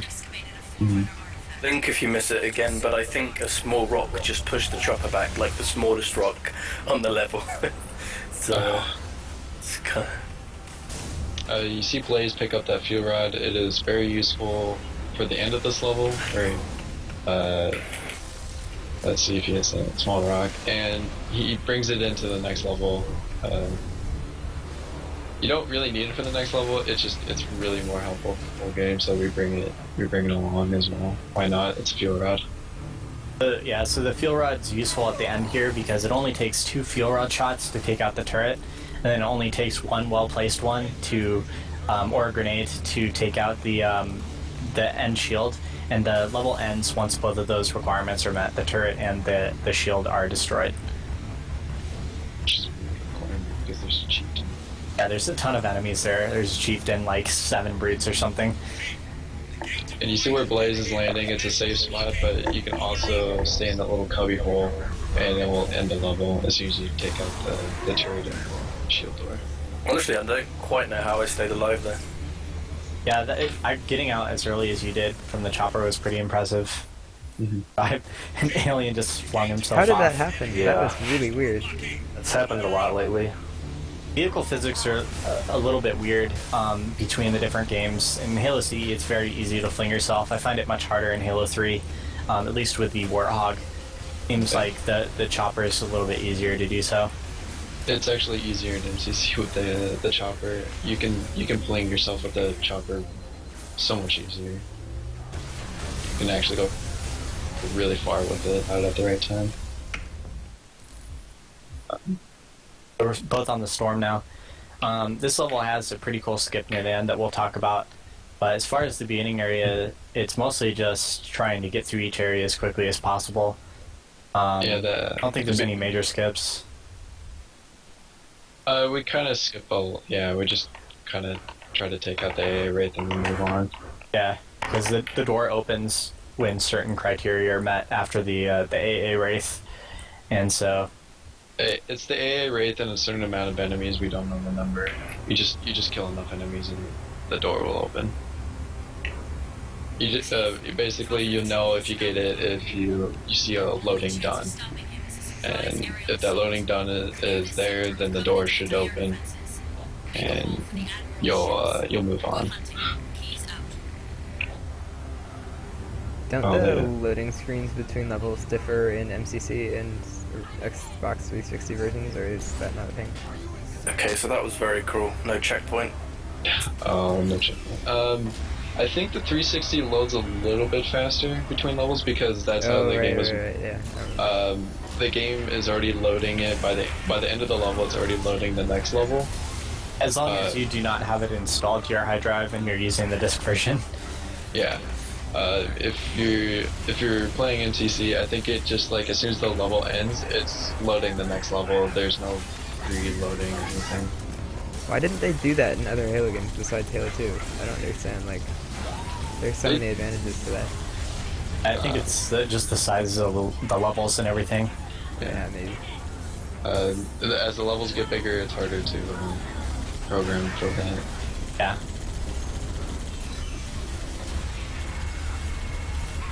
So, both of our runners are back right next to each other. It looks like Alien Flow's taking the lead by a little bit here.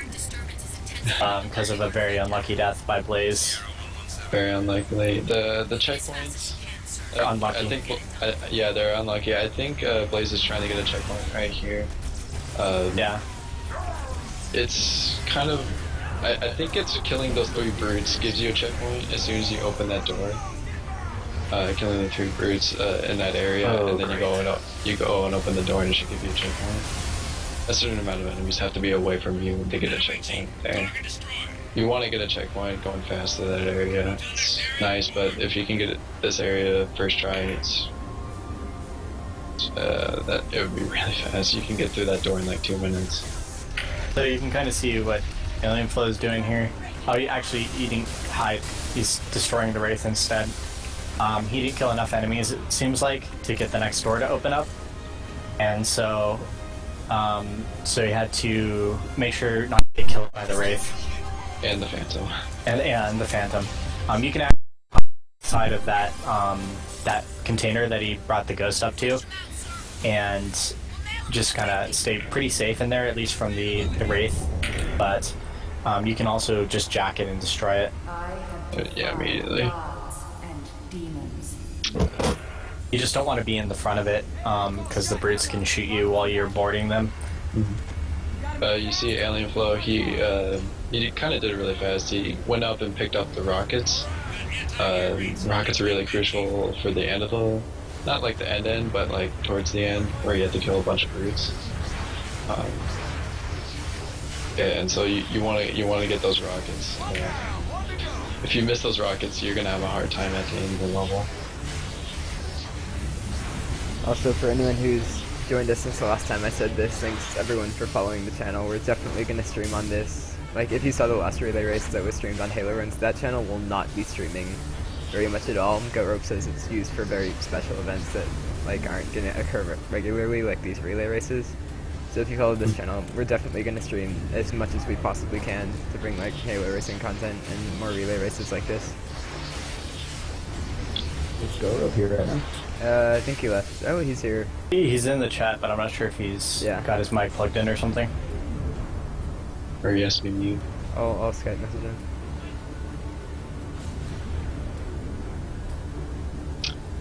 So both of the runners are in the area, the next area, where there's 2 AA rays. In this area, what you want to do is try to kill all the vehicles as fast as possible. Some of the vehicles you don't necessarily have to kill them, but your Marines will shoot at them with rockets. Most of the time the Marines will stay alive and shoot at them, but you mainly go for are the 1 AA raid on the left and the few ghosts that come off the Phantoms. The Ghost you want to kill as fast as possible, because it'll essentially make a beeline straight for you, try and kill you. And then looks like they're gonna do a grav launch jump, or gravity lift jump onto the Wraith to get onto it pretty quickly. There is another more difficult strategy that you can do, which involves staying on one of the like the rocket turrets. I don't know what that's called. Was the missile launcher? I guess. Yeah, missile pod, whatever. And that you can actually, if you get a good position, you can end up just destroying the Wraith like right after it jumps down. It's pretty difficult to do. Scarab, yeah, thank you. My brain just like died there. I forgot all the lingo. Just be like Goat Rope, Halo car. Yeah, the Halo car. Purple scorpion thing. Yeah, they're both gonna go for it. It's a very simple jump. You just wait until the Scarab is all the way up, and then you jump off the grab lift to make it in. You can actually do it a little bit sooner, which I tend to do because I don't know the exact timing to get it normally. Yeah. For the Scarab, a little bit more difficult.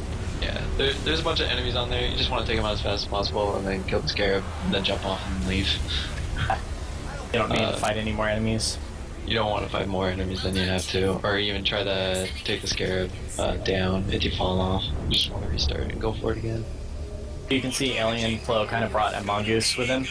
You're not supposed to be able to do that. It's supposed to actually stop you from bringing it through. And if you try and turn with the mongoose, it's going to stop you. You're not going to be able to make it through. But if you just go full speed and go straight, you can end up getting through that soft barrier there and continue on until the mongoose actually gets deloaded by the next area. What was that noise? How come the ghost got stuck like that? Hey, I'm quite not sure, to be honest. I think it was the wing. Maybe got stuck on the grate. It's weird how it's like... Yeah, I don't know. The ghosts in this game have... Sometimes if they get stuck on something, they'll actually cut the front end of it will push down. Oh, yeah. And so they'll just stay that way. Looks like Alien... I got 3 bubble shields in the same area. You want to kill those brutes, sometimes they'll drop a bubble shield and it's helpful to get through this area, and it looks like they dropped all the bubble shields that they had. Yeah, which is pretty unfortunate. It's pretty unfortunate. I'm in the same boat there. I'm not sure. I killed a lot. Seemed to go okay, but spikers kill you very fast in this game. And they don't kill the enemy very fast at all. They're horrible in your hands, but they're awesome in the enemy's hands. Yeah, I think it's like 6 or 7 bullets they kill you. Something ridiculous. Right, I got it's that a 20. So are you guys going to be going for the full deload at the end, or the fast strat? I think they're both going to go for the out of bounds. Out of bounds, okay. We'll get to see that. There's another slightly faster strategy that I personally really like. If you manage to kill the chieftain and get him to drop invincibility before he uses it up, you can then go grab that, and if you can just kind of run through the path that you're normally supposed to do and pick up 2 plasma pistols on the way to take out the giant AA turret a little bit quicker. Because with the out of bounds strategy, you have to kind of backtrack after you destroy the AA in order to hit the load zone in order to complete the level. But if you do the other strategy with the invincibility, you're at the load zone in the correct area, and so you don't have to worry about that. You do have to make sure to, with the out of bounds, to come to this load zone here, though. It looks like someone rated this channel, which is probably Mono, because it says Gold Team Rules. Welcome the rest of Mono's viewers who hadn't been watching earlier. This is the Halo Relay Race. We're racing through Halo 1, 2, and 3 in that order on Legendary with 2 teams, and Mono's run ended earlier, and I guess he said he was going to do another run or something. I guess he just stopped streaming or something, so... Yeah. This is Halo 3 we are we're on Halo now. 3. Yep. We're on Halo 3. They're both about 30 seconds apart. That's a very, very close race right now. Yeah, this has been a really close race throughout the entire 3 games. Between all games, yeah. Yeah. We're just kind of waiting for them to end the storm. They just have to destroy this AA gun and hit a load zone. Yep.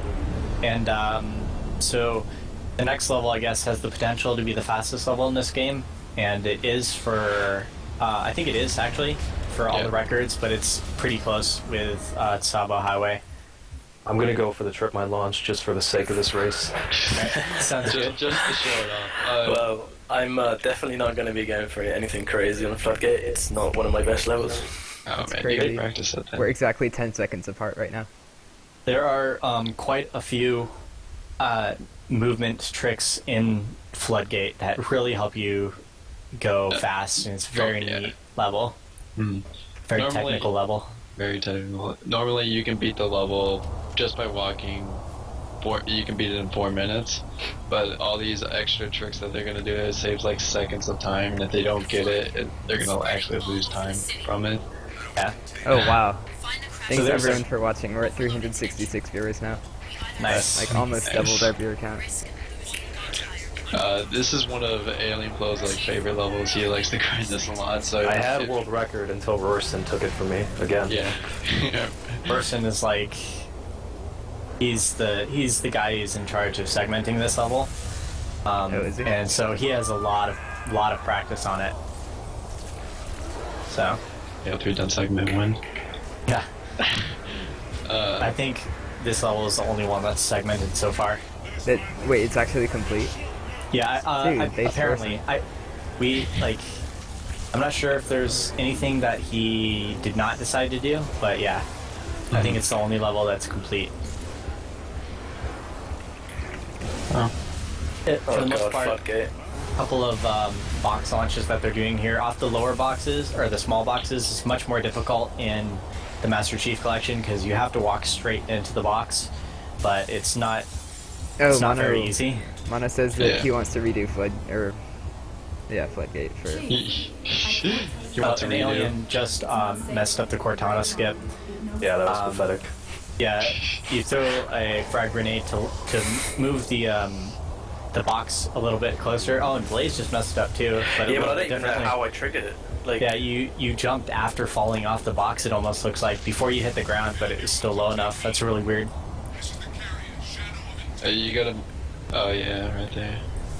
But neither of them picked up the deployable cover, which is a really neat trick. Not going to do any DC launches here. Oh, and if you want to see what the trick looks like properly, Blaze just got it his second try. The skip, the enemy skip, I mean. I don't think it's any faster to restart their Blaze, but you can go for it. I think it's just faster to find a moment and go through it. you guys keep watching. This is something. Yeah. Blaze, he's referring to the bottom left corner. Yeah, that was really, really unfortunate. Oh man. And now the box is blocking the opening. Man, that really stinks. So we're coming up to the point where Alien said he would be trying to do the trip mine launch. So we'll see how that pans out. Nope. Nope. Okay. Spoilers. I hit the Phantom, Spoilers. otherwise I would have made it. Darn. That's too bad. I'm not sure. Yeah, there's actually 2 trip mines in this area. So he picked up the first one, and that's like right after the cutscene. But it's not necessary to pick that one up there. There is another one right next to the area where the launch is done. If you don't pick up the first one, the second one is where you pick it up. The first one, if you pick up the DC, the deployable cover, you can go for the DC launch right where Blaze is. I don't know if it actually saves too much time, maybe like a few seconds if you get a good... Yeah, if you get a perfect first try one, it can save quite a bit of time, and it looks cool as hell too, so that's obviously the reason why we do these runs. Mono wants a redo on Great Journey. Because he had such a bad Great Journey. Oh man, 2 deaths. So, looks like they're neck and neck at this point now. Yep. Very, very close race. How much time does the trip my launch save if done perfectly? 10 seconds maybe? I don't know. More like 10, 20, yeah. 25. 20? Really? Okay. So Depending on how well the launch goes, yeah, you if you can get actually... launched. And if you just right like next YOLO to the the- setup Alright, I without got like... Guys, it's a miracle. Got my first box launch entire level. There we go. Alright, look in the top right corner for the trip mine launch done by Alien. Top right. Bottom? Top left. Oh, top right. Okay, yeah. Top Okay, right, you yeah, know what? top right. I lost my directions there. For some reason, I got left and right mixed up. Not good. I've been staring at this layout for 4 hours and I figured out how to read it correctly. Dude, nice. Okay, yeah. So yeah, because of that launch, because of getting that launch on the 3rd try there, Alien retook the lead, where Blaze was a little bit ahead. So then, like we said earlier, you cannot skip any of the Gravemind dialogues in this game, unfortunately. You can skip a couple of the Cortanas, I believe, but not a single Gravemind one is skippable. So they're Got a taking good, advantage of slide the jump at the end. taking advantage of the gravity hammer to increase their speed, as well as the slide jump right at the end here to get them launched right up next to the right next to the ending Cortana, trigger. or the ending trigger. You can, while the Gravemind moment is going, you can hit the end trigger. And it Don't just have to listen to the full thing. Yeah. Oh, that was a good one. Wow. Okay, so I got now- a respectable launch there as well at the end. I would say Arc is the hardest level in this game. Covenant. Really? Ark and the Covenant are about the same difficulty Yeah. for me. I hate them both. Yeah, on Legendary, I think they're both pretty difficult. The only reason I'd say Arc is more difficult is because it took me longer on my first run. So For me, I'd say Covenant is Really? probably the hardest, but I do like Arc's a great level. I don't know. Arc's a great. It's because there's that little transition where only in full game where you pick up the tank. And I think that's like the only time I think in any Halo run we actually use a tank. I don't know of any other, but we use the tank, and I think the Arc is a lot better. the Wraith because is used in Halo 4, but other than that, yeah, I can't think of a single time that the tank is used. Yeah, so I think that's why the Arc is a little bit easier, is because we can just go through the area with the tank, whereas the Covenant, it's all gunplay. Shoot, you have to shoot everything. If you do not have practice loading or boarding the Scarabs, though, it can be like I mean you have to do it in both games, but you have a little bit of an advantage in Covenant because of the Hornet, and in Arc it's a little bit more difficult to board the Scarab. That's really what took me so long on my run, because I went for the fast board with the gravity lift lots of times and failed it. Are we going to see that? Are either of you guys going to try and do the gravity lift, the fast board? The fast, yeah, I think they're both going to go for it. Yeah, I'm going to do it. All right, cool. Absolutely, yeah. So we'll get to see that. If you practice it shouldn't be too much of a problem. There's a little indicator on the mini map that you can follow. Always get it when it's time, and you have to make sure you position yourself in a good location as well. If you position yourself in a bad location, you can end up getting hit by the leg or just hitting like the underneath or something like that. So, Alien just it looks like Alien Flow and Blaze both got the. Oh, but Alien died. They both got they skipped all those enemies that are down there. It's just simple jumps up a rock. Yeah, there's a pretty neat jump that you can do there with a grenade and the brute shot off of the container, the weapon container. That's pretty neat to get up top. But it's pretty difficult, and it takes away your shields as well, so pretty dangerous. There's many ways to get up through this area and skip all those enemies. I think what they did was probably the easiest way. There's much more harder ways.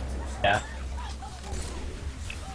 So, looks like Blaze got in the lead right here. And what you want to do is you want to snipe that brute over there and go underneath the Pelican and take those rockets, because you're going to take use the rockets later. This next part, you just kind of do it until you get it. The Mongoose is it's just a bad vehicle. Blaze had a bad situation there, had to reload. So it looks like Alien's back in the lead. Holy cow. Oh, I died. Oh, you died too? Yeah, this is ridiculously close. Oh my god. Why are you guys? You're seconds away from each other. 4.5 hours into this. That's unbelievable. Hello again, everybody. By the way. Mono rated the stream recently, so we're at 313 viewers now. That's cool. Thank you, Mr. Monopoly. So once they get through this section, they're actually going to be going for a mild deload of a couple enemies. Or I guess it's not really a deload. We kind of use that term incorrectly. It's more of stop from spawn. They just skip the spawn itself. You skip the spawn, but it happens later on after you get the tank.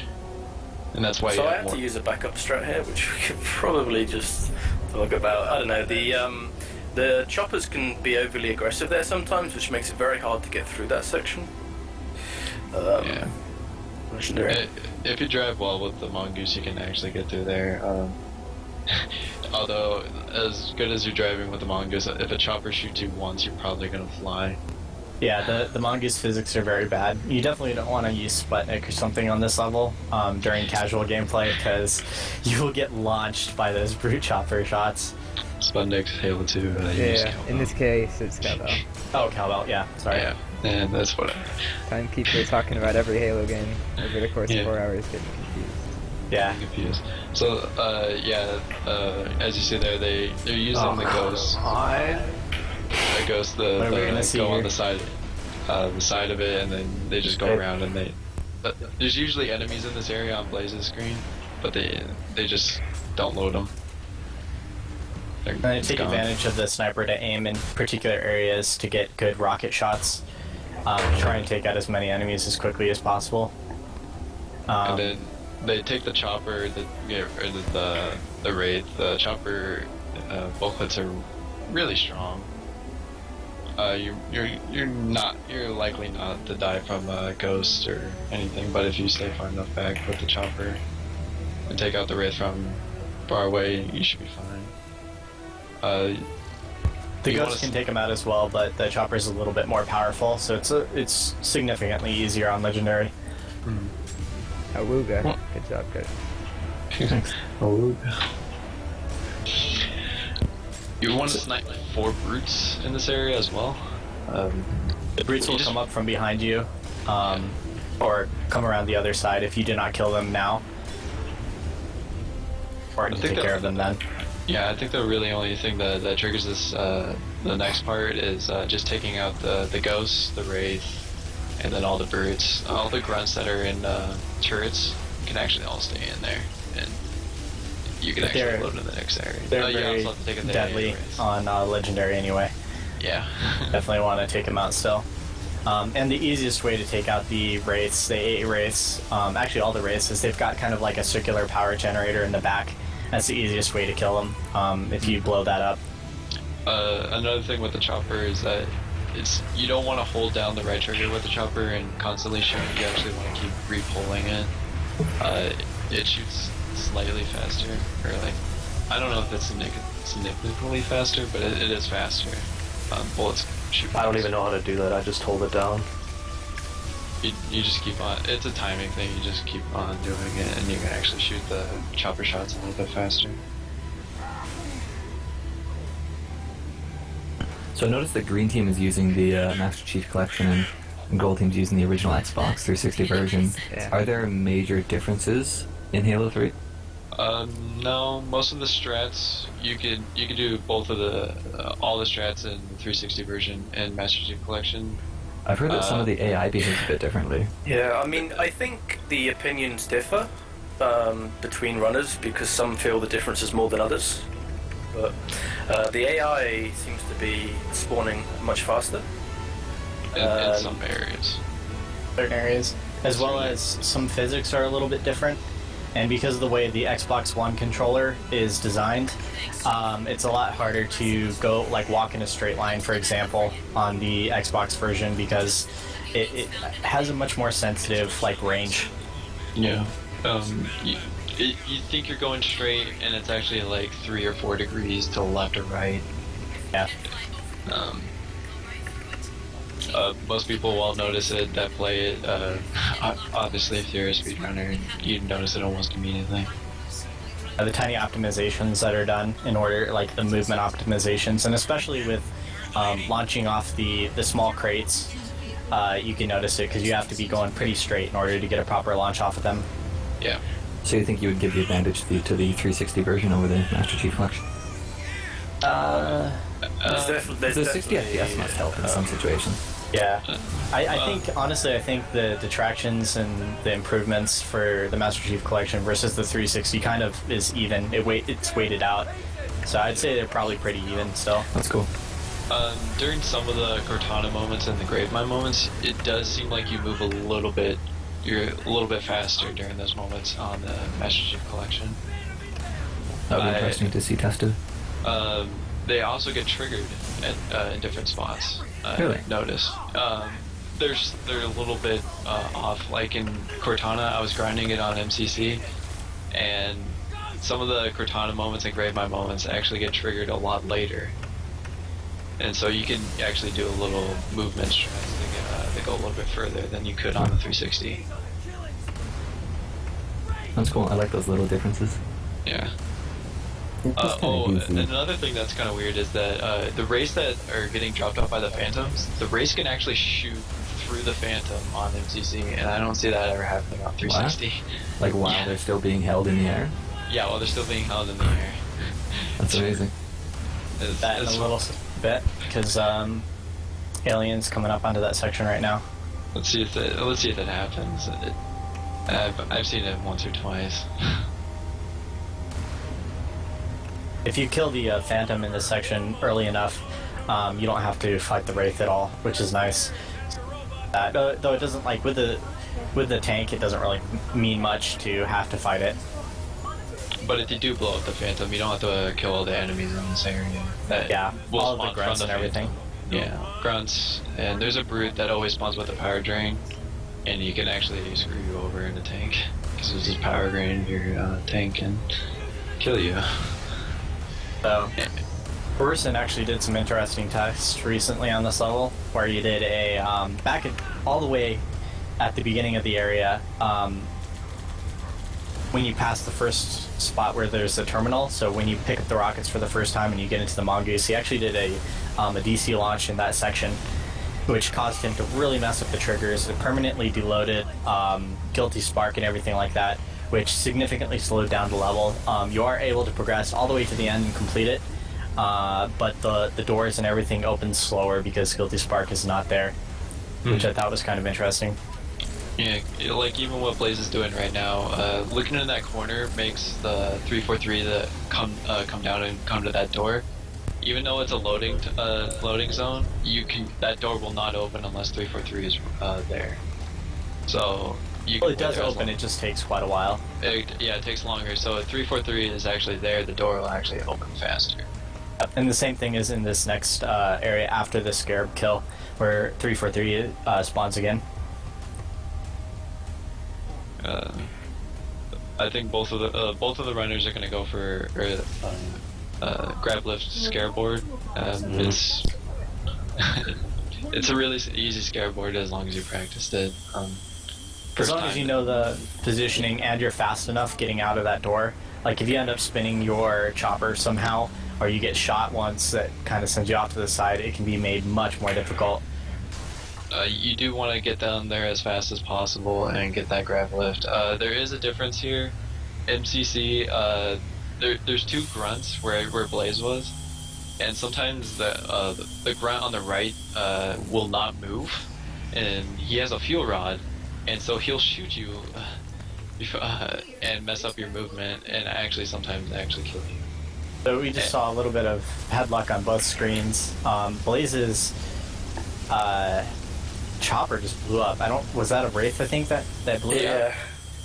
A Wraith, the Wraith that's actually close, like the closest Wraith right there, actually will lock onto you and will blow up that chopper. That's unfortunate. That can definitely happen. That definitely can happen. He's not going to go for early tower. He's just going to get another chopper and then take a safer route up through the tower. If his chopper didn't blow up, he probably wouldn't lose that much time, but I don't think he's still going to lose any time. This next part, the trigger for it is there's a Pelican that spawns in, and the Pelican has to get to the tower. Grunt was there with the fuel rod. Oh, so you'll get to see that with the fuel rod. The Pelican has to get down there, and the Arbiter and 2 Marines have to spawn in for the next area to load in. So, But you can kill one of the Marines in order to skip some dialogue. I think it's the male Marine. There's always a male, a female Marine, male and a female, and then the Arbiter. And if you kill the male Marine, then you skip a dialogue where Guilty Spark zaps the Marine because he offers to help out with opening the door. Yeah. You always got to be careful on this tower as well because there is a sniper, and snipers are one-shot kills no matter where you are. So you got to take out that sniper as fast as possible. If you're watching Blaze's screen, you could see him take it out with the fuel rod. You just took out male Marine with the sniper. You can also take them out with a nade, but just like anything, a nade doesn't count as like an actual betrayal kill. So if you throw a nade down there, it'll kill both of the Marines, and it skips it either way. But if you know which Marine you're going to shoot, you can take it out with the sniper. The first part of this descent, I suppose, is pretty easy. You don't really have very many enemies. The first room has just a bunch of sleeping grunts, and then the only brute there you can easily assassinate. And then you can run past the majority of the enemies. It's the second half after you press the button that's a little bit more difficult. There's multiple invisible enemies, which if you do not kill while you're inside of the building, they will follow you out, and you do have to kill them in order to finish the level, unless you block them off with like a deployable cover or something like that. That's more of the deployable cover thing is more of an easy strat. On Legendary, we kill all of the brutes in that area that are invisible. It's just, it's a lot more safer. You don't want a brute randomly coming out in there and you can't even see him just shoot you. I did notice actually, so the invisible brutes are rendered a little bit differently on the Master Chief Collection. I'm not sure if anybody else noticed that, but if you look through glass, you can see invisible brutes very easily on the original Halo 3. In the Master Chief Collection, they are much more difficult to see. The fact that there's glass in between you and them does not seem to significantly change how visible they are. Wow. So it's a little bit harder to see, at least from my experience. I might be remembering original Halo 3 wrong, but it's kind of a. I don't know if this is a related issue, but in Halo 1 multiplayer in Master Chief Collection, camo is completely different. I don't know if it's they used a different shader or what, but it's actually much more visible. So kind of the it's a lot easier to see. Yeah. So it actually doesn't even if you're on. I think I saw a video of Blood Gulch, and so the guy was running across Blood Gulch with camo, and you could see like a dark outline. It was literally like a completely black Master Chief running across the screen, and he was supposed to be invisible. So that's probably a glitch. Actually, that's what it sounds like to me, at least. Sub 16 arc. Oh, nice. That's really good for full game.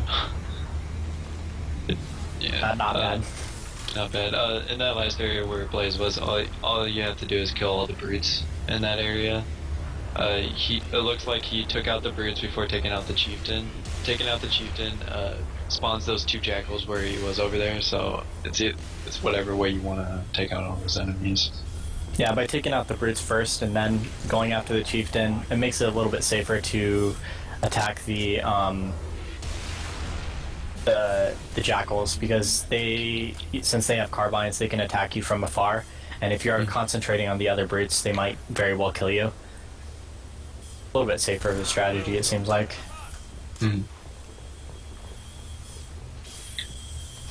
Beginning of Covenant, there isn't too much to really explain. Just kind of basic combat. Take out the AA Wraith with Spartan Laser, or do you guys board it?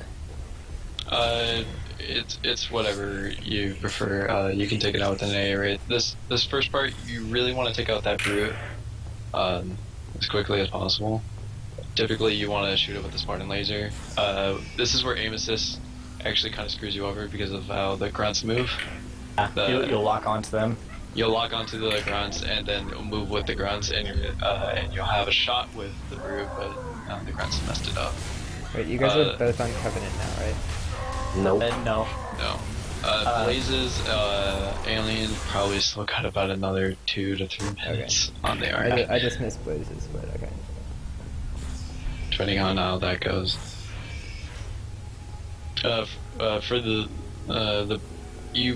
For the beach clear, you want to kill all the enemies. But if you take out those 2 shade turrets in the beginning, the Marines will stay alive and actually kill all the grunts back there. So you won't have to worry about any of them. You just want to take out the 2 brutes that have maulers, and you definitely want to, like, you can see Blaze taking out some of the Banshees. That's very useful. Depending on the Banshee's position, they can, you can completely avoid them, but also you can have the situation where they just follow you and end up flipping you over or something similar. which can really mess you up and kill you. Yeah, and on top of that, I went for another bit of a safety strat. I picked up Marines. Usually you don't do that. But again, it's a consistency thing that's always a consideration. Makes it easier to avoid, to not take damage from the ghosts and everything. Especially in that area. And are you going to switch to Ghost, or are you going to stay in the Warthog for this next area? Definitely Ghost strats. Ghost strats? I've not Okay. seen the Hog strats done, I must say. The Hog strats, they're a little bit more safer if you know how to do them. Getting the Warthog, which you'll see in a moment with where Blaze is going to go, is actually kind of hard because of how the Warthog dips into that hole. So you actually have to hit a wall beforehand, and if you don't hit that wall, the Warthog flips, and you're most likely going to die. The Ghost is it's just random. If you have an equipment like a regenerator or a bubble shield, it makes it a little bit easier. But you mainly want to take out the brute and the turret. If you take out those, you can pretty much get through. That part could either be nice to you or not, depending on. As long as you ram the turret with the Ghost, you should be able to destroy it as long as your health isn't too low. So it's a pretty unfortunate death right here. One of the grunts threw a plasma grenade at the boxes, and you need those boxes to remain stacked, otherwise you cannot make it up to skip the enemies on the bottom. Dang, that was a really long death too. All the way back into the Warthog. Yeah, you don't get a checkpoint until the top of the tower, if you go for that checkpoint. That's more of a safe checkpoint. If you could take out the enemies in that area. Yeah, finally finished the arc. Almost 21 minutes. Yeah, arc can go either way like that. So there is a 6-minute difference now just because of arc. Yeah, just because of arc. That's They were crazy. like neck and neck right at the beginning. Yeah. Yeah, It just goes the to arc and the show. Covenant is where you're gonna see the most difference. Yeah, Blaze has actually had 2 unfortunate deaths now. That has sent him back quite a bit, so it's going to make it a little bit closer. Let Alien catch up a little bit, it looks like. Mm-hmm. So 4:41:37 and 4:45:36 are insane splits, between 2 different teams after that much time. Yeah. I think the most impressive, the end of Storm was 4:17:45 and 4:17:55.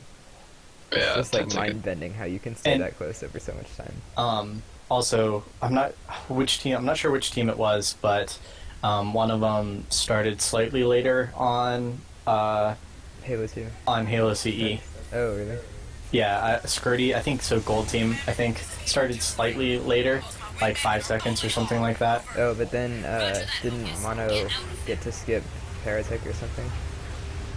Yeah, there is actually starting the game at the very beginning of the race. You just loaded it a little bit differently, but yeah. Oh yeah, Mono preloaded. Yeah, okay, yeah, I know what you were saying now. Okay. When you said skip Heretic, I was just really confused. I was thinking of the Oracle level, but you actually meant the Heretic cutscene. Is actually what it's called. Okay. It's called the Heretic. You're correct.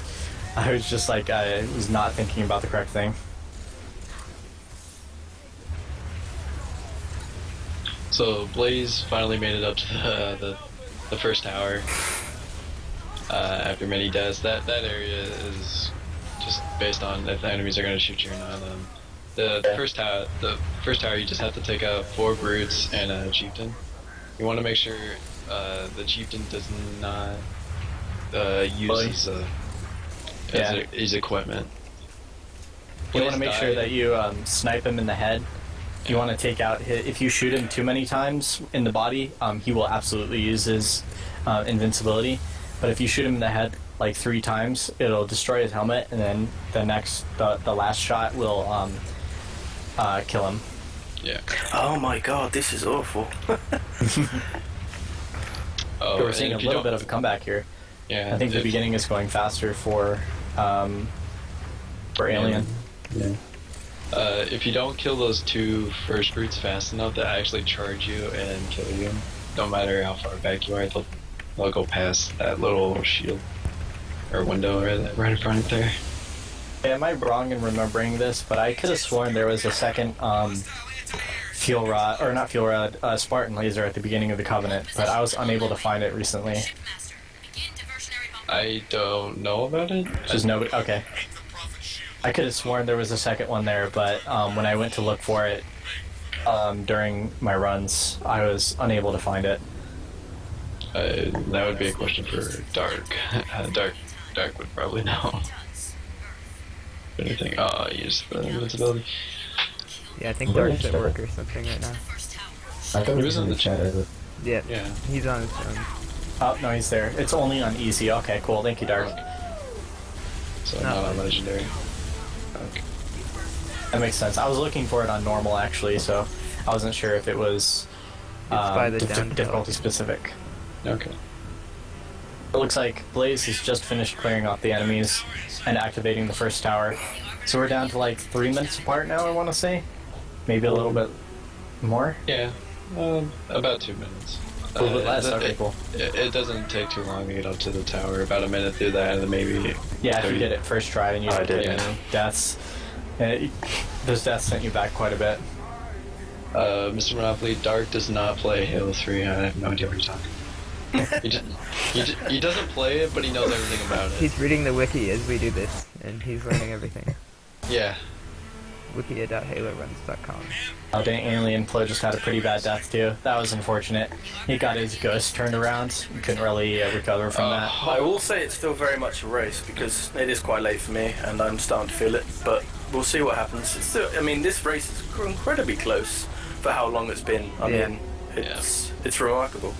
Especially for Legendary, like, to be 10 seconds apart after 4 hours. Like, we've had, that's like insane for one game. Like, yeah, honestly, I expected one team to be like 10 minutes ahead.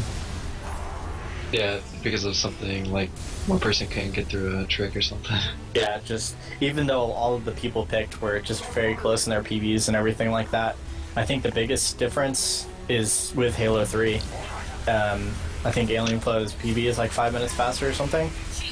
Yeah, but 4 minutes or something. Yeah, so 4 minutes.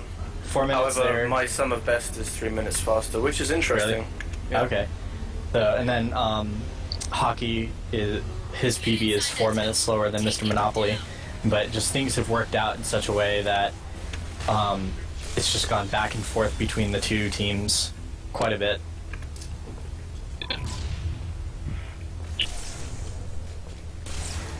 Flo should pick up Legendary. I'm still waiting on that. Yeah. For Halo 2, you mean? Yeah. Yeah. Sub's computer died. Oh no! Yeah. Yes. We don't know the details of this computer dying, but he said that his computer died and then he stopped chatting in that group. So. Oh. It's all over. Left the group? It's all over. You mean he actually left the group? Backflip? No. Or he just stopped talking? Yeah, I don't think he said anything since he wrote that. Oh, that sucks, man. It was really improbable that we anyway. lost enough Halo 1 runners for that to happen. Like, we had Skirty as a backup, and then we had 3 other runners, and Vetro was busy, and Sub's computer broke, and Skirty was ready. He can race, so we still had a little bit disappointed we didn't see Goat join in at all. Yeah, he was busy from the start. That's why I had his soul in the first place. Yeah, he was busy too. That was improbable. Too many people. Hopefully we'll get a better turnout. It'd be nice, unfortunately, the layout only really supports 3 teams, but it'd be nice to get a couple more teams to do something like that. Or, yeah, if it could be pulled off, like more than 3 teams. Yeah, that's, well, yeah, you could definitely, like you could do that, but you wouldn't have any elbow room for people dropping. Yeah. Because I think, at least if we increase the amount of games, I think there's really only 3 people who do Halo 4 Legendary. Yeah, that's the thing. But Monopoly could definitely fill in for that or something like that if he was interested. And I personally wouldn't mind doing that. I've been learning the Legendary strategies for that game as well. That would be nice. Halo 3 is probably the only game I wouldn't be able to do. So I could fill in for any position, except actually I'm quite a bit worse than everybody else that was picked for Halo CE. Not my best game. Dark still speedruns, but does not stream. Yeah, every single time I get on Xbox, I see him on the Master Chief Collection playing Halo 3. There's no stream, and I cry a little bit inside. Okay, the buggers took 4 grenades there. This is probably going to be a bit closer than we thought. Dude, nice. I've never seen that before. They just didn't want to die. Oh dang, dude, that spike grenade. Yeah. Blaze is throwing the run. Man, that sucks. Yeah, the I don't know. I felt like they were a little bit easier on the Master Chief Collection, but I don't know if it's just because I have a lack of experience with the Xbox version, Xbox 360 version. Yeah, but maybe. They're pretty easy to kill, at least for me. If you place your frag grenades and plasma grenades in good location, especially if you stick one of them, you can easily kill quite a few. But if you miss the sticks, it can be very unfortunate. Also taking the bird shot through that area. Bird shot, if you get a good place bird shot, you can take out all the buggers in that area. Bird shot is pretty powerful in Halo 3. Oh my god. Did they increase the amount of shots for the brute shot for Halo 3 as well? I think they did, right? Yeah, it went from 4 to 6. Yeah. Okay, I wasn't sure if I had that backwards and it was at 6 in Halo 2 and 4 to Halo 3. And I think they also increased the damage. Dealt to you at least. Now this is getting very, very close now. Blaze is still at the, I guess it's the 3rd tower, but it's the 2nd tower that you have to go to. Or the last tower you have to go to, and Alien is flying to it right now, so. Very intense. Very intense. Very close right now. Big Blaze has finally cleared out all of the drones. Yeah, I'm not quite sure what happened with those drones. I always try to bring a brute shot in. So here we can actually kind of tell this next area that Blaze is going up to has camoed brutes, so I'm kind of curious to see. I'm almost positive that you can see the brutes through glass very easily on the original Xbox version, Xbox 360 version, but you cannot on Master Chief. You might be able to tell a little bit. I think it's just movement. You can tell brutes that are invisible by them moving a lot easier on 360. It's a lot harder on MCC. I can barely see a brute that's invisible when they're moving. Yeah. Really get a chance to see how it is, and fortunately, all of them are dead. All the invisible ones are dead. Yeah. And we are very, very close now. Alien is coming up the elevator that Blaze just finished the area for.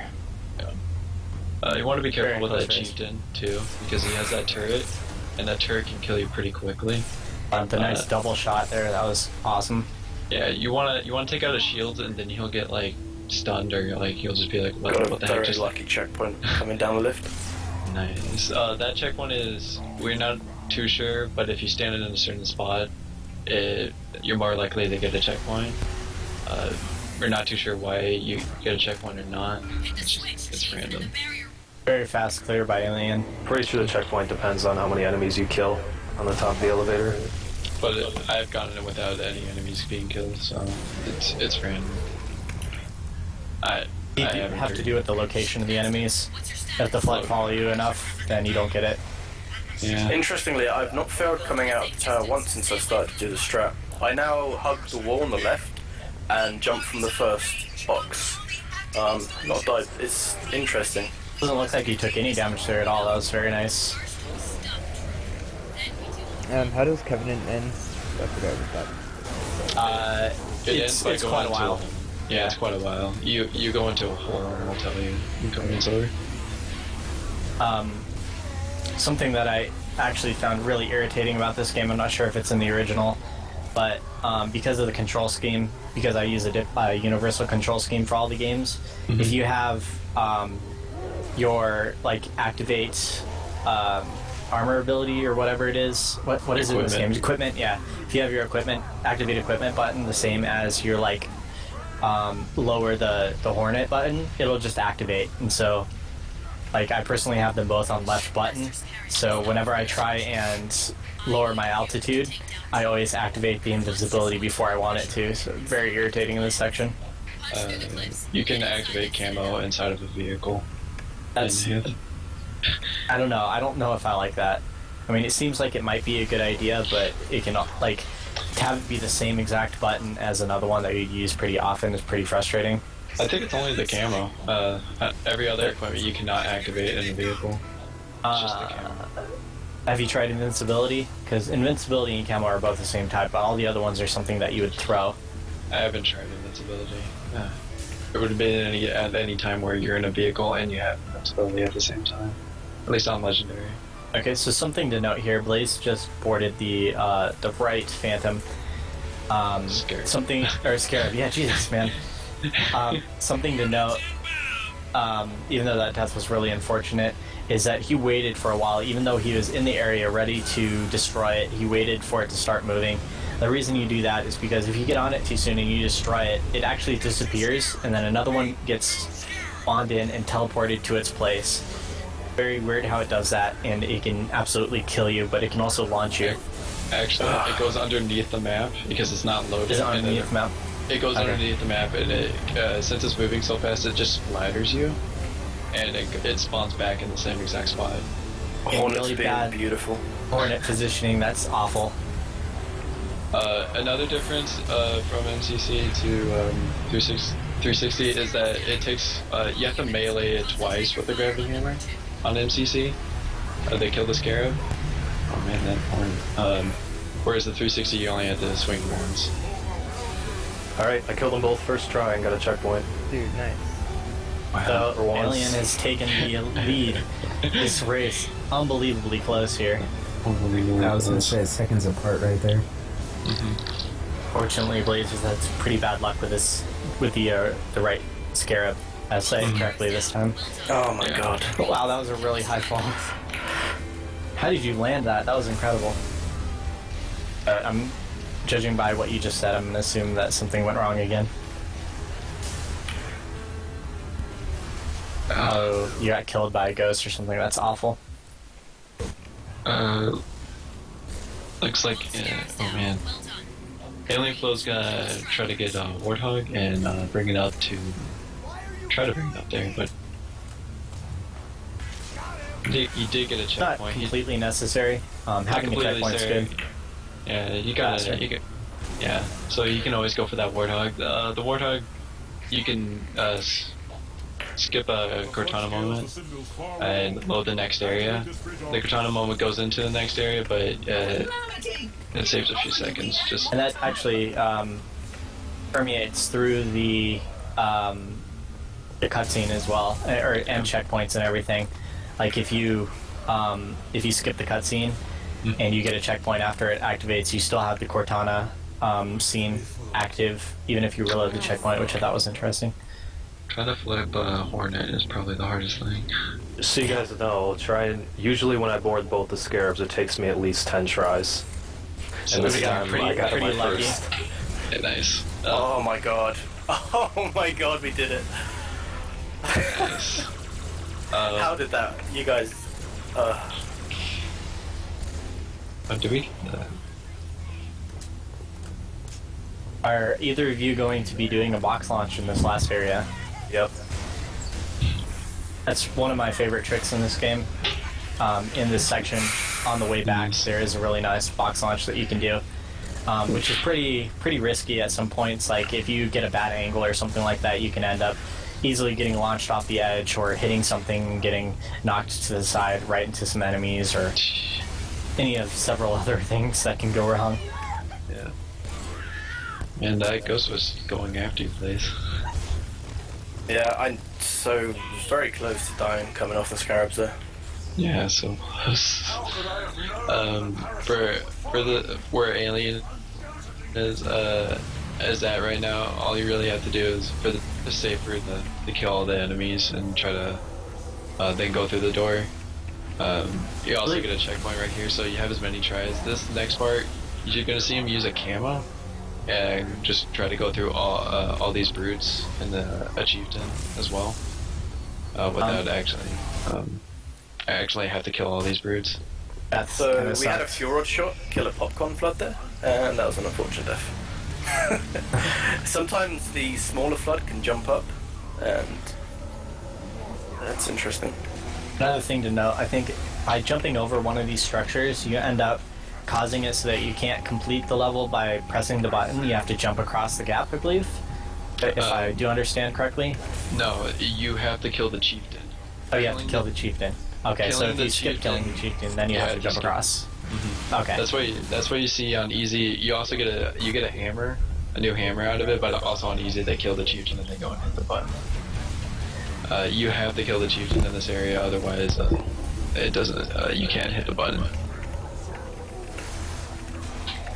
Another thing is if you activate the camo too late, the enemy, the chieftain sees you, and all the enemies know exactly where you are in camo, so they'll just follow you.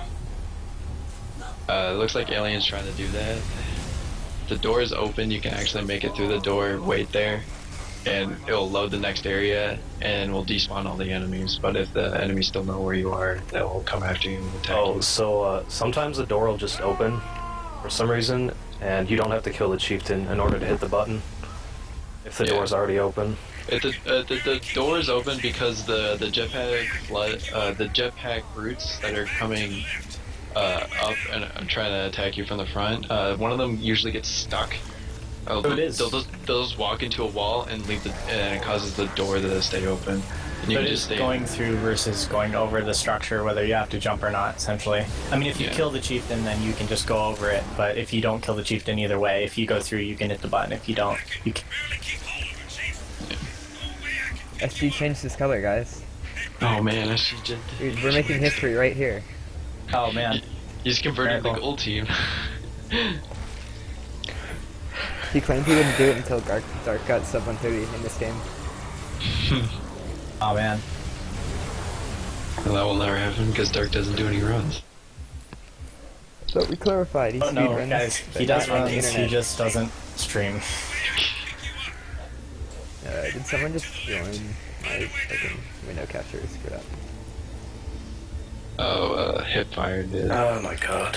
He joined this channel? Oh, I see. Red box launch. No, yeah, the lobby. Oh, never mind. That was pathetic. If Alien can get through the first like I don't even know, like building or door structure. I don't know what to call it. Really good box launch there until you got knocked off the edge. That sucks. That was a really nice launch. You can get a box launch right off that. Where does he get knocked? Let's try it again. So this is unfortunate. I'm getting shot by and hammered as I'm invisible. It happens sometimes. Wow, I made it all the way to the door. Literally touching the door. Wow. That was amazing.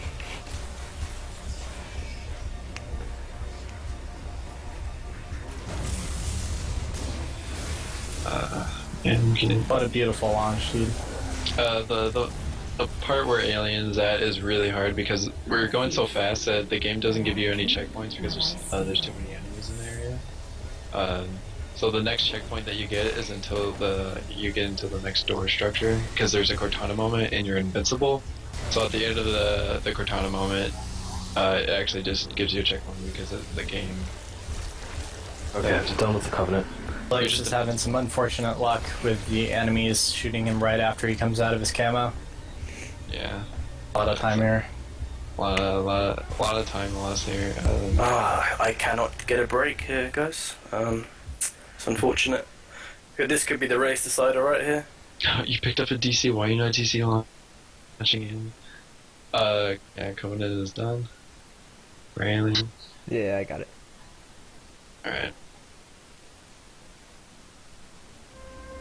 Blaze just has to get past these enemies. To skip the cutscenes in this game, can you just hold down A as it loads, or? Mhm. Okay. You can hold it down early. Yeah. We didn't figure that out in that's what I Reach for do. such a long time. We had been like spamming through the cutscenes like for months. One of the things to note on the Covenant, there's some that you don't actually want to skip right away because they'll soft lock the game. I just got the Cortana skip with one hammer swing. What? Did you hit one of the explosive like flood? No, I got a slide jump at the end and just barely made it. Wow. Okay, just saw that. Wow. That's cool. Yeah. Oh dang. You guys will not believe it. Oh, you finally made it. No. Oh. That's awful, dude. Dude. Oh man, Blaze. You missed the bridge jump. Yes. Yeah. Feels so bad. Cortana is one of those levels where you could just... It's more of a straight line kind of level. You just have to walk through it, and then there's parts where you have to Stolen thoughts. do certain objectives to move on. So you can pause in certain areas to get checkpoints. Yeah. The door was open, and then he dropped down as soon as I was going through, and it closed on me. And it killed you? Yeah. Oh no, it didn't kill you. You just weren't able to get through, and then you got killed. I thought the door actually literally closed on you and killed you. Oh man. That'd be awful. This is incredible. The entire time the brutes have been throwing the bubble shield immediately, even though I'm, putting as much fuel as you can into them. One of them keeps dropping it every time. It's not good. Because it just protects them. You can't do anything about it. It's really, really bad checkpoint.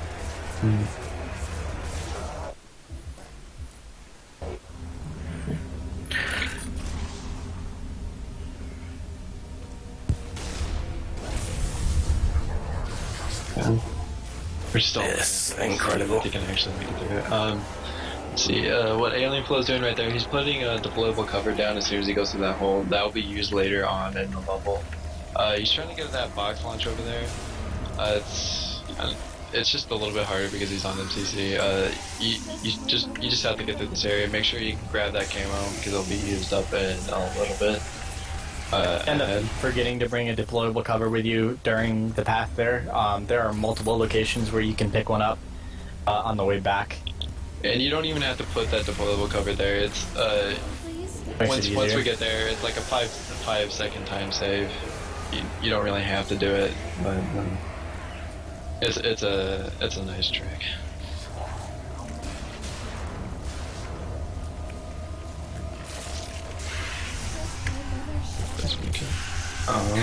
Well, I do apologise, everybody.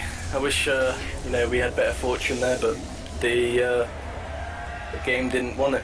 Unfortunately, it happens. Oh wait, that's not the... Rip Gold Team. Rip Gold Team.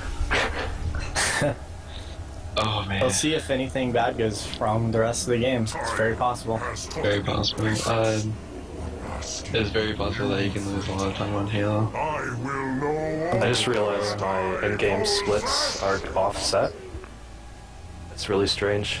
Yeah, trying to do full game runs, the level splits start to mess up and start going to the right, and I think it chooses the wrong level in the wrong game as well.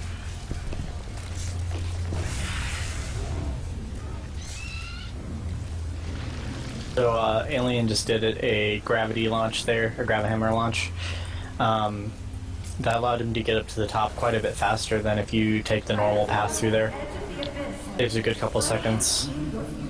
That is hard if you do not know how to do that gravity. Yeah, the normal path is just very twisty and confusing, and you will find yourself like going down on accident or something like that. Yeah. First try box launch. Nice. Reed, we did not throw the run on purpose. I would not do that, ever. Those So, backflip. Yep. Blaze is finishing up right now. in a little bit. Well, I counted 4 times when I did the hammer jump to get up. Every time got fuel rod as you jumped up. Yeah. I don't know. I'm not sure what else I could have done there in that situation. Green team just rules. This next part where Alien's going, after, spoilers, he saves Cortana. After he saves Cortana in this next area, he has to blow up 3 generators.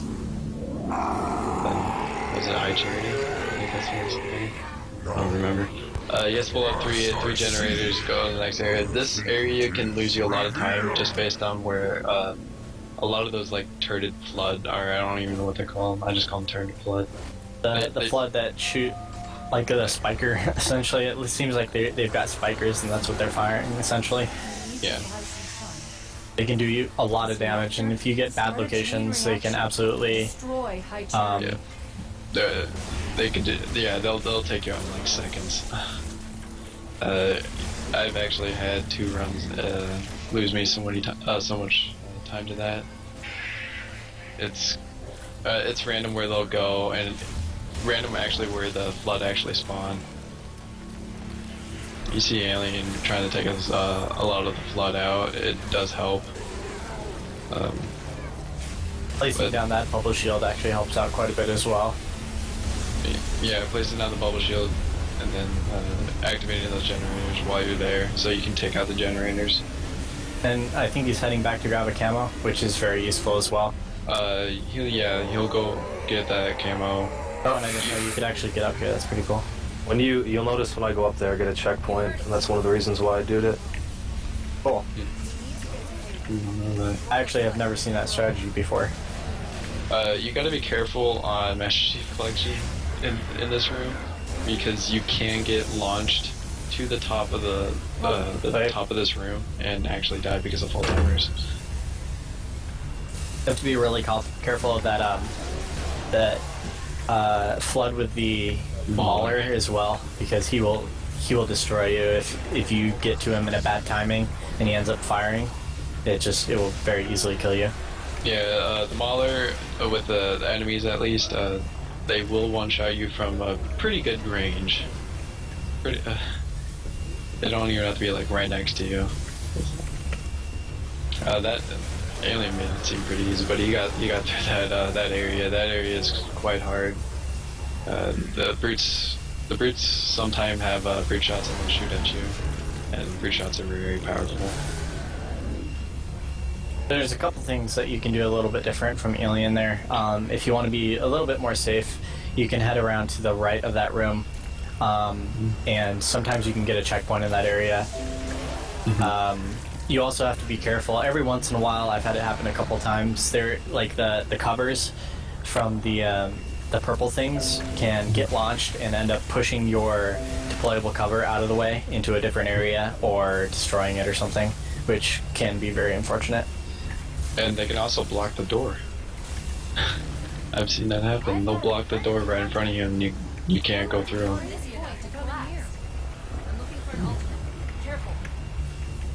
So Alien's coming right to the end of this level, backflip. Oh, okay. At the end of this level, you want to make sure you have 0 ammo in both of your weapons, because you don't want to carry any weapons over into the next level, because then the next level will spawn you with an assault rifle and a rocket launcher with 8 ammo.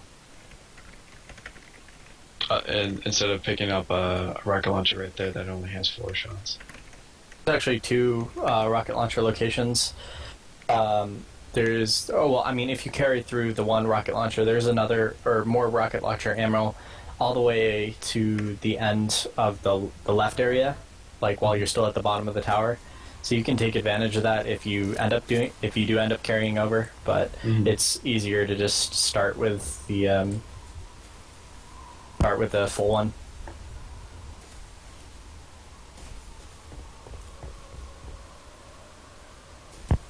What the? So this is the final level that Alien is on now. It's called Halo. Oh god. There's a Halo level in I think every, at least in the trilogy of all the Halo games. The original 3 have all Halo levels. I've had well, there isn't double- any level called Halo, and I mean it's called Delta Halo, I suppose. Yeah, as Halo. A little bit different, but Oh my god, that's triple the crate that you're supposed to hammer jump off in the jump up room. 3 times it's been knocked over in a row. Yeah, the weird. luck. Yeah. The weird, what is it? I don't even. I call them spider flood. They'll knock it over just by working. oh, the infection forms.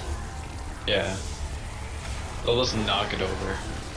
There is a backup strat for that, and I don't think Blaze knows it if that were to fall over. So he may not be able to make it through that area.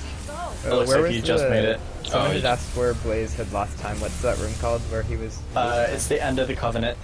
The end of the final Covenant. room. Yeah. Where he has to make it through the all those brutes and the chieftain. You can actually lose a lot of time if the brutes do some weird. Also, the area where you activate the that would have been your daddy's skull. Yeah. So I kind of missed it on Alien, but he did a grab hammer launch to get all the way to the top of this tower quicker than you're supposed to. Normally you're supposed to go on the left side and work your way up. Yeah, work your way up. But if you do some pretty nice gravity hammer launches up to the top of the tower, you skip all that. And what you see right now, he's going to go over to Johnson and he's going to go and kill him and take his laser. The first laser has like 2 shots, I think, or two ammo out of 100. Yeah, 2 ammo out of 100. So you kill him, you get rid of his laser, and then Johnson revives, and you'll have a second laser. You kill him again, you take that laser, and it has infinite ammo. And you can actually do certain things to help bring Johnson to the remainder of the level, or not the remainder, but after the Guilty Spark fight. If you end up killing Johnson like right before you go into the room with the Guilty Spark fight, you'll revive after it, I believe, and you can use his help there. You can also kill the Arbiter, and it'll make a second Arbiter in that spot. I've actually killed Johnson and the Arbiter, and there were 2 Arbiters in a Johnson in that area, and it really confused me. Because I didn't think it was possible. You can also like end up dropping the gravity hammer if you bring it with you to this point. Certain area, and Johnson's bring it through. really nice as well. With the rockets, he's being really, really helpful here.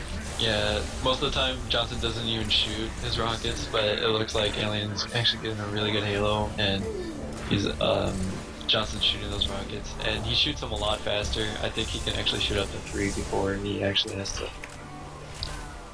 do a little animation. Yeah. And luckily, the AI have infinite ammo whenever they're holding a weapon. It's been true in all the Halo games, I believe. So far, yeah. Yeah, so far, at the very least, which is interesting. Because depending on how like the AI do stuff, you can end up losing ammo after killing them. Like I know on Halo 2, like if a, or even Halo CE, if an enemy shoots shot only one, you'll end up being missing like 1 piece of ammo. Filthy Kill says, I thought Johnson won't really do anything if you revive him. He's, like, as in, will he not continue to kill stuff if you kill him? Well, he will help out in like the very first area with the 3 plasma rifle flood, but other than that, he doesn't follow you up the slope, I don't think. No, he doesn't. He actually stays back in that area right where with the plasma rifles. So he doesn't really do much, but it's a fun little thing. Yeah, I actually got him once to actually kill all 3 of those flood, and it's you can get him to do it. It's really very situational. How many times has the leader changed during Halo 3? 3 or 4 times. Yeah, that's crazy. I think we had, yeah, in the first earlier we had Reach, then CE, then Halo 2, then it changed hands in Halo.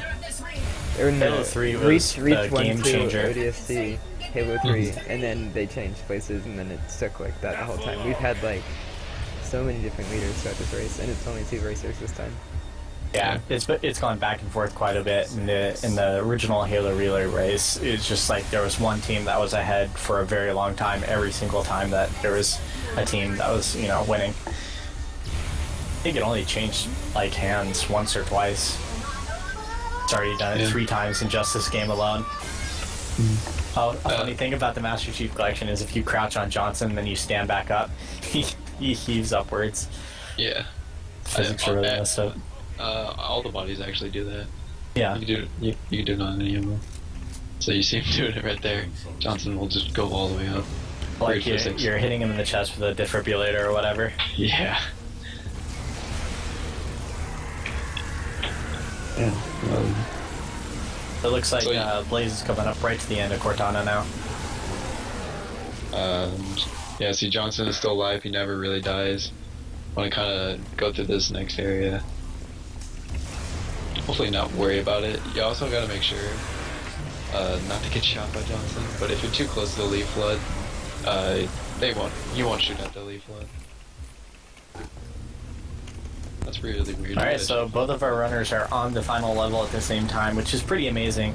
Final level is only like 15 minutes long at the longest that it could be, and that's if you have pretty bad luck. Yeah, especially where Alien is right now. You don't get a checkpoint until past the cliff. You have to make it all the way to the next part of the cliff to get a checkpoint. So things can go wrong. You can easily be killed by the Sentinels or something like that. So he can lose a lot of time right here. Still pretty amazing. After 3 games, both of our runners are on the same level, the final level of the game at the same time. Yeah. You can also lose a lot of time on the driving. On the driving part, there is actually a difference between the 360 and the Master Chief Collection. Those panels that explode, that you'll see, they don't explode really high in the Master Chief Collection. So a lot of the panels will actually explode really low and can knock your Warthog out of the way you're driving and even knock you off. We'll see how that goes. It's very easy. You can miss checkpoints and stuff as well every once in a while, and if you end up driving off or something like that, you can end up losing a ton of time.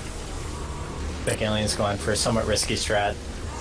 It's actually not as difficult as it seems because the Flood and the Sentinels engage each other, but he's able to just run past the majority of the enemies there. I didn't see a checkpoint, but it looks like you're probably going to get one right at the top of this ramp here. You did get a checkpoint once you made it through those doors right before the... Oh, did he? I missed it. You got it. Another thing is that you want to make sure you kill some of those flood pile-ups. If you don't kill them, they will kill you. There's enough there that actually they will kill you. Thanks to everyone in the chat who's supporting like all the commentary and how cool the stream is and stuff. Looks like Blaze is to the section where he's going to be killing Johnson very shortly here. Yeah.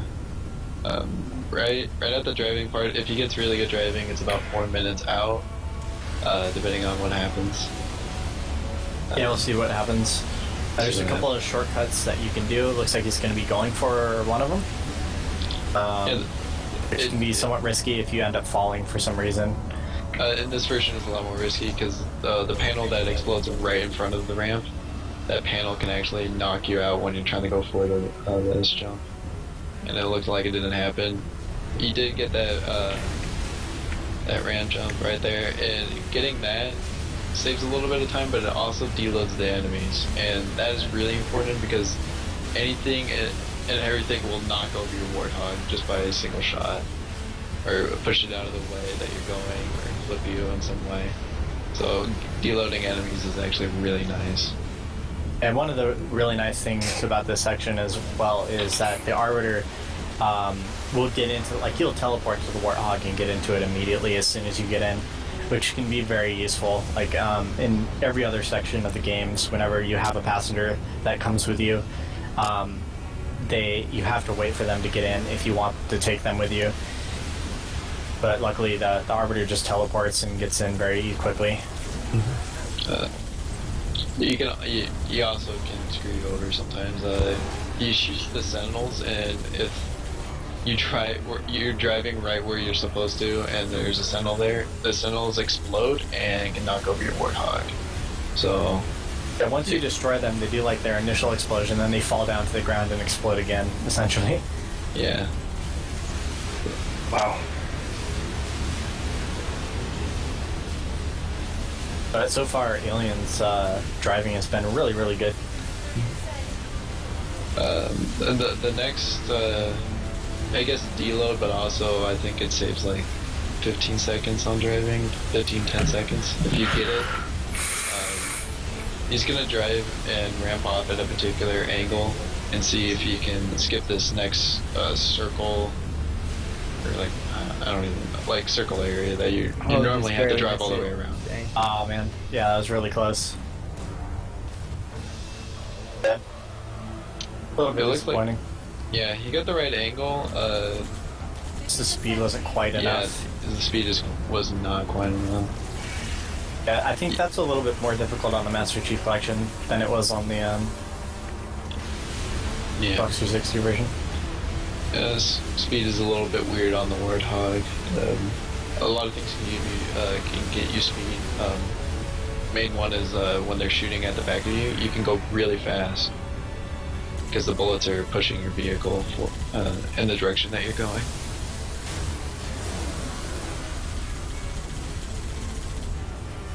So this next area where Alien is, sometimes since there's enemies there, they can mess you up. Looks like it didn't happen, so we're good. Yeah, any of the enemies can absolutely ruin your progress.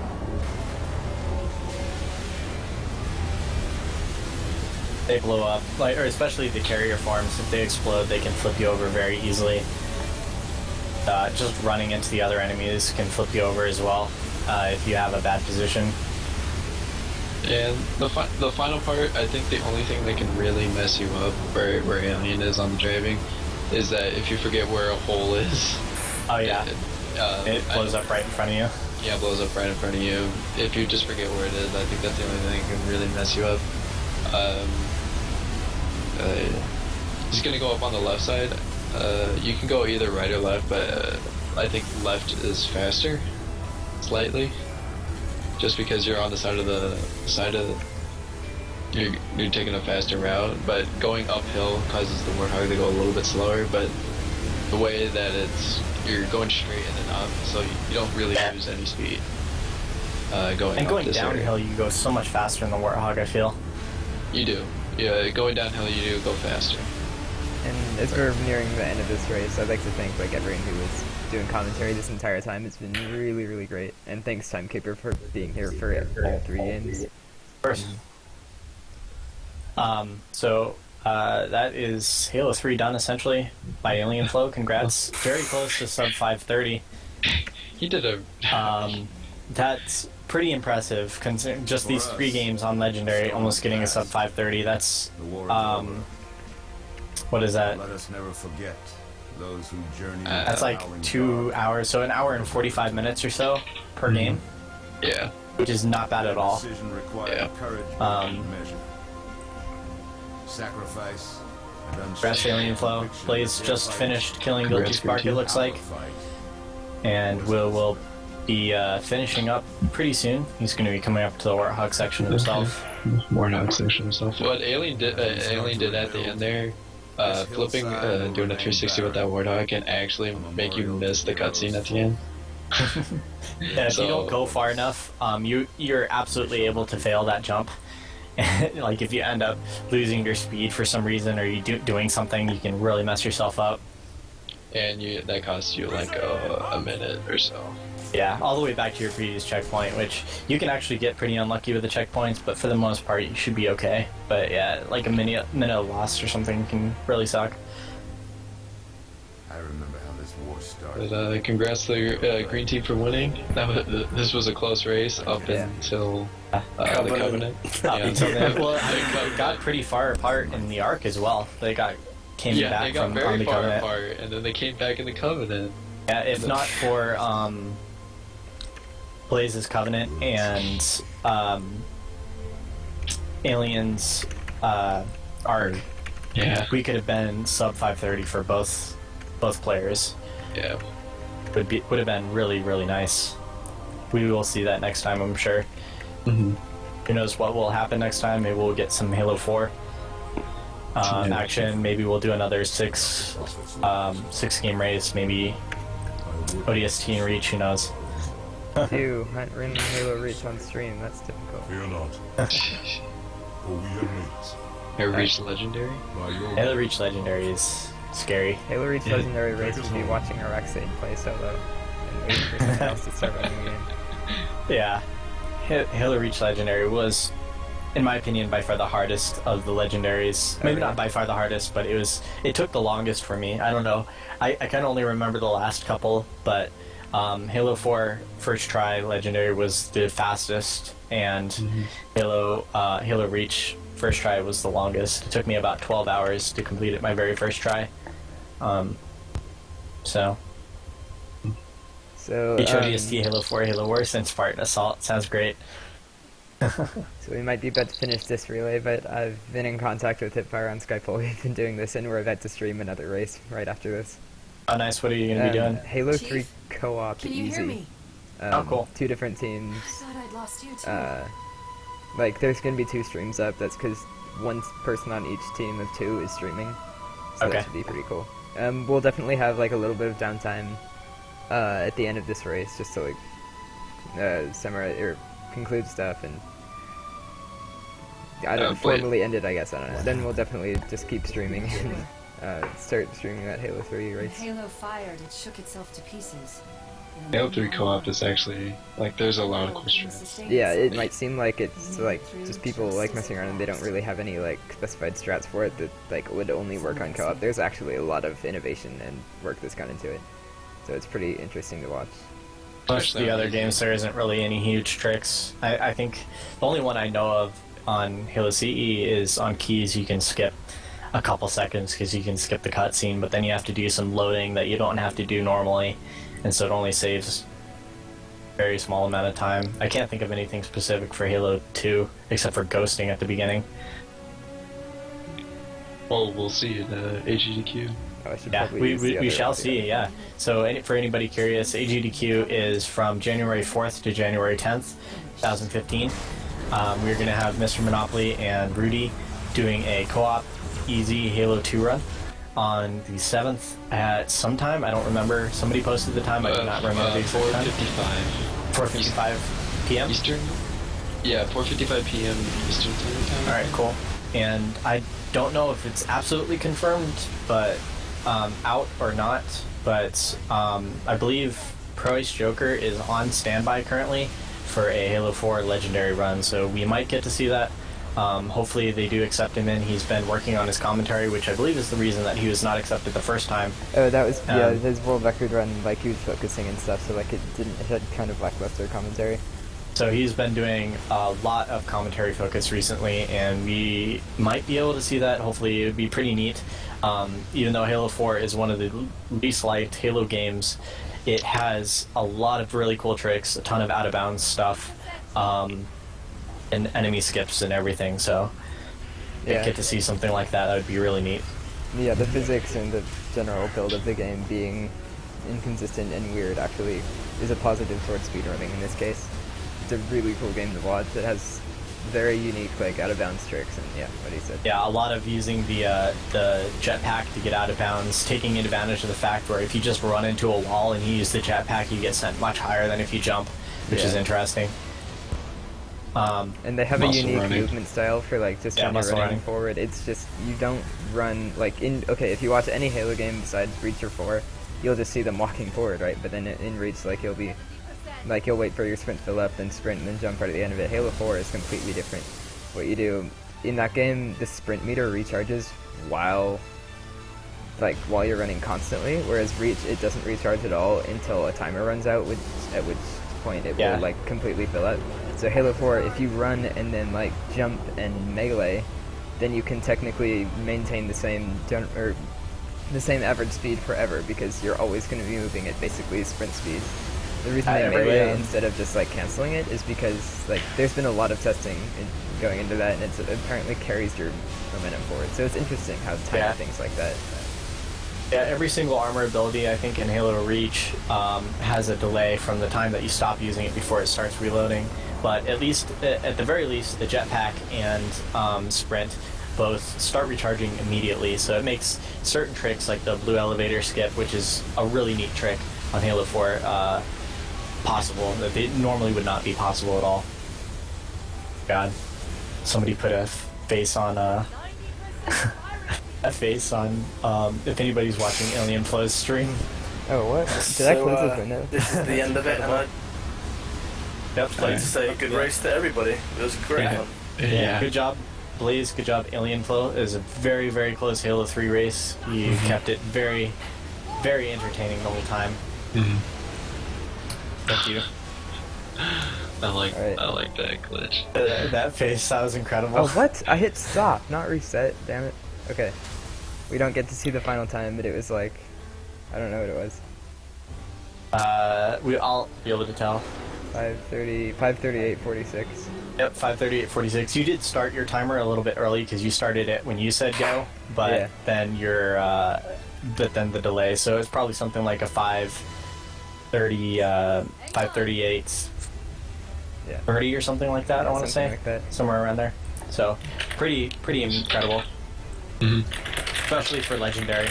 That was an excellent show from both the runners. Make sure to go to each of the runners' channels. We'll probably link those in the chat or something. Give them a follow. They did a great job.